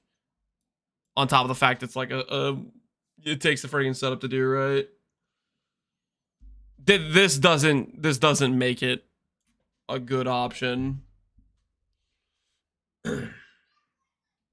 Did Farmer give you 50 subs yet? No, Farmer. The wager for the 10 gifted is on Friday. We'll see how that goes. He's nervous though. Is he still doing practice runs? Is he still doing practice runs? Oh my word. Dude, he's not ready. He did an hour or two actually. That was a pretty decent run. He's nervous about Friday. Okay? He's nervous about Friday. We do a little bit of practice. He is dunzo, okay? He's dunzo. What? Is he practicing with crossbow? Is he looking for new tech? He's desperate. He's desperate for sure. He can say goodbye to his curtains because he's not going to be able to afford them after I'm done with him. Crossbow, yeah. A lot of people are talking the crossbow start. Did the patch notes have good things for crossbows? Is Lance racing somebody? I made a wager with Farmer on who would finish Act 1 on which first. Bets go. I like doing bets, man. He offered the wager, and I said, you know what? I'll take it. Crossbow has a great start in the 0.2. I did not know what everyone was so upset about. Crossbow was actually decent to start. Got some huge upgrades. I don't know. I'm just doing ED. I'm just doing ED until I get Cruel Lab. That's my plan, and then I'll swap over to crit base and see how it goes from there. See if we can get some infusion stuff rolling. I don't know. Maybe the tree. Maybe the passive tree will seem good enough. Like, whatever they give us on, like, you know, Archon stuff and whatnot, maybe we check that out and maybe it seems convincing.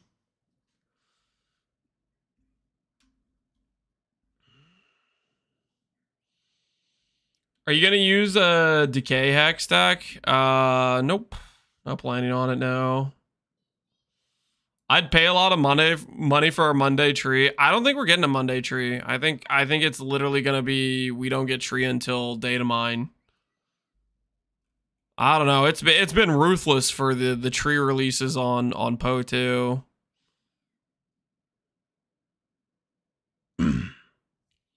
Lance can't lose. He's coming off of a win card. I haven't lost too many wagers. Of the wagers I've done against PoE people, it's been, well, we've destroyed Connor like 4 times. Connor's an easy W. Whenever you bet Connor, that you might as well write the check already because that one's a done deal. We've beaten Connor like 4 or 5 times in a row or something. We tied Fubgun. Let's be honest. I didn't want to like have a whole break out the lawyers, but let's be real. I beat Fubgun in that bet too. Let's be honest with ourselves, okay? He was like repricing Watcher's Eyes based on his viewers and stuff. Like, it was kind of questionable. And who else? Who else did we destroy? I guess it's mostly just me bullying Connor. That's pretty much it. I think that's pretty much it. Now I guess Farmer's a new target, but he offered himself up. He's like, yeah, 10 subs on the line. Like, yeah, take that all day. They're balancing till the last second, and then some with the new trading. Yeah. So I don't think we're getting tree until the pre-patch download Thursday night or whatever. Are the new POBs out? No. The closest thing we have to POB is it's literally the closest thing we have to the new tree. Where is it? Where's the post? Somebody like stitched together a bunch of like images of like the like cuts. Where is it? It's somewhere in here, okay? I swear. This is the closest thing we have to the new tree. And it's not even like right, because in a couple of the clips they showcased, this area was different. There was like an elemental thing going on over here. And that's like, what can you get out of this? Like, oh, maybe this thing that looks like fire is good. Like, who freaking knows? Local identity has a post. All uniques, new passive support gems, updated tools, and tons of fixes, crashes. There won't be a skill tree until this league launches. FYI. Yeah, so... oh, yikes. Won't be a skill tree until the league launches. I think it's gonna be we'll get the data mine thing. What was it last time? Was it like on PUDB, but it was like, it didn't even have like, you'd have to like hover each node like it was like a blank slate, but you'd hover it and it would tell you like the text or whatever. You guys remember that? I think it was literally like, it wasn't like a functional tree you could use. It was just like you'd hover over it and it would have like the text on it, and like some of it was wrong too.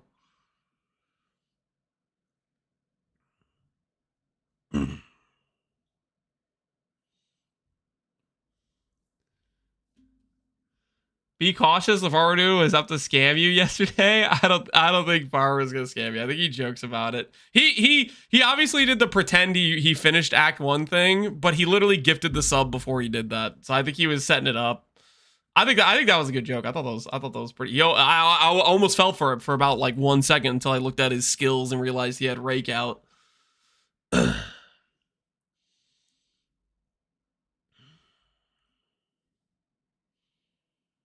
Did you see the 30-day release video? Yep.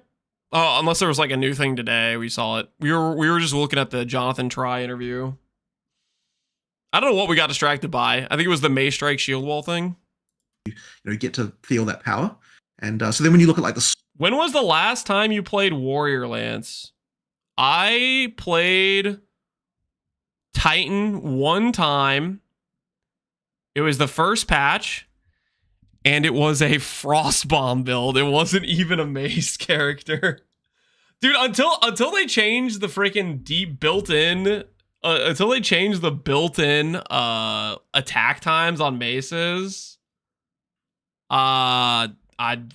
Why would I ever play Mace skills? I just don't want to deal with looking at my character move in slow motion. That just doesn't sound fun.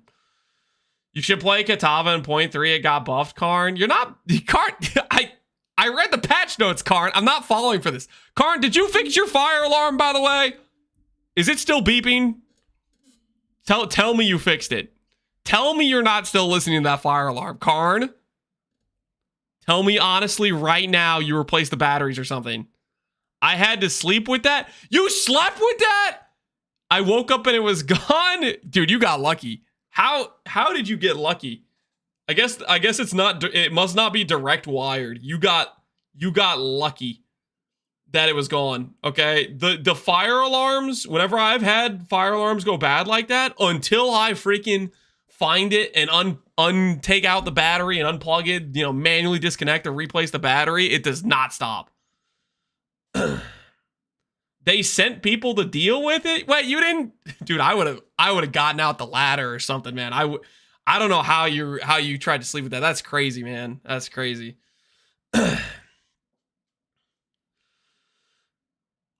Think they got here while I was streaming, actually. It was still there when I woke up because I couldn't sleep. Yeah, dude, I wouldn't be able to sleep with that either. That stuff is so obnoxious.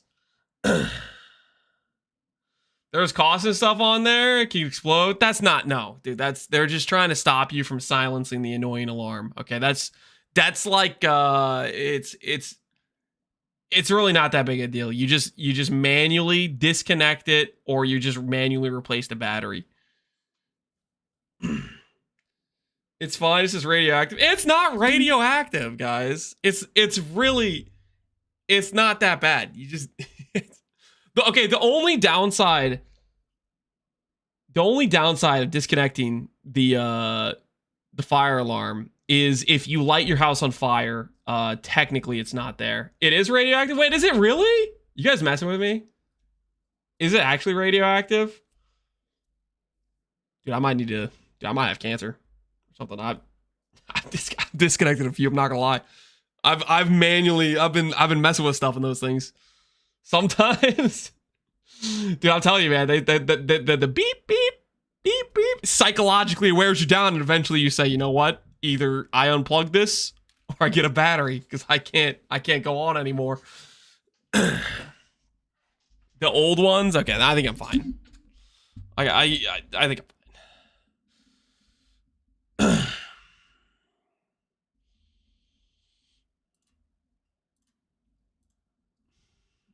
Zork, for example, we've got all these infusions. Like, you know, all those infusions are giving pretty damn big power bonuses to all these effects. Like, there's quite a big power boost there if you're using them. But, you know, you have to use them, right? Like, if you're not going to use them, I think you will have a tougher time. So please tell me there's a way I can automate it, okay? Please tell me there's a good situation where I can automate, because I want the infusions, dude. I want the extra power. I just don't want to have to do anything for it. I want to remain in my nice safety bubble of one button. I'm skeptical about infusions. I'm a little bit skeptical too. I'm thinking the generation of it's going to be a little bit cooked. I want to believe it's not cooked though. I unplug it. That thing has no control over me. Based. Very, very based. Very, very reasonable. You know, that's a risk, right? Like a risk that we... Wait, did you guys see what was the other post I saw on the Reddit? Did you guys see the leaderboard thing? The boss kill leaderboard? It totally means nothing because they're just pre-made characters and they obviously just didn't balance the pre-made characters and the Stormweavers were just better. But that was a cool looking leaderboard, you know? It was like 19 Stormweavers and then one Deadeye who got lost. Somehow made it up there. Having a take, but I think it is important to... Stormweaver was dominating. And are you also still facilitating or like envisioning at least these kind of like one button builds where people just blast and, you know, have a good time basically? I feel like I hear it very often, at least from you know, people. All right, guys, this is going to answer it. Does Jonathan hate one button build players? This is me and like probably most of chat. What's he going to say about the one button builds? He's winding up to say something mean, okay? Look at the disdain. He's winding up to destroy us. People in the community where that's like, you know, he has a visceral adverse reaction on hearing one button.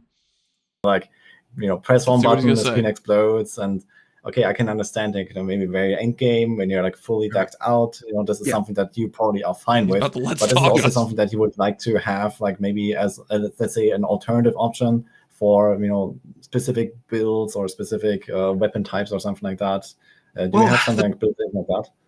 So this is a real troubling one, actually. Like, so okay, so my normal answer to this is absolutely that. Yeah, by the time you get to end game, that's fine, right? Like that's always been my answer. Now, by the time you get to end game, that's fine. He likes us, guys. I don't think we had anything to worry about. He's charging up. Are you older than Jonathan? Alweezy, he's older. I am one of the youngest PoE content creators. Okay, I'm not gonna sit here and let you guys call me old all the time. Okay, just because I have 3 kids does not make me old. Okay, I had them at a young age, and I am still young. For the record, young. Hair question mark. Oh, God. Somebody take him out. Somebody take him out. What do you mean hair question mark? I have plenty of hair. For the campaign, it's a little bit trickier because the problem is that most people, it's like, why press 2 buttons when 1 button will do? Yeah. You know, like if the balance is such that a 1 button build can work, and if that's trivial to do, and then it's just 1 button, like that can be a problem. Yeah. Now, my personal feeling right now is that like during the campaign, you know, it should be that like, you know, using a bit of comboing is required, but then once again, as you get to end game, it is more fine to have that less, like to, you know, to have 1 button for clearing to be more of a thing. But I still want the combat to matter as you go through the game initially. Now, this is going to be a little bit of a tough one though, because like, you know, it does depend. There is one extra X factor that I think is interesting to change this, which is that itemization. Like, there's a difference between. Whoa. Did he do the whole hand glass adjustment? That was a mental change that occurred to how he wanted to adjust his glasses. It's got to be. I feel like he saw the hideouts, and he had to change his glass adjusting method because of you guys and your relentless emotes and hideouts. He had to adjust. Knowing how to do itemization correctly as a player and not doing it. And I guess, dude, you know what would be really cool is if he just kept doing it. It would be even more based if he just kept doing the 1 finger glass adjustment. Just that would be beautiful if he knows that we saw it and he just keeps doing it even again.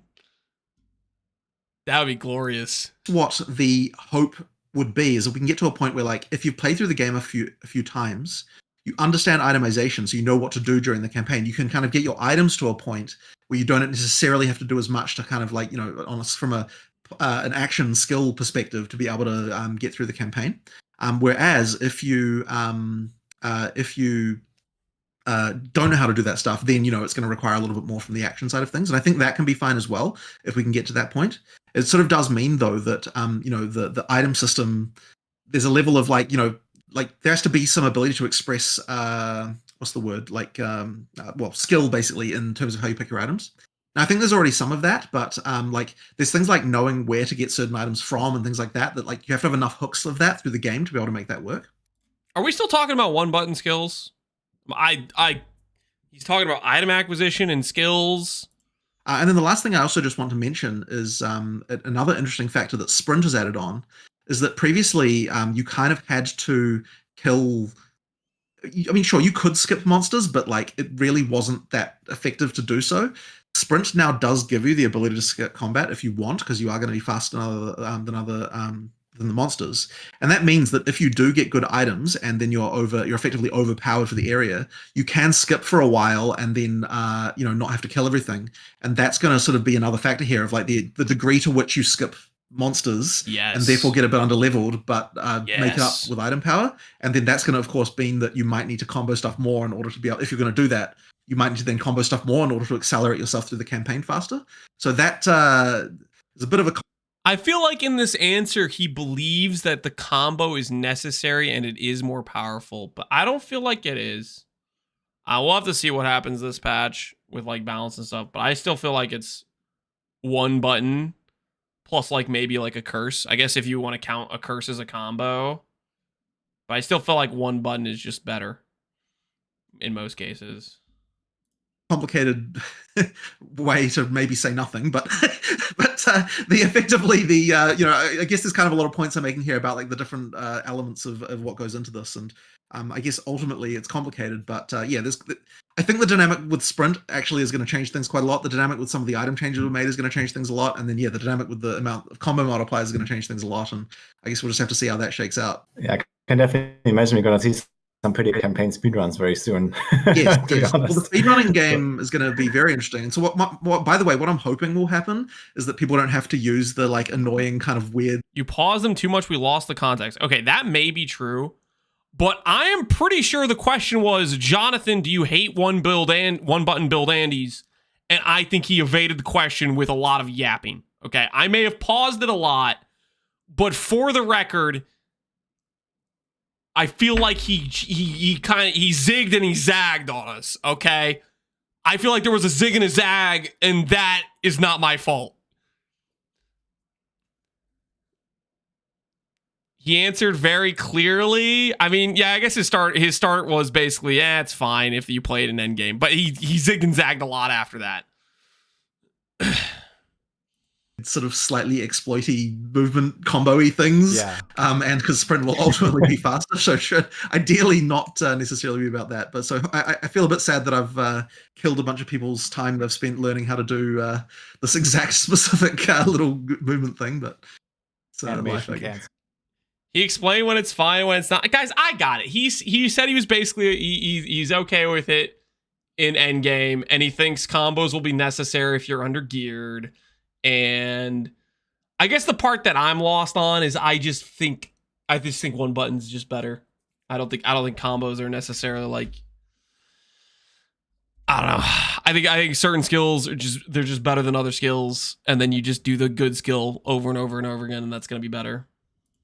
Well, I guess the thing is that Sprint seems to be like a very dangerous tool to use, since you get stunned on the first hit you take, right? You do, however, you specifically want it to be something for like out of combat movement, and I think there's actually a very good solution for that, where people like traverse maps that have already cleared. Yeah.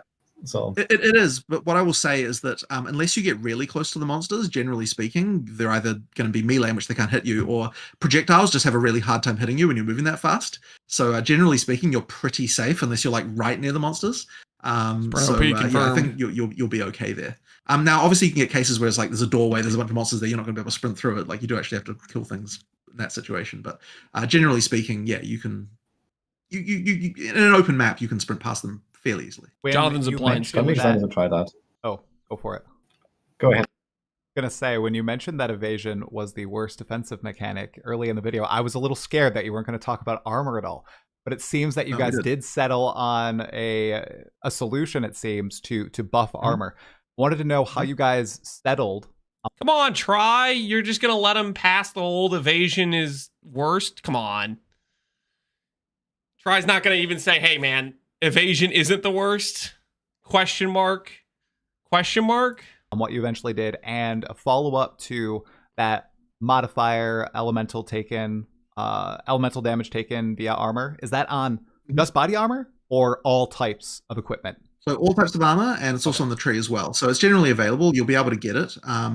I am not sure whether you'll be able to get it to 100% easily or not. That's kind of an Andrew question. He'll know that. But yeah, I mean, effectively the goal is we want you with speccing to be able to effectively mitigate the downsides that each defense has. Like energy shield didn't really need particularly much here, so we didn't kind of do much for that. Although I think there might be a few changes. But yeah, the big ones are evasion and armor needing things. And energy shield didn't need anything, guys. Did they? I've heard. See, people have said energy shield had nerfs in the tree. Where did they even reference that? Because there's nothing in the patch notes about nerfing energy shield like anywhere. Literally, like at all. Where are they hiding the energy shield nerfs? Recovery. They said things like we're gonna make recharge better and we're gonna limit the other recovery sources. But here's the thing, guys. Here's the thing. This was already worse than recharge anyways. And I will die on that hill. Like, they nerfed this thing, which is worse than recharge regardless. Eternal Youth nerfed, but this was already worse than recharge. Like, a life flask does how much? 2k recovery or whatever? You have a 15,000 ES pool. You use your entire life flask and you haven't even recovered your entire ES pool. You use it like 7 times in a row or whatever, versus you just recharge. You have like a 1 second timer and it can recover your ES pool in freaking 1 second as well. I hope you're going to need a channel do it. I think they're going to buff the recharge nodes and it's just going to be better. They said in the Ziggy interview that they're going to nerf the nodes. Yeah, we have like an exact timestamp. If we have an exact timestamp, but I don't know. I don't remember that in the interview. So, I mean, I would say there's a meme that armor is the worst defense, like kind of going around in the community a lot, but I actually don't agree with that. Like, meme? It is the worst. It does nothing. It does literally nothing. Okay, sorry. When we look into that, it's like, yeah, sure, there are issues, but like we believe that the elemental stuff is going to improve that. But yeah, evasion actually, like when we looked at it, it's like no, people really weren't doing full evasion. Like people were always doing some kind of hybrid, and like full evasion was kind of like just a death wish. So we needed some kind of way to address that concern. And but what we didn't want to have, and this is kind of important, is that in PoE 1. It's like suppression is just a defense that everyone uses. It's kind of mandatory for everyone. So something that was important for us is that it still requires you to have evasion in order to work, so that you. He says pure evasion.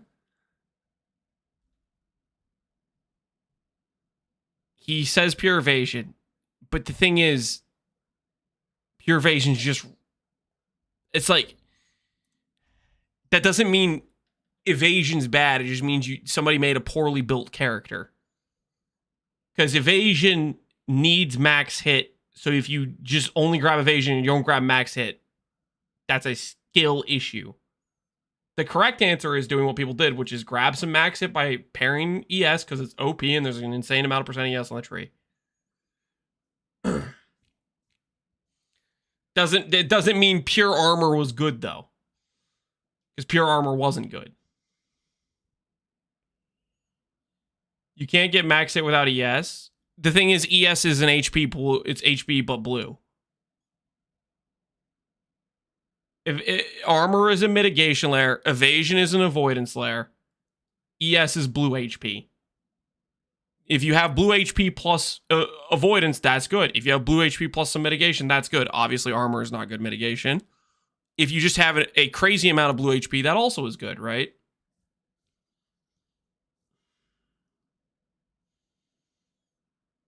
Didn't have another class just coming in and stealing this mitigation that was intended for the evasion characters. So basing it on the amount of evasion you have and like effectively not converting, but adding deflect based on your evasion, it means that we've got a situation where you get to have something, this deflect mechanic, but other classes can't effectively use it. So right. And then going back to sprint just for a moment, are there cool ways, any interesting ways to scale it on the tree or with unique items that you guys are adding aside from just movement speed with boots? No, I actually don't know. There was a plan for one thing for that, but I don't know whether it actually got in or not. So I can't say for certain whether it was. I know there was a unique, but there's actually, there was quite a lot of uniques that we nearly got across the line, but didn't quite. So it's kind of likely that we'll have like a 031 with a bunch of that stuff that kind of almost made it. So we'll see about that. But so as I said, I don't know whether that one is in or not. But generally speaking, you don't really need to spec into it because it already. They're gonna give us a bunch of stuff on 031. What the hell? Nah. I didn't agree to this. I agreed to abandoning PoE 2 after a week, guys. Okay. Equal distribution of immediate abandoned ship, okay? That was the deal, the 4-month cycle, okay? If you abandon PoE 1 after a week, okay, tit for tat, okay? This has got to be equal abandonment of games so we can continue to get the development of new leagues. That was the deal. It makes you pretty fast. Like it's a 50% increase to movement speed. Oh wow. It's pretty fast. Pretty quick. I was gonna say Havoc would love if you could. It was like a unique where you could phase while sprinting or something like that. That'd be pretty crazy. That'd be busted. I'm thinking about whether that one's alright, but yeah. Yeah. That would be pretty OP, I think so. It would. Okay. 50 I or have 15, a few more 50, smaller questions 50. that I got from my community and some friends and so on. That kind of just like some rapid fire, you can just answer that real quick if you don't mind. One is Windows 10 support. For how long? Do you have any plans on that? Because I think the Windows 10 support is ending officially soon. I don't have any plan to remove support. Honestly, I feel like Windows 11 is harder to support than Windows 10, given all the stupid, annoying scheduler bugs with it. Like, Windows 11. Jesus, am I right, guys? Problem. So honestly, I'd rather you run the game on Windows 10 right now. Okay. But whatever. Trash. Microsoft under Okay. the bus, And in general, maybe game optimization and town performance. I hear from people that they sometimes have issues lagging out and stuff like that. Yep. Okay, so let's talk about that stuff. So yes, obviously for Europe, servers is a big topic. We have been getting relentlessly DDoSed for a long time. What I would hope you would notice, though, is in the last few weeks, things are significantly better.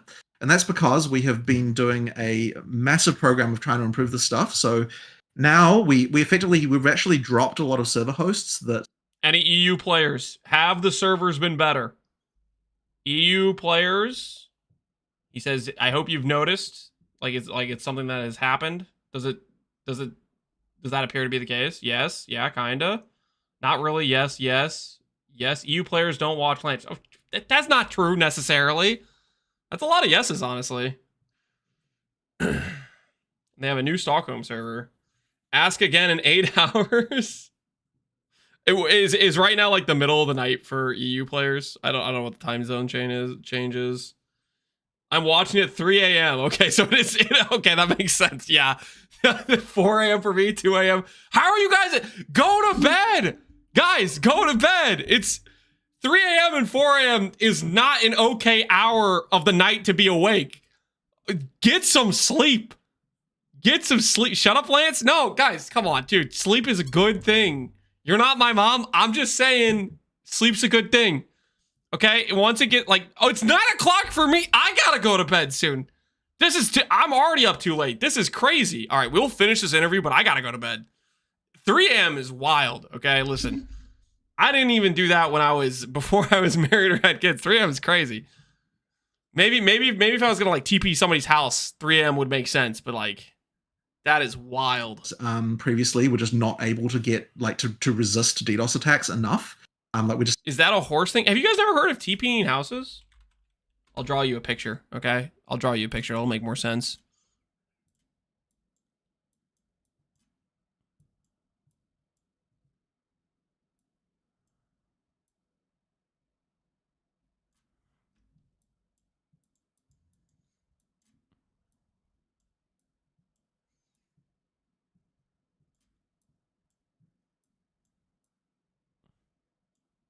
You following? You go to like your buddy's roll, your buddy's house, and you throw TP rolls over the house. That's wild. You never heard of that? It's like little, like something like like teenagers do, way back when. Why is he throwing a donut? It's a toilet paper roll, guys. In the trees, yeah. You can wrap them around stuff and whatnot. It's from the 70s, guys. We won't understand. It's not from the 70s. Shut up. It's not that. Saying if you can't do it, we just need to get rid of you. We've added more DDoS protection in front of like using Cloudflare in front of like more stuff. We've like been working with servers to do that. One of the things we've also been doing is we've been actually DDoSing ourselves to test that the mitigations are working, which is something we never did before. Like actually like making sure like, okay, so we're sure we got this protection in place, but will it actually work? Let's test it by doing this. We've been it's been a huge program of doing that. So I feel like, here's the thing, right? Like if I say all of the problems are fixed, then obviously there'll be some random issue and that will suck. So I can't really promise that everything's better, but what I can say is that every mitigation that we could possibly do is being done. And then for the free weekend, we should really stress test. I mean, you can't say every mitigation, right? It's like, surely there's other mitigations, they track down the DDoSers, send out. I'm not gonna this and have a lot of improvements. And there is personal visits. like there might be a couple of cases where like a server host had to be gotten rid of, even though it's technically the lowest ping for you. Like you're going to have to fall back to an adjacent region or something like that, but because we just literally couldn't get good DDoS protection there. But I don't think people should generally notice that. We've generally been pretty good here. And as I said, the goal is, like we just need to fix this problem because we can't have another launch being ruined by this stuff. And then as for engine improvements, there's actually been a complete rewrite of the renderer front end in this version. It's not really a player facing thing because obviously, like that doesn't mean anything to most players. What I will say is this, the game is faster now. We've optimized the general like steady state performance. So what that means is like frame rates are a little bit higher, but more importantly, there's also a bunch of stuttering that's been improved. I'm not going to say completely fixed, but definitely like a lot better. And load times are better as well, which is another good one. You can actually, generally speaking, at least on my machine, like loads between areas are now under 5 seconds. Not the first. Wait, how fast do you say? At least on my machine, like loads between areas are now under 5 seconds. Not the first. Under 5 seconds, loads between areas. How fast do I load between areas? This is loading clear file. Okay, I'm gonna do a zone change.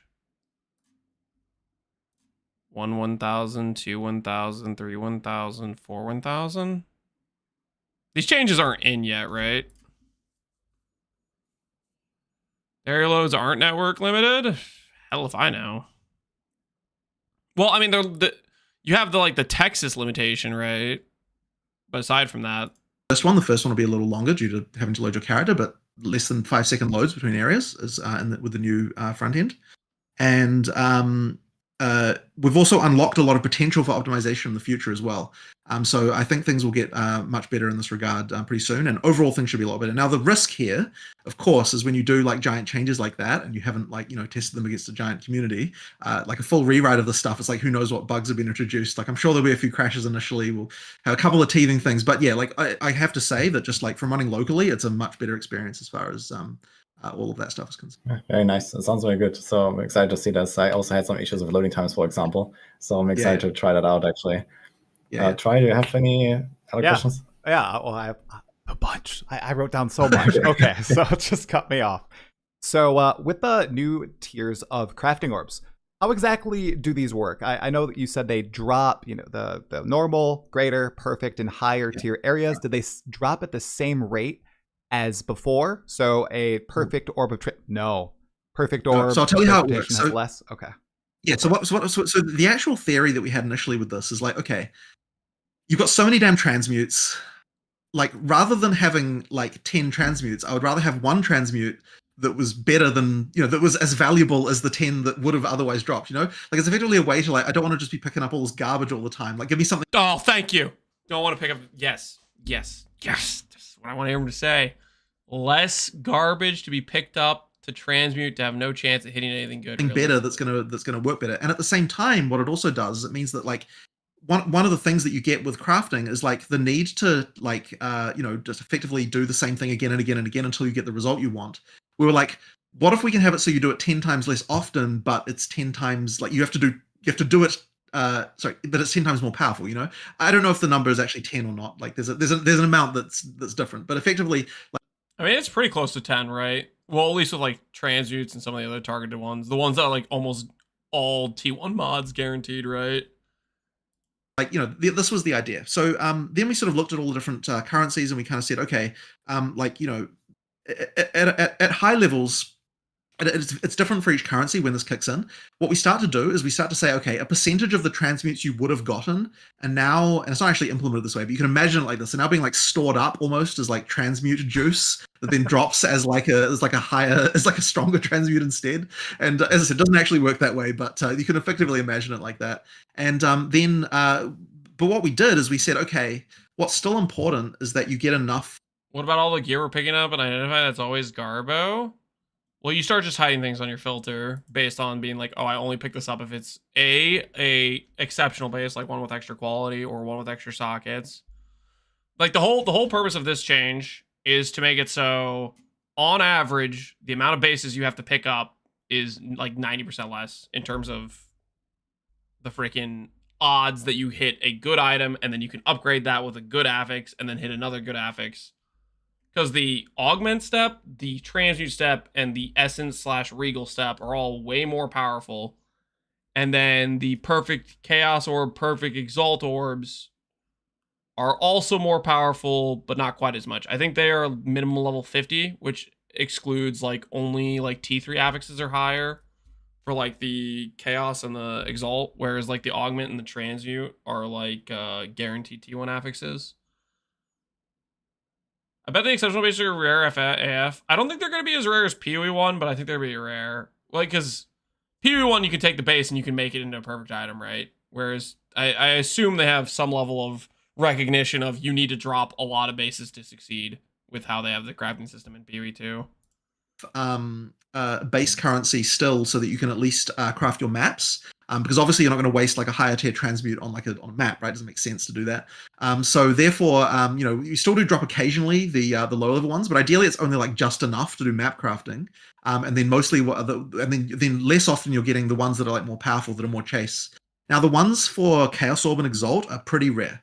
Like those are very, very powerful effects. So those two are like kind of rare. Like I know the Chaos one, I think Chaos might even be rarer than Divine. Like Perfect Chaos, that is. So like that's the Perfect Chaos. Chaos is the really, really dangerous one. So like, you know, that was it.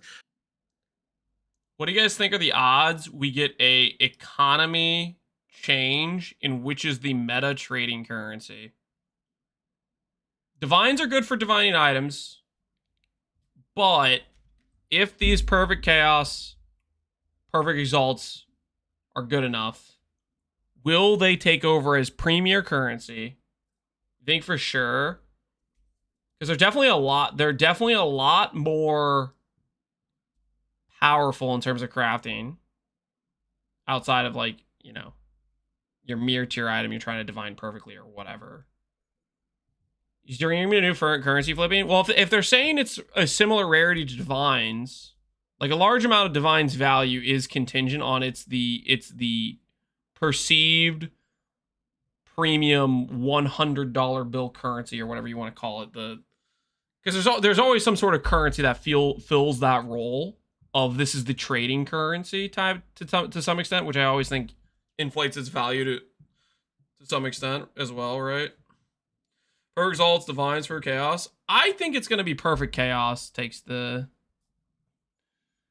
role, maybe.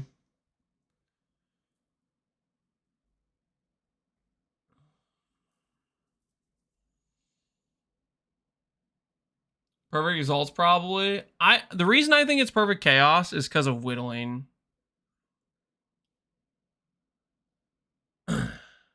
I think Perfect Chaos is going to be worth too much. You think it's going to be too valuable? I guess it depends how much rarer it is than Divine. He was acting like it's going to be a similar rarity, maybe slightly more rare. But if it is like 10 times rarer, then it's going to be way too valuable. Can't wait to see the free market at work. Yeah.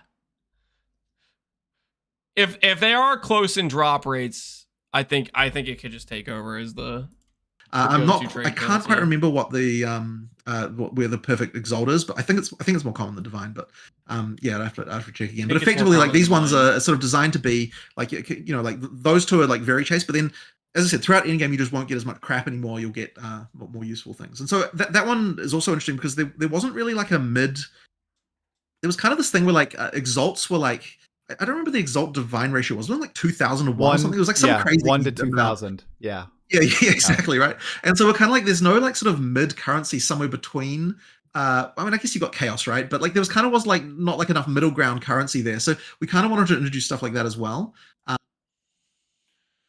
Won't the whittles go down in value because of locks? No. I think locks will be used specifically for people that are corrupting high-end items and or people doing sanctified currencies. Whittles already guarantee a specific affix to be removed and replaced. Like, if whittles existed in PoE 1, for example, a lot of the places where you see people use locks, they'd use whittles instead because they're more common and more plentiful. Locks, I think, will be reserved as a final step, finish my item type of thing, not as a substitute for whittles at all, because they're going to be much rarer than whittles, and whittles already give you a guaranteed result to force your way towards the ideal outcome, right? Now, one thing you can do if you want is like if we're too aggressive with converting to the higher tier ones, you can down convert them, so you can turn a tier 2 transmute into multiple tier 1 transmutes. How about the just opposite? in case you run out of them? So how about the opposite, useful. Jonathan? Can you? No, can't do the opposite. Can't do the opposite. Can't go up. Okay. That would be too easy, I think. And it would kind of mean that we didn't get to control the drop rate so much. So yeah, that's what we did there. So I think that it's going to be an interesting system. And one of the other things it does mean is that you kind of get the same power as what the ground items get in terms of the mod tiering. So when you see like a T5 magic, using a perfect transmute is giving you the same like benefit as what a T5 magic would be giving you in terms of the rolls, except that you're getting it in crafting. So yeah, that's kind of useful. It looks like we wait, you're here. Yeah, it was. But I'm here, so all good. Brief black screen. And then following up on crafting, there's one other cool crafting system that seems to be implemented alongside all these additions in the old systems like Essences, and that is abyssal crafting. And it looks very familiar to a Path of Exile 1 player. I'm curious, do we need to make the journey to the depths every time we would like to do a craft? And how you do that is a thing. That is something that was brought up. Like I think you probably won't need to do it so often that it's a big issue. But bear in mind that the it's just an area you can go to, right? Like just on the map, you go there, you're right at the pit. Like it's not like a big like having to do combat or anything. Guys, you're not going to be doing this very often, right? It's going to be literally a min-max upgrade thing where you're like, oh, I got the thing. Now I'm going to try. You guys really think it's going to be that? I think it's not going to be that big a deal. I think there's very few situations. It's going to be literally you're throwing it at your one good item every now and then. You're going to have to live there? I don't know, man. Maybe I got the wrong impression, but I feel like it's pretty much you're at the last step of min-maxing your item or whatever. You just you once you've they said it'll be mid-game crafting. Yeah, like you say you have a good item and you just want to add an extra affix to it, right? You have the item you're already using. Locked it, you can just go there easily. It's like a hideout area, so it's as if we had, like June in our hideout in PoE 1, but we just have to. It is a Veiled load. It's Veiled Lore, but it's like an extra affix. On the waypoint screen, there's a button. You just go there, and then you're there. Okay. Okay. Interesting. And this is not just a League mechanic. This is going to be implemented into the core game permanently. I think that worries me. You can apply it to maps. Okay, you know, that's a good point. The map thing is a more regular use case. I wasn't thinking about that. Doing it all the time for maps could be annoying if you have. The thing is, though, I don't know how I feel about the map thing. I feel like I just saw the 3-second per 10-second minion mod, and I got this. I don't want to touch it a little bit, to be honest with you. But then again, it's probably going to be pretty necessary for min-max juicing, right? Or because I wanted to make sure. That's the goal. I mean, obviously, whenever we add new leagues, the plan is, you know, like, and have it later on. But of course, in the league version, right, you're finding an abyss every area. And then, of course, that means you're going to get more of the crafting currency way more often. Whereas when it's integrated as a league, I would imagine there'll be less of them, you know, like, therefore, we'll screw around with the drop rates and everything to make it work. But effectively, like, you know, you won't be doing this type of crafting as much once it turns into an evergreen mechanic. Or at least that's what I would imagine. But it always comes down to like how it actually plays, like, you know, what we think. And you know, the big benefit of leagues, of course, is we get to test things and then adjust them when we actually integrate them. And with this league, there's also something really interesting going on that I don't think has happened in Path of Exile 1. There's an intentional mixing of mechanics, rogue exiles and the crack, bosses and the crack. All these different things are molding together. That it's usually, you know, organic in Path of Exile 1. You know, you're going to juice your maps and then implement certain other leagues and everything. Was that an intentional like design choice? Is that something you're going to try to do more in PoE 2, or did you just see the opportunity here with Abyss? I like to do this a lot. Like, I'm a huge fan of making it so that the things combine together so that you get more interesting outcomes. And it was honestly just a lot of fun designing those. Like, hey, what would happen if this was there? What would happen if that was there? You know, like that kind of stuff. Yeah, that's just it's a fun one. I try to do that for even for other leagues as well, but we haven't necessarily done it as well as I think we've done it in this one. Like, one of the changes that one of the things I wanted to have happen in the Ismeri and Wisp mechanic, for example, was that it would go to bosses. And we actually, I believe that is getting in this time, by the way. So Wisps will be able to inhabit map bosses. Then, you know, so it's like, and all these things can come together. Wisps can also go down the pit. And then they inhabit, then all of the monsters that come out are affected by them. There's things like that as well. Like, I really like all these little interesting mechanic combinations like that. So, yeah, they're just cool little things. Yeah, allows for more interesting outcomes. 100%. Yeah, and then you've also think like, okay, what would the reward be if this happened and that kind of stuff too. So, you know, it's cool. Yeah, Woody, are you just back? a quick, so this question did I miss because my laptop did not like this, so I just completely crashed. So sorry about that. Just to, you don't have to give I me an answer. I probably need to get out of here pretty soon anyway. So, you know, like if you've got a couple more questions, I can answer them, but probably wrap it up pretty soon. Anything else, Woody? Let me just check my notes real quick. Yeah, it's just maybe like one last question about like the release schedule one more time, since you mentioned that you're gonna have like the, you know, the 2-month cadence with PoE 1 and PoE 2, and you want to have these 4-month cycles per game. But it looks more like the 5-month side right now. You kind of like really stretched it, I feel. Yes, this one did go a little bit further, but look, we're not going to get out of the correct month. Like, basically what it means is that the PoE 1 is still going to come in at the same schedule that we intended, and we certainly don't want to be on even months basically every time is the goal. Yeah. PoE 1 is still going to be coming out of this. Okay, so they went mid-June to late August, but they want to stay on the same month. Does that mean we're going to have August to October? October 31st or something?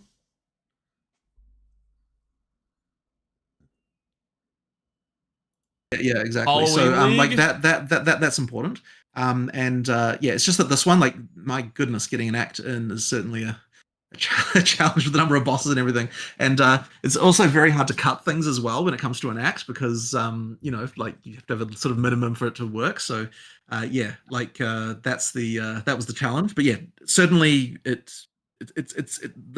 months should be the exact month. So four months, by looking at the calendar months from here, we should you know, so yeah, December, right? Like in December you'll get a PoE 2 expansion after this. Okay. We'll make sure of that. Yeah, that's... What about PoE 1? Just say October, Jonathan. Come on, give me some reassert. That's good to know, because I think there were like some sentiments where it's like, okay, can GG actually deliver this? And they seem very confident. And Now it's already like, the first release basically that comes after this announcement, and it's like, to be fair, well, yeah, anyway, yeah, I know it's a tough one, but hopefully there's enough content that people. It's a good commitment, I think. So this is, I think this also gives like some kind of like structure for the players. They know what's coming roughly at least, and I think that's pretty important. Sure. Right. Okay. Any last question for you? Yeah, I have one last question. It's super simple. It has to do with trade. Looks great. I'm really excited for it. You said you can peruse the wares of the shop of the person you're buying an item from after, and even purchase items from that person, I believe. Yeah. I'm gonna. Is there I saw there wasn't a confirmation window for the first item.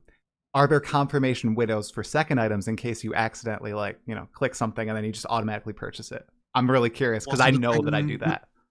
It wasn't a thing that we'd consider, to be honest. I'm pretty sure you have to pick them up and put them down, or you can control click them. So control so it sort of works that way. So effectively, that's what you're going to be doing. But you know what it effectively is? The interface for it, as a buyer, is effectively a shop, right? Like that's ultimately what it looks like. That's good. I'm really excited for the trade system. By the way, we didn't really talk about it here, but that's going to be a really big one, I'm sure. It is. Do you guys have any plans to bring it in game, or are you good with it being outside still on the trade site? I do want to bring it in game. Okay. We actually have a prototype of this even. Really? But it didn't quite make it for 030. But are we saying goodbye to pathofexile.com/trade? I did not expect that. I feel like every time I've heard him get asked this question, he's like, "Yo, the web UI is good enough." This is like different than what I was expecting. Yeah, the plan is to do that. Now, what I will say is that for me personally, I'm always going to be a website user because honestly, I find just the browser experience of using that to be better, quite frankly. Like in game, the main thing you get in game is of course discoverability. If you're a new user, it's right there that you get that kind of stuff. And but I think the browser experience is ultimately in terms of like the number of options you've got and just like you can save a search easily and all that sort of stuff, just by copying a URL, that kind of stuff is just like is I think makes that good. But yes, we do want to do it in game as well because people are very keen for that. So yeah, we'll get to that. It's worth mentioning that the website experience, like when you click the button, like your in-game character will travel, like in game. So effectively, like they want console game. Yeah, I mean that would be huge for console gamers. It's already sort of linked together in that way, and that means that if you're a console user, like if you're on your phone, you said the web will say. Yeah, he just said that now too. But I feel like this is still different than his normal. The web UI is better. This is him saying the web UI is better, but we're gonna add a system too, right? Like I don't know. And you're like browsing through items, and then you click the button, like on your console, your character will go to the shop, and then you're there, right? So actually, that experience on console, like it's actually nicer to type on your phone to search for stuff than it is to type on a controller, right? So like I actually believe that the website experience is the way to go. But that being said, as I said, lots of people demanding in games, so we wanted to do that. We just didn't quite make it for 030. Okay. Think of the MTX option for your shopkeeper too, like for future supporter packs. Well, I'll tell you one MTX that I thought of, and I'm not sure whether it's getting in for this expansion or not, but I was really excited for this one because it's like, okay, people are going to be coming to your hideout now, right? There's going to be a place in your hideout where all those like random plebeians are going to be arriving. So we're like, okay, what we really need is a bouncer NPC who's like, here's the place where the party members and friends can come in. It's like, yeah, you're allowed, you come in. I am a paying and all customer. Of the guys just coming here to trade. I will not take this you can stay in the public zone. So I'm hoping we'll get that micro in for. So you can use that, but that'll be fun. I have to say this is such a GGG idea, but it's great. Well, Jonathan, thank you so much for your time. I really appreciate it. It's always a pleasure, and it was nice to meet you, Woody. I've never talked to you before, but nice to meet you. Yeah, sure. It was nice meeting you. So I mean, I've seen some. All right, cool. That is the interview I didn't know happened. Actually, some decent info in there. I really did not expect him to say, yeah, we're working on a in-game trade. That was very surprising to me, to be honest. You're welcome. Thanks, no, Alweezy. I haven't eaten cheese in a couple minutes. I'm gonna Yo, die. Yagi, appreciate the sub, man. Pizza's kind of good, to be honest. Yeah, pizza's goated.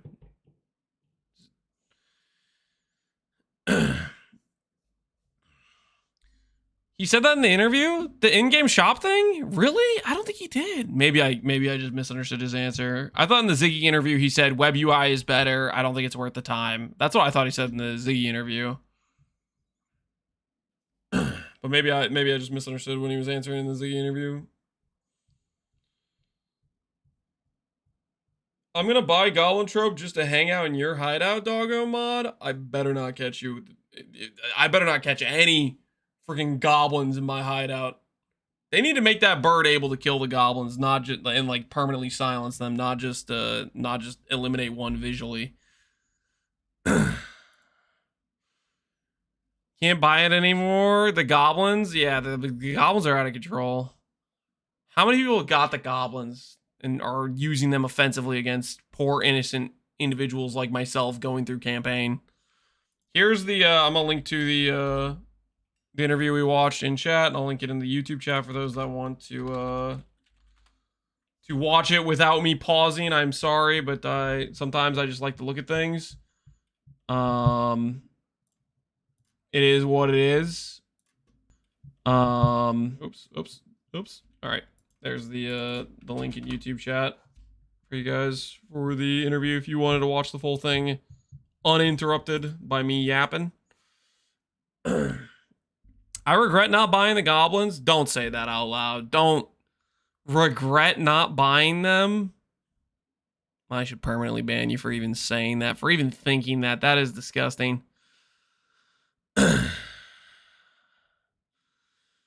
10-minute vacation. Send him out to the pasture, you know, let him rethink his thoughts. Bloodmage swap win. Oh yeah, I was gonna do that. And I gave that to Farmer as a reason why I couldn't destroy him in another one-on-one thing. But yeah, we didn't get around to that. It's actually I wasn't lying when I said it's getting close to my bedtime, guys. The people that are staying up till 3, 4 a.m., I mean, power to you, but that's crazy. You guys need to get some sleep. And I myself am going to practice what I preach because it's almost 10 p.m. Okay? I need sleep too. Tomorrow, I'm at 5 a.m. You're insane. That's crazy. Unless you're like one of those morning people and you just woke up, which in case, respect. But if you stayed up till 5 a.m., that's crazy. But another A3 run, no balls. I'm not going to just get baited into doing things just because somebody says no balls. Okay, that may have worked on me like a couple months ago, but I have newfound abilities to resist simple baits like putting in no balls into something. I will send you guys over to, let's see who's streaming PoE.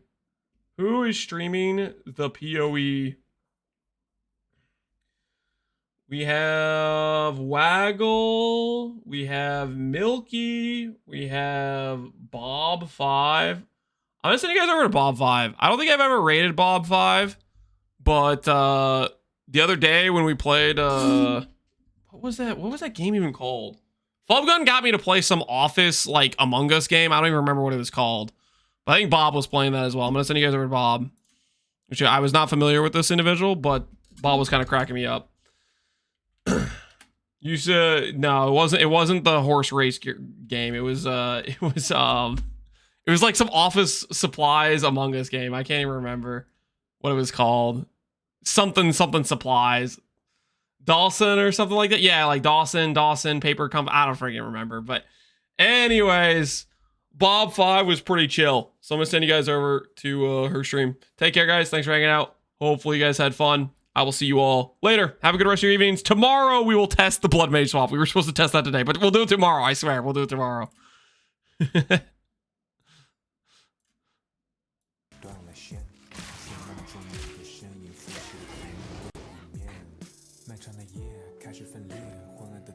Oh my word. Oh my word. There's a 0 in the name. No. No.